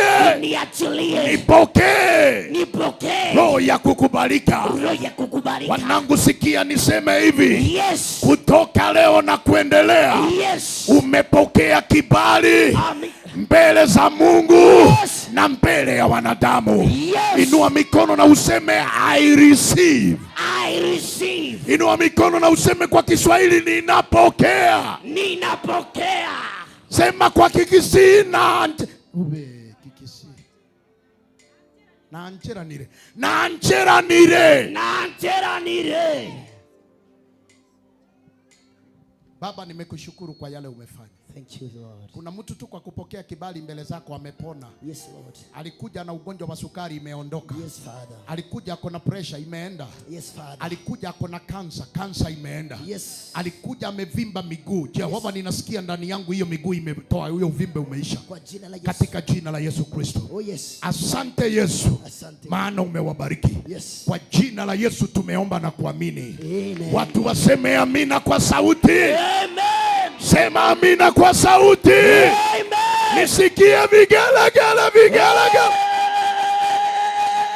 Amen. Nilisema leo ni ibada ya kuombea mafuta. Na nikasema nimeenda kwa mlima kuomba kwa sababu ya hiyo mafuta. Yes. Kama ulikuja na mafuta inua juu. Ukiwa tu hapo mahali umeketi. Chukua tu na uinue juu. Mama, chukua mafuta yako ndio. Nimesema kama ulikuja nayo uishike kwa mkono na uinue juu.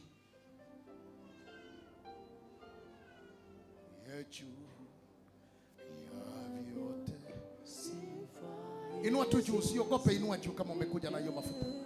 Kitini pako wimbo ukawe manukato wewe uketie juu ya vyote, sifa hizi zifike kitini pako wimbo ukawe manukato wewe uketie juu ya vyote, sifa hizi zifike kitini pako wimbo ukawe manukato. Umeweka wimbo Bwana, Umeweka wimbo kinywani mwangu, Bwana niimbe sifa zako. Uliniumba ili nikuabudu na kuabudu na kuabudu, wewe uketie juu ya vyote, sifa hizi zifike kitini pako wimbo ukawe manukato. wewe lipo ambaye lipo milele iliyopita na milele ijayo, sioni cha kunishibisha moyo wangu badala ya kukuabudu mtakatifu. Wewe uketie juu ya vyote, sifa hizi zifike kitini pako wimbo ukawe manukato. Kiwa umeinua hiyo mafuta juu, Yakobo 5 kuanzia 13, maandiko inasema kwamba, je, kuna mtu ambaye hawezi miongoni mwenyu? Kuna mtu ni mgonjwa katikati yenu? Awaite wazee wa kanisa ama viongozi wamuombe na kumpaka mafuta.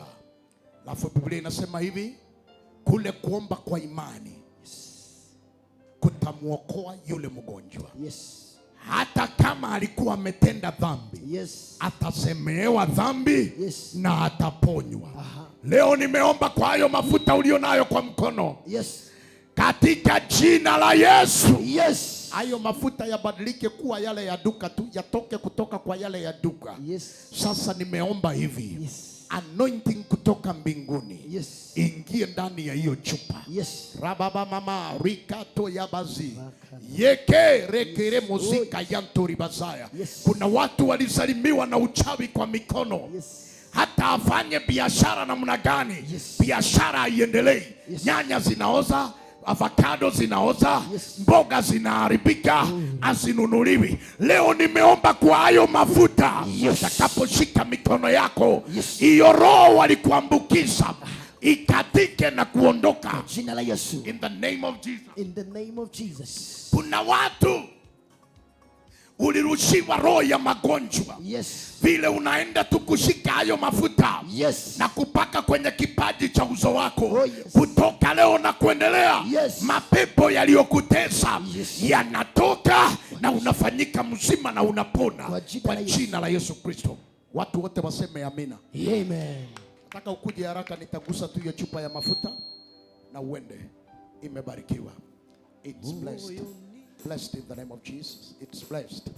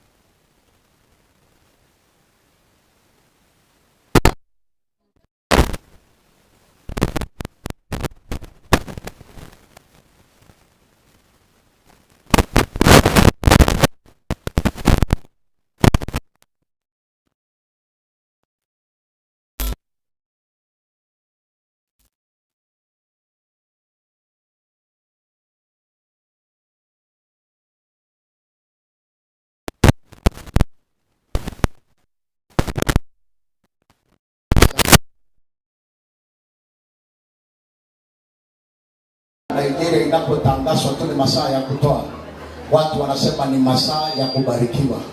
Hebu nirudie tu niseme ni masaa ya kutoa. Hebu wewe sema masaa ya kubarikiwa. Angenilia gati. Nasema ni masaa ya kutoa. Masaa ya kubarikiwa. Ni masaa ya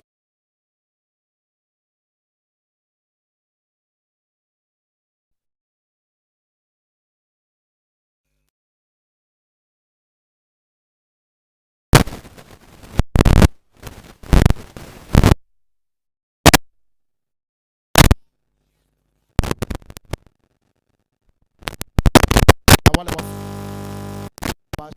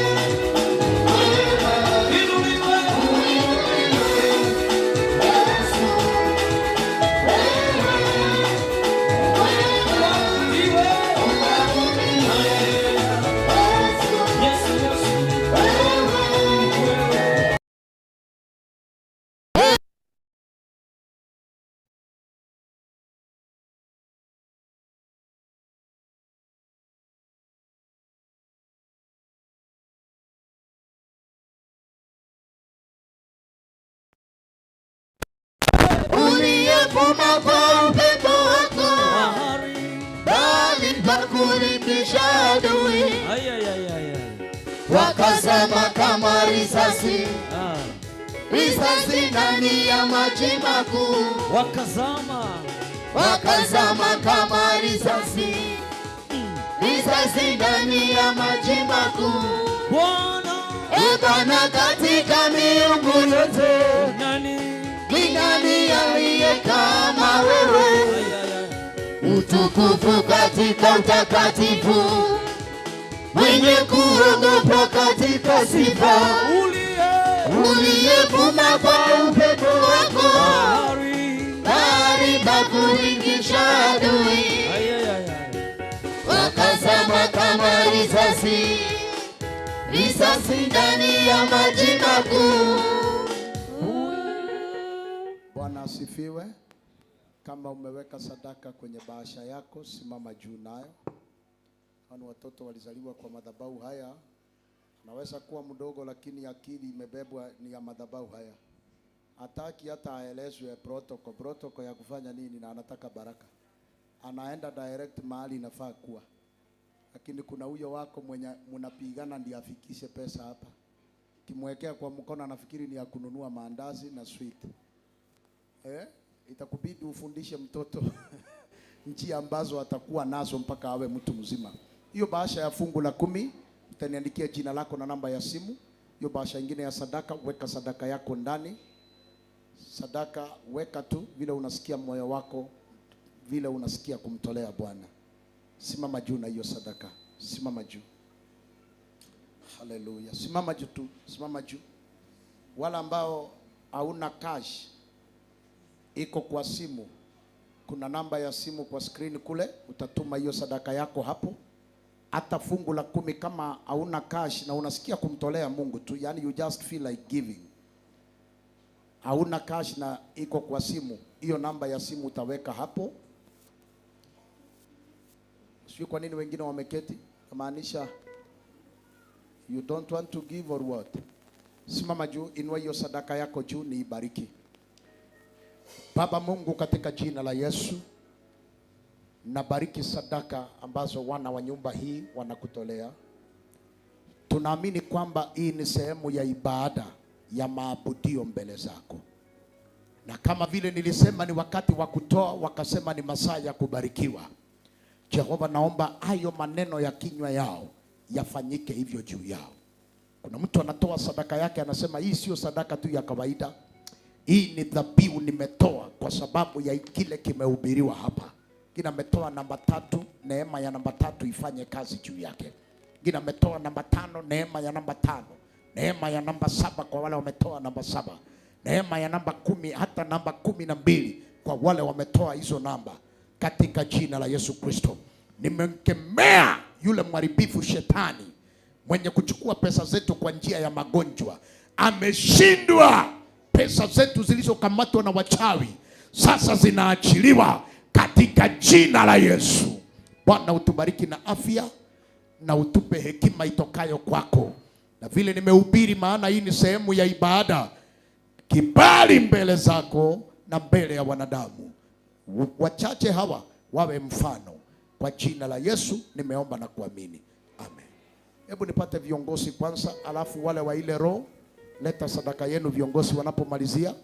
Tembea tu wale wa ile roho. If you are a pastor, you are a leader, kuwa wa kwanza kutoa sadaka yako. Mbona sadaka yako haiko kwa bahasha? Hauna bahasha? Wewe pia unangoja ulete. Niko kwa TV.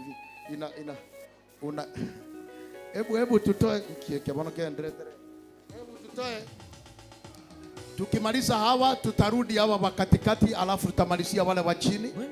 Hivyo tu itakuwa utaratibu vizuri sana tunapomtolea Bwana. Tuendelee kabisa, tuendelee kabisa. Haleluya. Bwana Yesu ninakupenda ngayo. Bwana Yesu ninakupenda. Bwana Yesu ninakupenda ngayo. Bwana Yesu ninakupenda. Bwana Yesu ninakupenda. Bwana Yesu ninakupenda.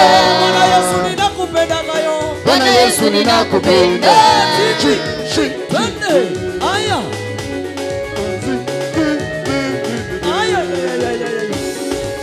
Bwana Yesu ninakupenda ngayo. Bwana Yesu ninakupenda. Bwana Yesu ninakupenda ngayo.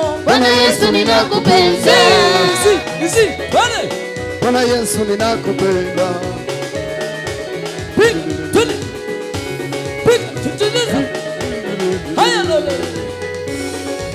Bwana Yesu ninakupenda gayo. Bwana Yesu ninakupenda. Bwana Yesu ninakupenda gayo. Bwana Yesu ninakupenda. Bwana Yesu ninakupenda gayo. Bwana Yesu ninakupenda. Twende.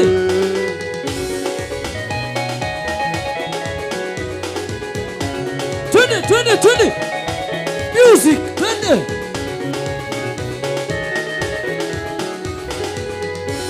Easy. Aya. Ni wa baraka na upendo Yesu.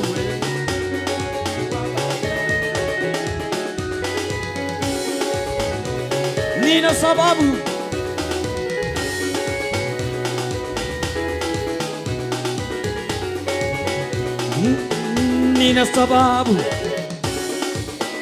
Nina sababu ya kukusifu we, Yahweh.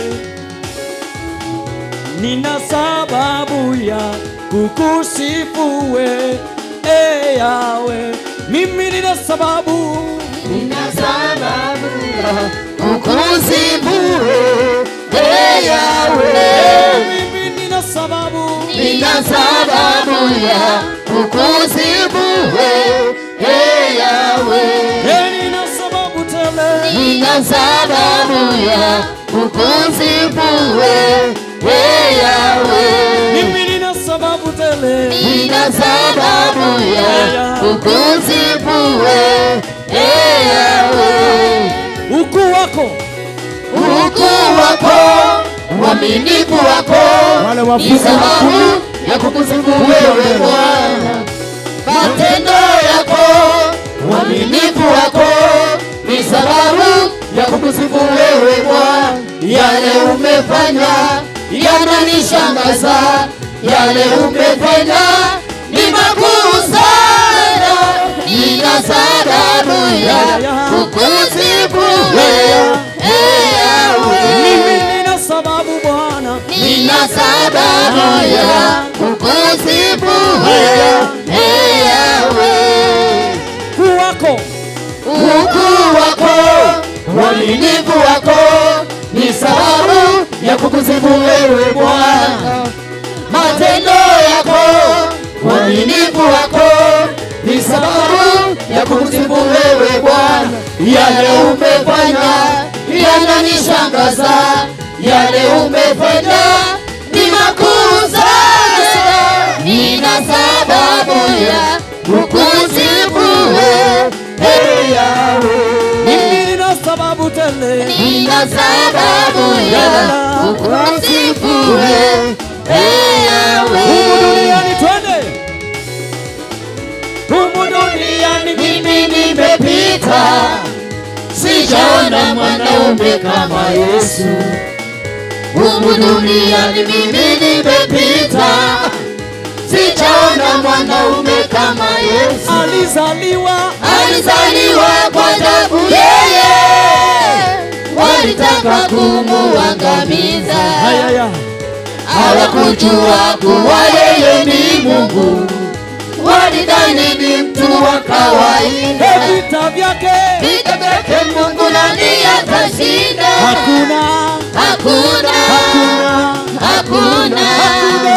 Hakuna kweli, hakuna aliye kama Yesu kweli, hakuna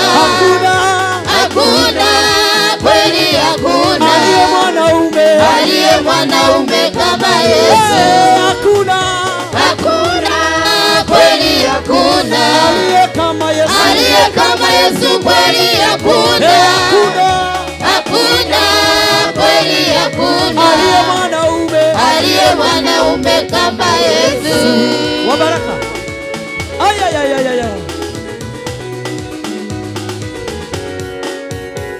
Hani wa baraka wa upendo ni Yesu we.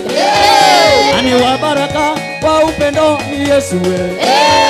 Hani wa baraka wa upendo ni Yesu we.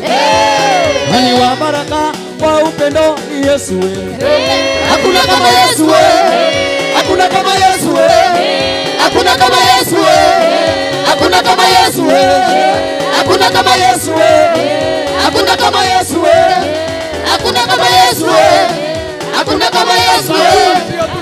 Ani wa baraka ni wa upendo ni Yesu we. Ani wa baraka baraka. Asante. Asante. Inua hiyo fungu la 10 juu jamani, hiyo wimbo ninasahau kwamba masaa imeisha. Wimbo huo ni wa kumsifu Bwana kabisa. Inua. Baba, ninakushukuru kwa sababu ya fungu la 10. Kama vile wameinua mikono yao, maisha yao ya ufanisi yainuliwe kiwango hiyo. Wapelekwe level zingine za kimataifa. Bwana, watolewe kutoka utukufu kwenda utukufu mwingine. Hiyo kambi wamekaa imetosha, huo muda umetosha. Bwana, nimewaombea katika jina la Yesu ya kwamba watoke hapo waende upeo mwingine. Yule amekuwa akipata kwa wiki faida ya shilingi 1,000, nimemsongesha kwa wiki faida ya shilingi 10,000, na yule wa 10,000 aende 1,100. Na vile tumebreak hii roho ya kutopokea milioni, sasa njia za mamilioni zionekane kwa maisha yao, kutoka kwa hiyo nyanya tu, kutoka kwa hiyo maharagwe, kutoka kwa hiyo mchele, kutoka kwa hiyo sabuni na sukari. Baba, uwapeleke hatua ya juu katika jina la Yesu. Hiyo ibakie ushuhuda kwamba walikuwa pale. Magonjwa yasionekane kwao. Kila mikosi yenye inachukua pesa imeshindwa. Kwa jina la Yesu nimewaombea na kuamini. Amen. Hebu tu. Bwana wabariki. God bless you. God bless you. God bless you. God bless you. God bless you. God bless you. God bless you. God bless you. God bless you. Bwana wa amani awabariki. Milango yenu ifunguke. Milango yenu ifunguke. Nenda mfanikiwe. Kwa jina la Yesu mfanikiwe. Bwana wa amani awe pamoja na nyinyi. Katika jina la Yesu, biashara hii my daughter ibarikiwe, uinuliwe kwenda level nyingine kwa jina la Yesu. God bless you. God bless you. God bless you. God bless you. God bless you.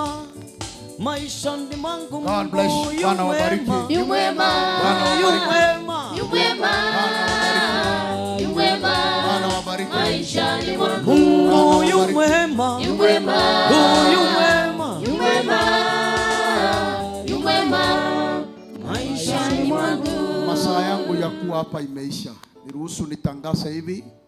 Jumapili inakuja itakuwa ni ibada ya kusherekea na kufurahia kwa sababu ya maisha ya Roy na Edna. Bwana asifiwe. Kwa hivyo tunaketi leo na pastors wote na tunataka kuhakikisha kwamba at least umepata soda siku hiyo ya kusema asante na ubariki hiyo familia katika jina la Yesu. Si ningekuwa wewe ningepiga makofi zaidi ya hiyo. Piga tu makofi kuliko hiyo unapiga. Amina. Bwana asifiwe. Alafu I promise Sunday inakuja nitakuwa naombea wagonjwa hapa. Leo niruhusu tu, tumekula masaa ya rafiki yangu Bonbi na nataka tu arudi hapa. Tunataka kuingia wanaita School Connect. Schools Connect. Yeah. Na kuambia hapa tunajibamba. Mangana yoko letu bugaka se mangana ya ayetima itinga yogochia. Igorege ntoge karo no komotengera Nyasaye na komobaka. Igori bageli Bonbia gosoaga matera yumuna kona gochenji kuno mongwana nara aliyo koroko sen DJ artisan. Neliete iliyo kanoboko igwa. Enebi totoko igwa seji TV ne chireti na nako birora. So leo ndio tunataka kubarikiwa kabisa. Leo ni kujitumbuiza, hakuna haraka mpaka wakati Pastor Mary atarudi hapa kumalizia. Vile natoka hivi asijui niende atamleta sijui anaingia direct. Kwa hivyo sina muda wa kuharibu. Jumapili nitakuwa naombea wagonjwa na njoo tusherekee wanangu hawa ninapokuwa nikiwaombea na kuwafanya kuwa kitu kimoja. Tangazo lingine ninamalizia ni kwamba pastors wetu especially ladies watakuwa Getembe TV Sunday ijayo, watakuwa naongelea kuhusu Pasaka. Hivyo ndio vile nimeambiwa. Huwezi kuwapigia makofi kwani una ubaya. I wish hiyo kitu irekodiwe. Nitaifuata YouTube nisikie vile pastors wangu walikuwa wanachambua mambo ya Pasaka. Nimewaambia hii wiki waende wafanye studies zaidi ili Sunday wakusurprise. Bwana wabariki sana na amani ya Bwana iwe pamoja na nyinyi. Kila mtu aseme amina. Hebu tusimame juu ninapomleta ndugu yangu huyu Bon B anapochukua kutoka hapo kwa jina la Yesu. Mkaribishe kwa makofi mazuri na kelele. Hallelujah. Hallelujah. Pigia Bishop makofi mazuri kama unampenda kwa jina la Yesu Kristo. Muongezee makofi ya kilo, mpigie makofi. Ingekuwa ni Ruth alikuja hapo ungepiga makofi makubwa sana. Are you now ready? Actually, we are officially youths of this church. Mimi pamoja na DJ wangu DJ Atsan tupigie makofi. Tumeamua kwa washirika hii kanisa.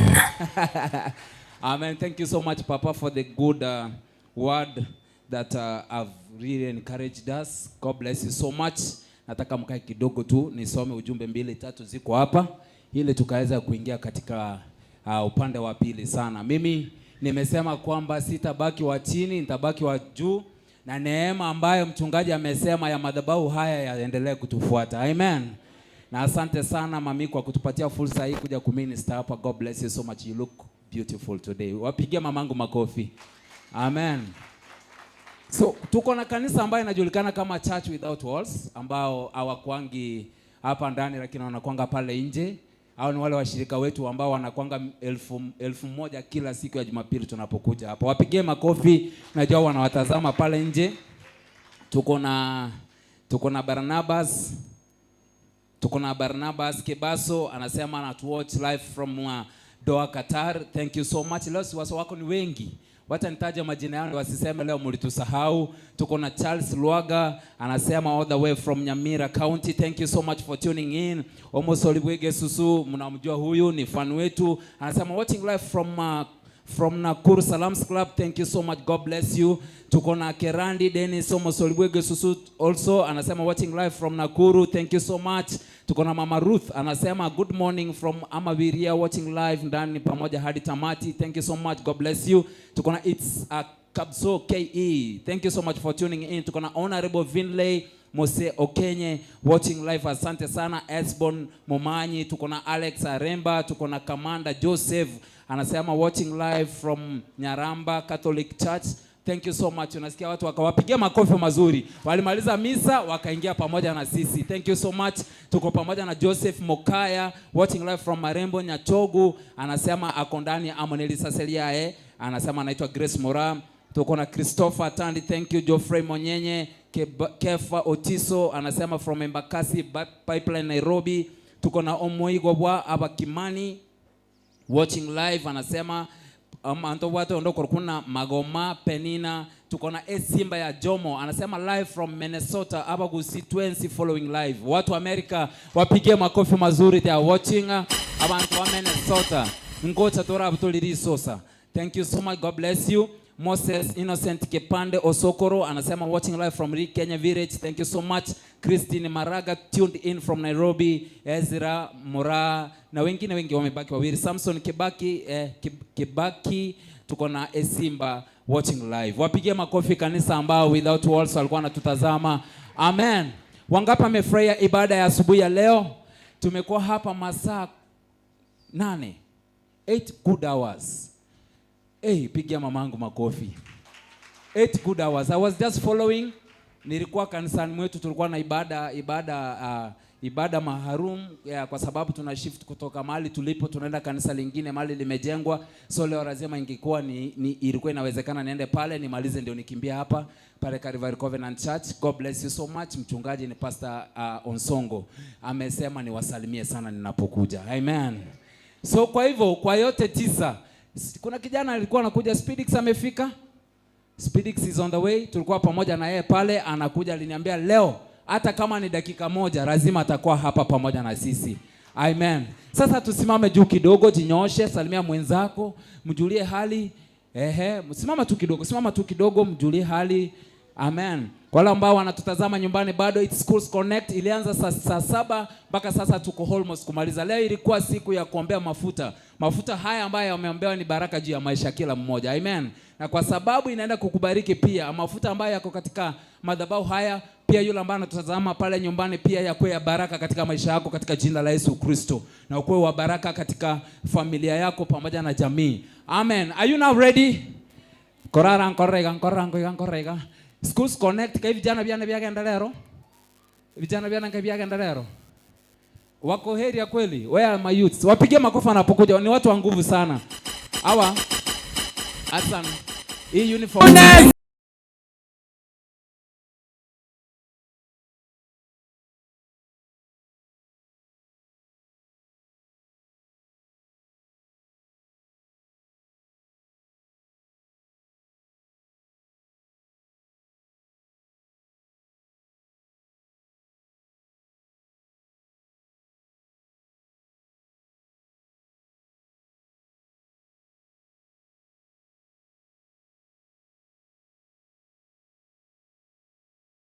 My goodness, oh my goodness, oh my goodness. Peperusha vizende vipole pole. Where you go, I go. Where you stay, I stay. Where you move, I will follow you. Where you go, I go. Where you stay, I stay. Where you move, I move. I will follow you. Si lazima nijue unachoniwazia mie, si lazima nijue njia zako hakika, mambo yako sambamba, mipango yako sawa. Wapi kelele ya Yesu? Sawa, njia zako hakika, mambo yako sambamba, mipango yako sawa. Where you go, I go.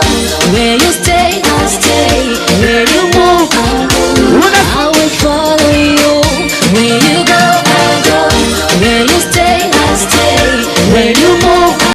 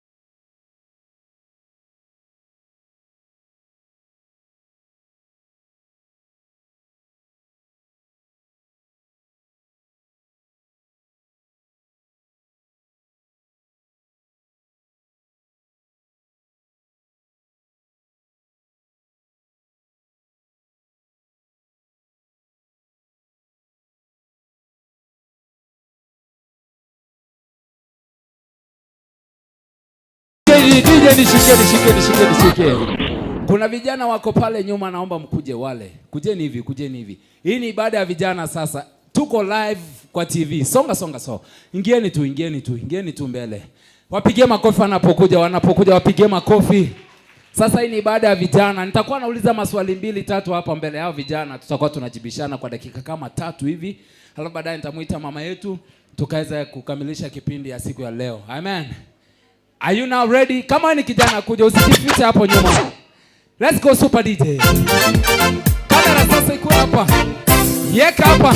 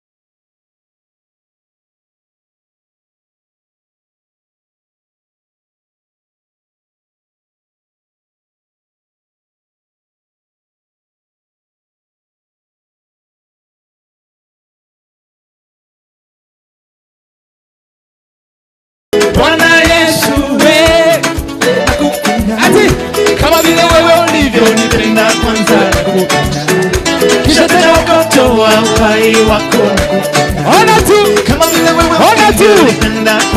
Nakupenda. Kisha tena ukatoa uhai wako. Yesu. Oh my goodness, oh my goodness. Are you ready? Let's say. Let's sing that together. Yesu nakupenda. Yesu nakupenda. Bwana Yesu nakupenda. Yesu nakupenda. Yesu Are you ready? You want to jump up?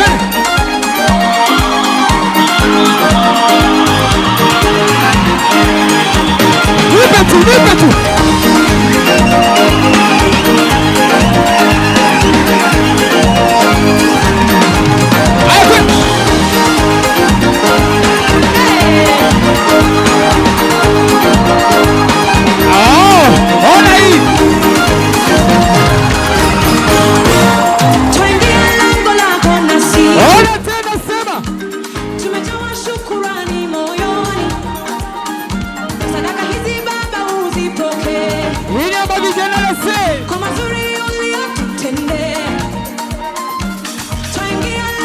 Oh my goodness, let's say again. Tumetoa shukrani moyoni. Sadaka hizi Baba uzipokee. Hapo let's say. Kwa mazuri uliyotutendea. Twaingia lango lako na sifa. Tumetoa shukrani moyoni. Nipe dance. Sadaka hizi Baba uzipokee. Nipe dance, let's say. Kwa mazuri uliyotutendea. Isipo twaingia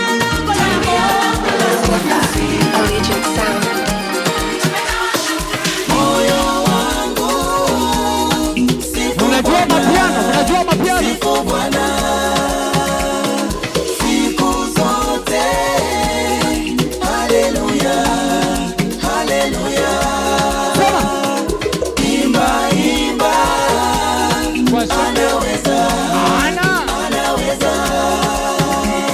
Mshangilie kwa shangwe kubwa. Anaweza. Niongoza njia zangu anaziangaza. Niongoza njia zangu anaziangaza. Japovuka bonde la mauti sitaogopa. Lolote najua yunami.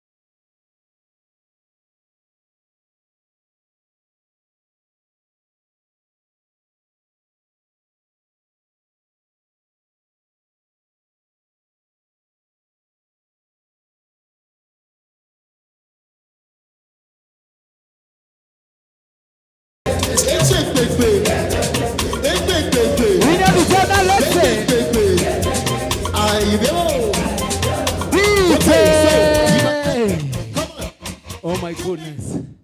Najua kuna wale ambao wanamshangaa kwamba ni tumebadilisha nini. Hakuna kitu kimebadilika. Ni energy ya vijana wale ambao wanatazama kutoka nyumbani ndani ya Getembe TV FM, Getembe TV. Tunasema asante sana kwa sababu umejiunga pamoja na sisi. Na hao ni vijana wa Seed of Abraham with the energy. Najua kwamba unashangaa, wana watoto nini? Ibada imetoka nini? Hivi ndio tunaifanya kwa sababu ndani ya Yesu ni kujiburudisha na kujipatia energy kwa sababu vijana ndio nguzo la kanisa. Vijana Vijana. Can I ask nipatie microphone nyingine ziko kweli? Nipatie tupige story kidogo na vijana.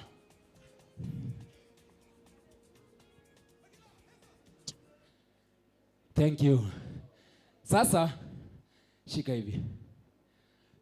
Songea hapa. Sema majina yako pale.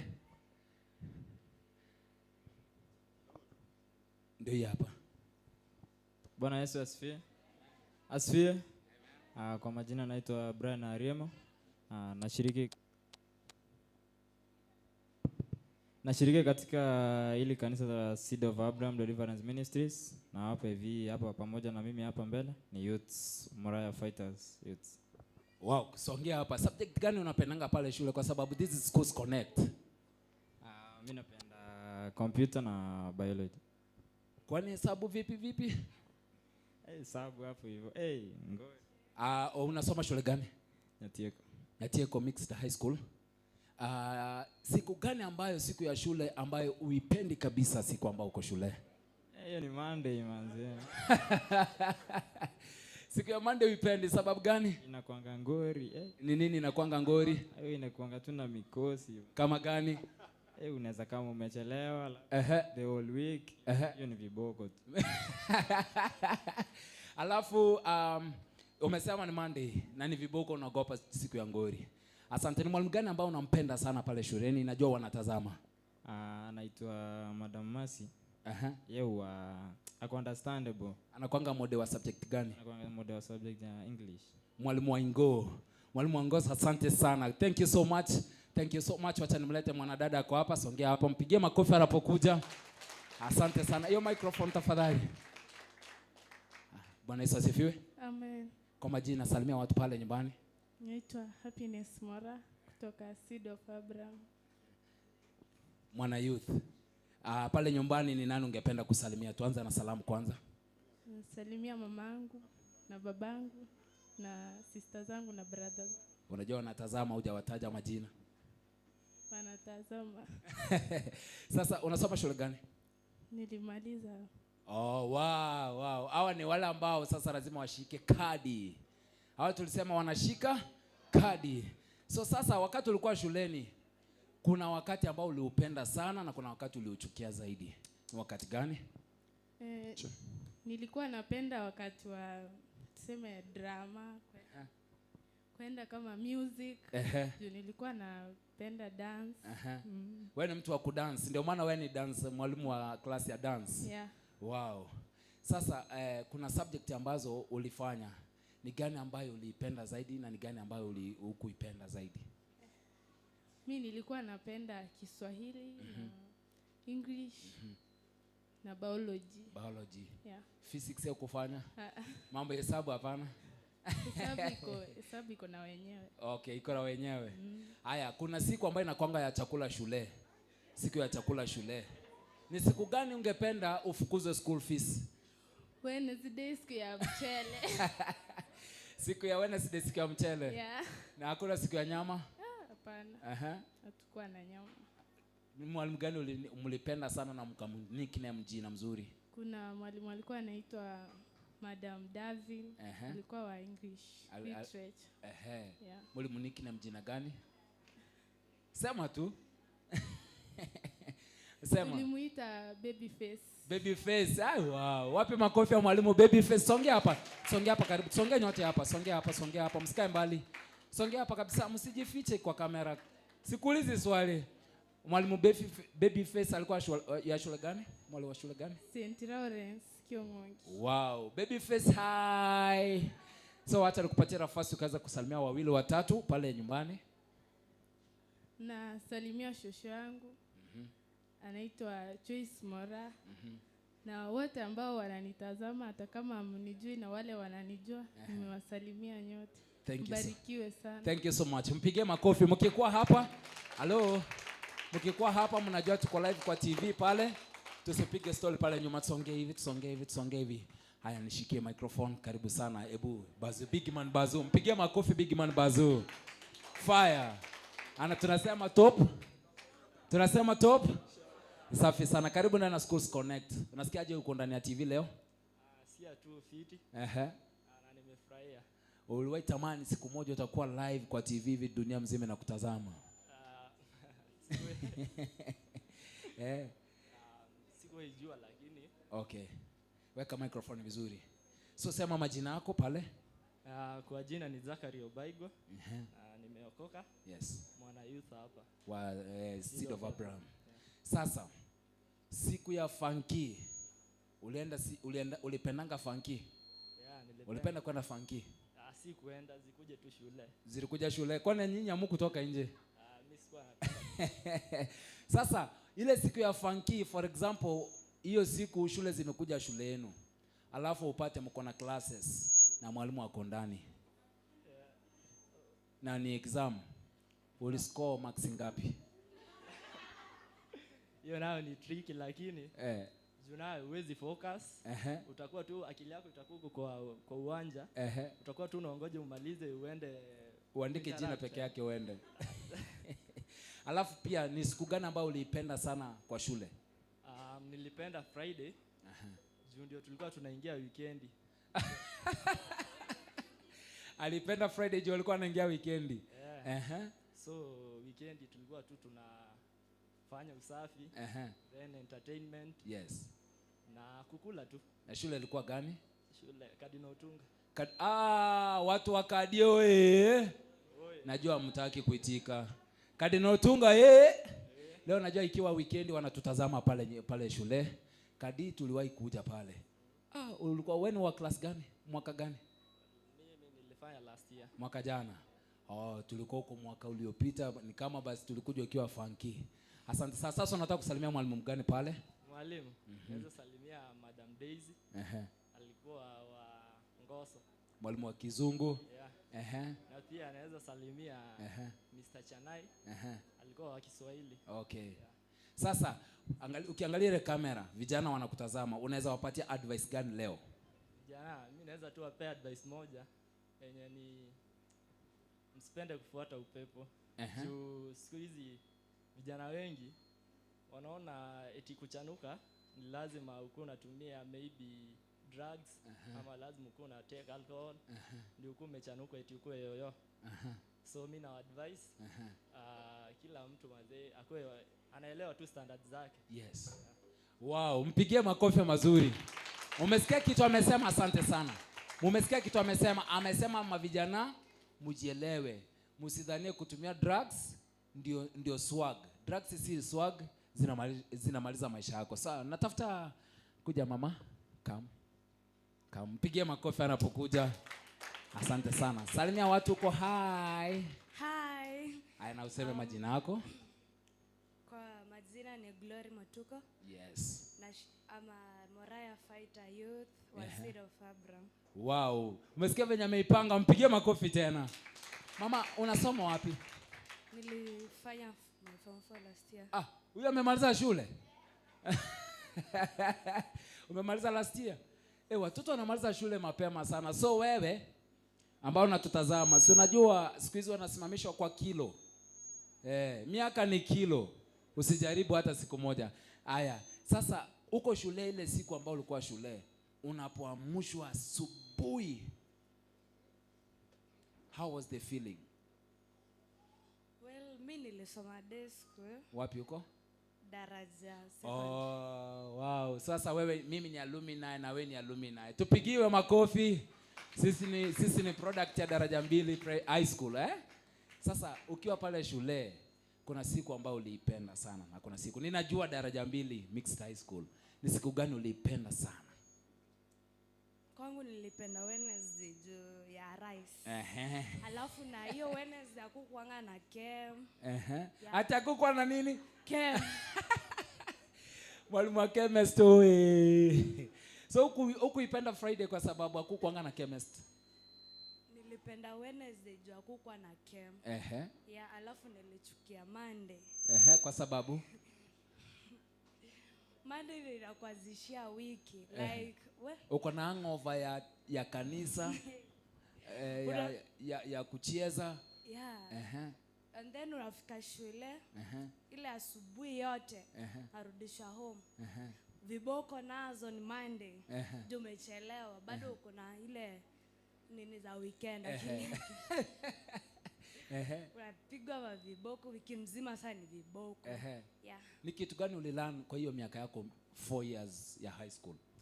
Well, kwa mimi my 4 years, you have to choose your friend wisely. Aha. Ile mbogo unatembea nayo Aha. ndo watakuwa advice nini, ndo watakuamulia your life venye itakuwa. Aha. So ukiamua tunaenda na hii unafanya kenye mabeshte zako wanafanya, Aha. ile kuchoma malessons hizo, Aha.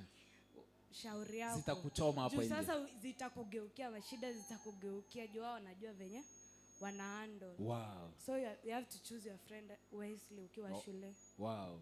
Thank you so much. Salimia wawili watatu pale nyumbani wanakutazama ama wako hapa ndani ya kanisa. Well, naweza salimia my youth leader Pastor Fanis. Wapi makofi ya Pastor Fanis? Aha. Alafu nisalimie buda yangu akiwa Machakos. Wow. Bernard. Salimie mama yangu na my shosh. Yes. Wow. Mpigie makofi, asante sana. Thank you so much my schoolmate, eh? Huyo ni schoolmate. Ehe. Sasa kuja mama, kuja mmoja akuje. Kuja. Hakuna mwenye anakuja. Hawa ni waoga. Wacha nilete kijana mmoja hapa. Hawa wanaitwanga ma alpha. Wapi makofi ya alpha? Safi sana. Niaje? Kupoa. Uko fiti? Yeah. Wewe uko grade? 8. Wewe ni sasa ni bazengo wa grade 8. Kutoka class 1 mpaka kutoka grade 1 mpaka grade 7 ni nini ulipenda sana? Weka microphone hivi. Nilipenda Kiswahili. Kiswahili? Yeah. Mwalimu wako wa Kiswahili ulisoma wapi? Royal nikiwa grade 6. Ehe. Kaenda Kenya Binge. Ukaenda Kenya Binge grade 7. Yeah. Alafu sasa grade 8. Sasa unapenda mwalimu gani pale? Davis Ogwangwa. What is your best subject? My best subject is social studies. Social study. Yes. Mwalimu wa social study ni nani? Josephat Ateka. Josephat Ateka. Msalimie, mwambie hi. Hi. Mwangalie huko kwa kamera, mwambie hi. Hi. Safi sana. Sasa when you grow up, whom do you want to be? To be an engineer. Maengineer hoe. Kwani nyinyi ni makondakta? Nilisema tusonge hapa, tujazane hapa. Unajua ni Schools Connect inaendelea. Schools Connect inaendelea kwa dakika kama 5 sasa. Sawa? Hakuna engineer hapa nyuma? Wapi maengineer nione ishara ya mkono? Madaktari,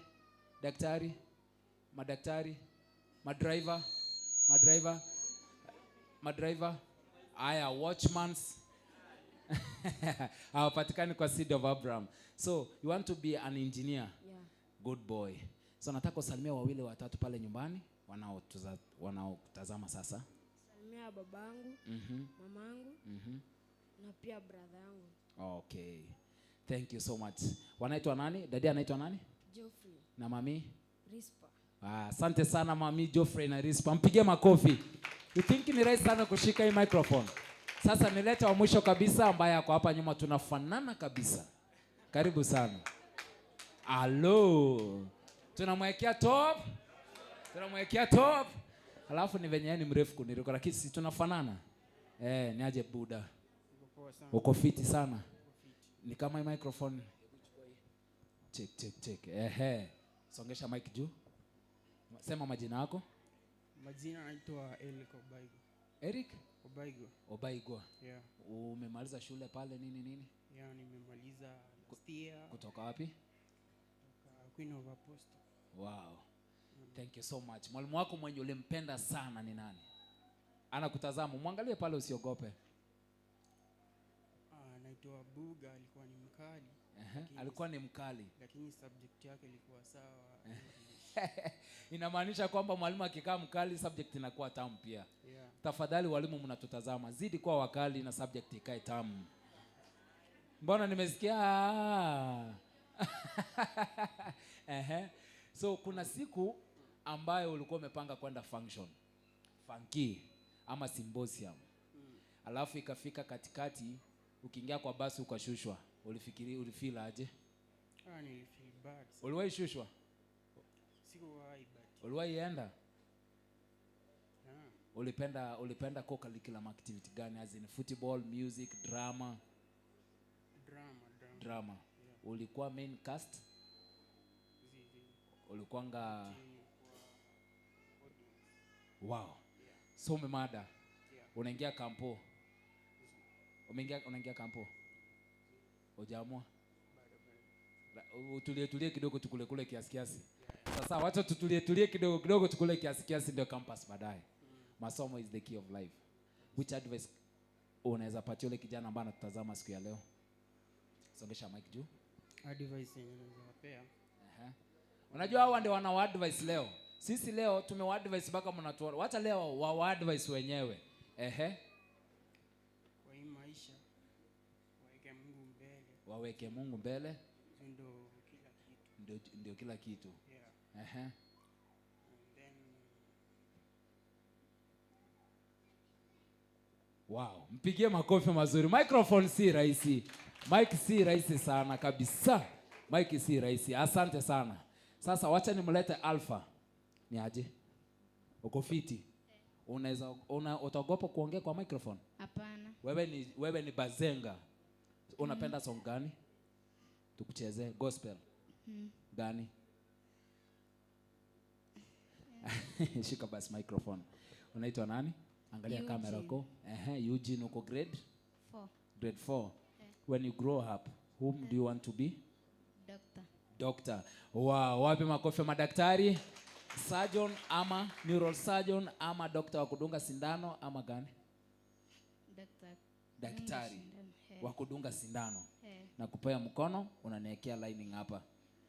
Wow. Sasa nataka usalimie watu pale nyumbani wanakutazama.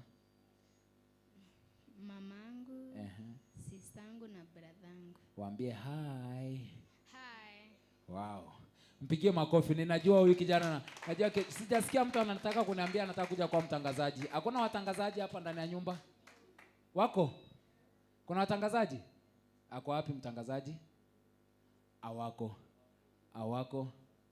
Asante sana. Kutoka hapa ndani ya Schools Connect tunahakikisha kwamba tuna nurture talents, tunahakikisha nurture talents, tunakufahamisha pia tunakuburudisha. Wale ambao wanatutazama kutoka pale nyumbani, asante sana kwa sababu ya muda wenu.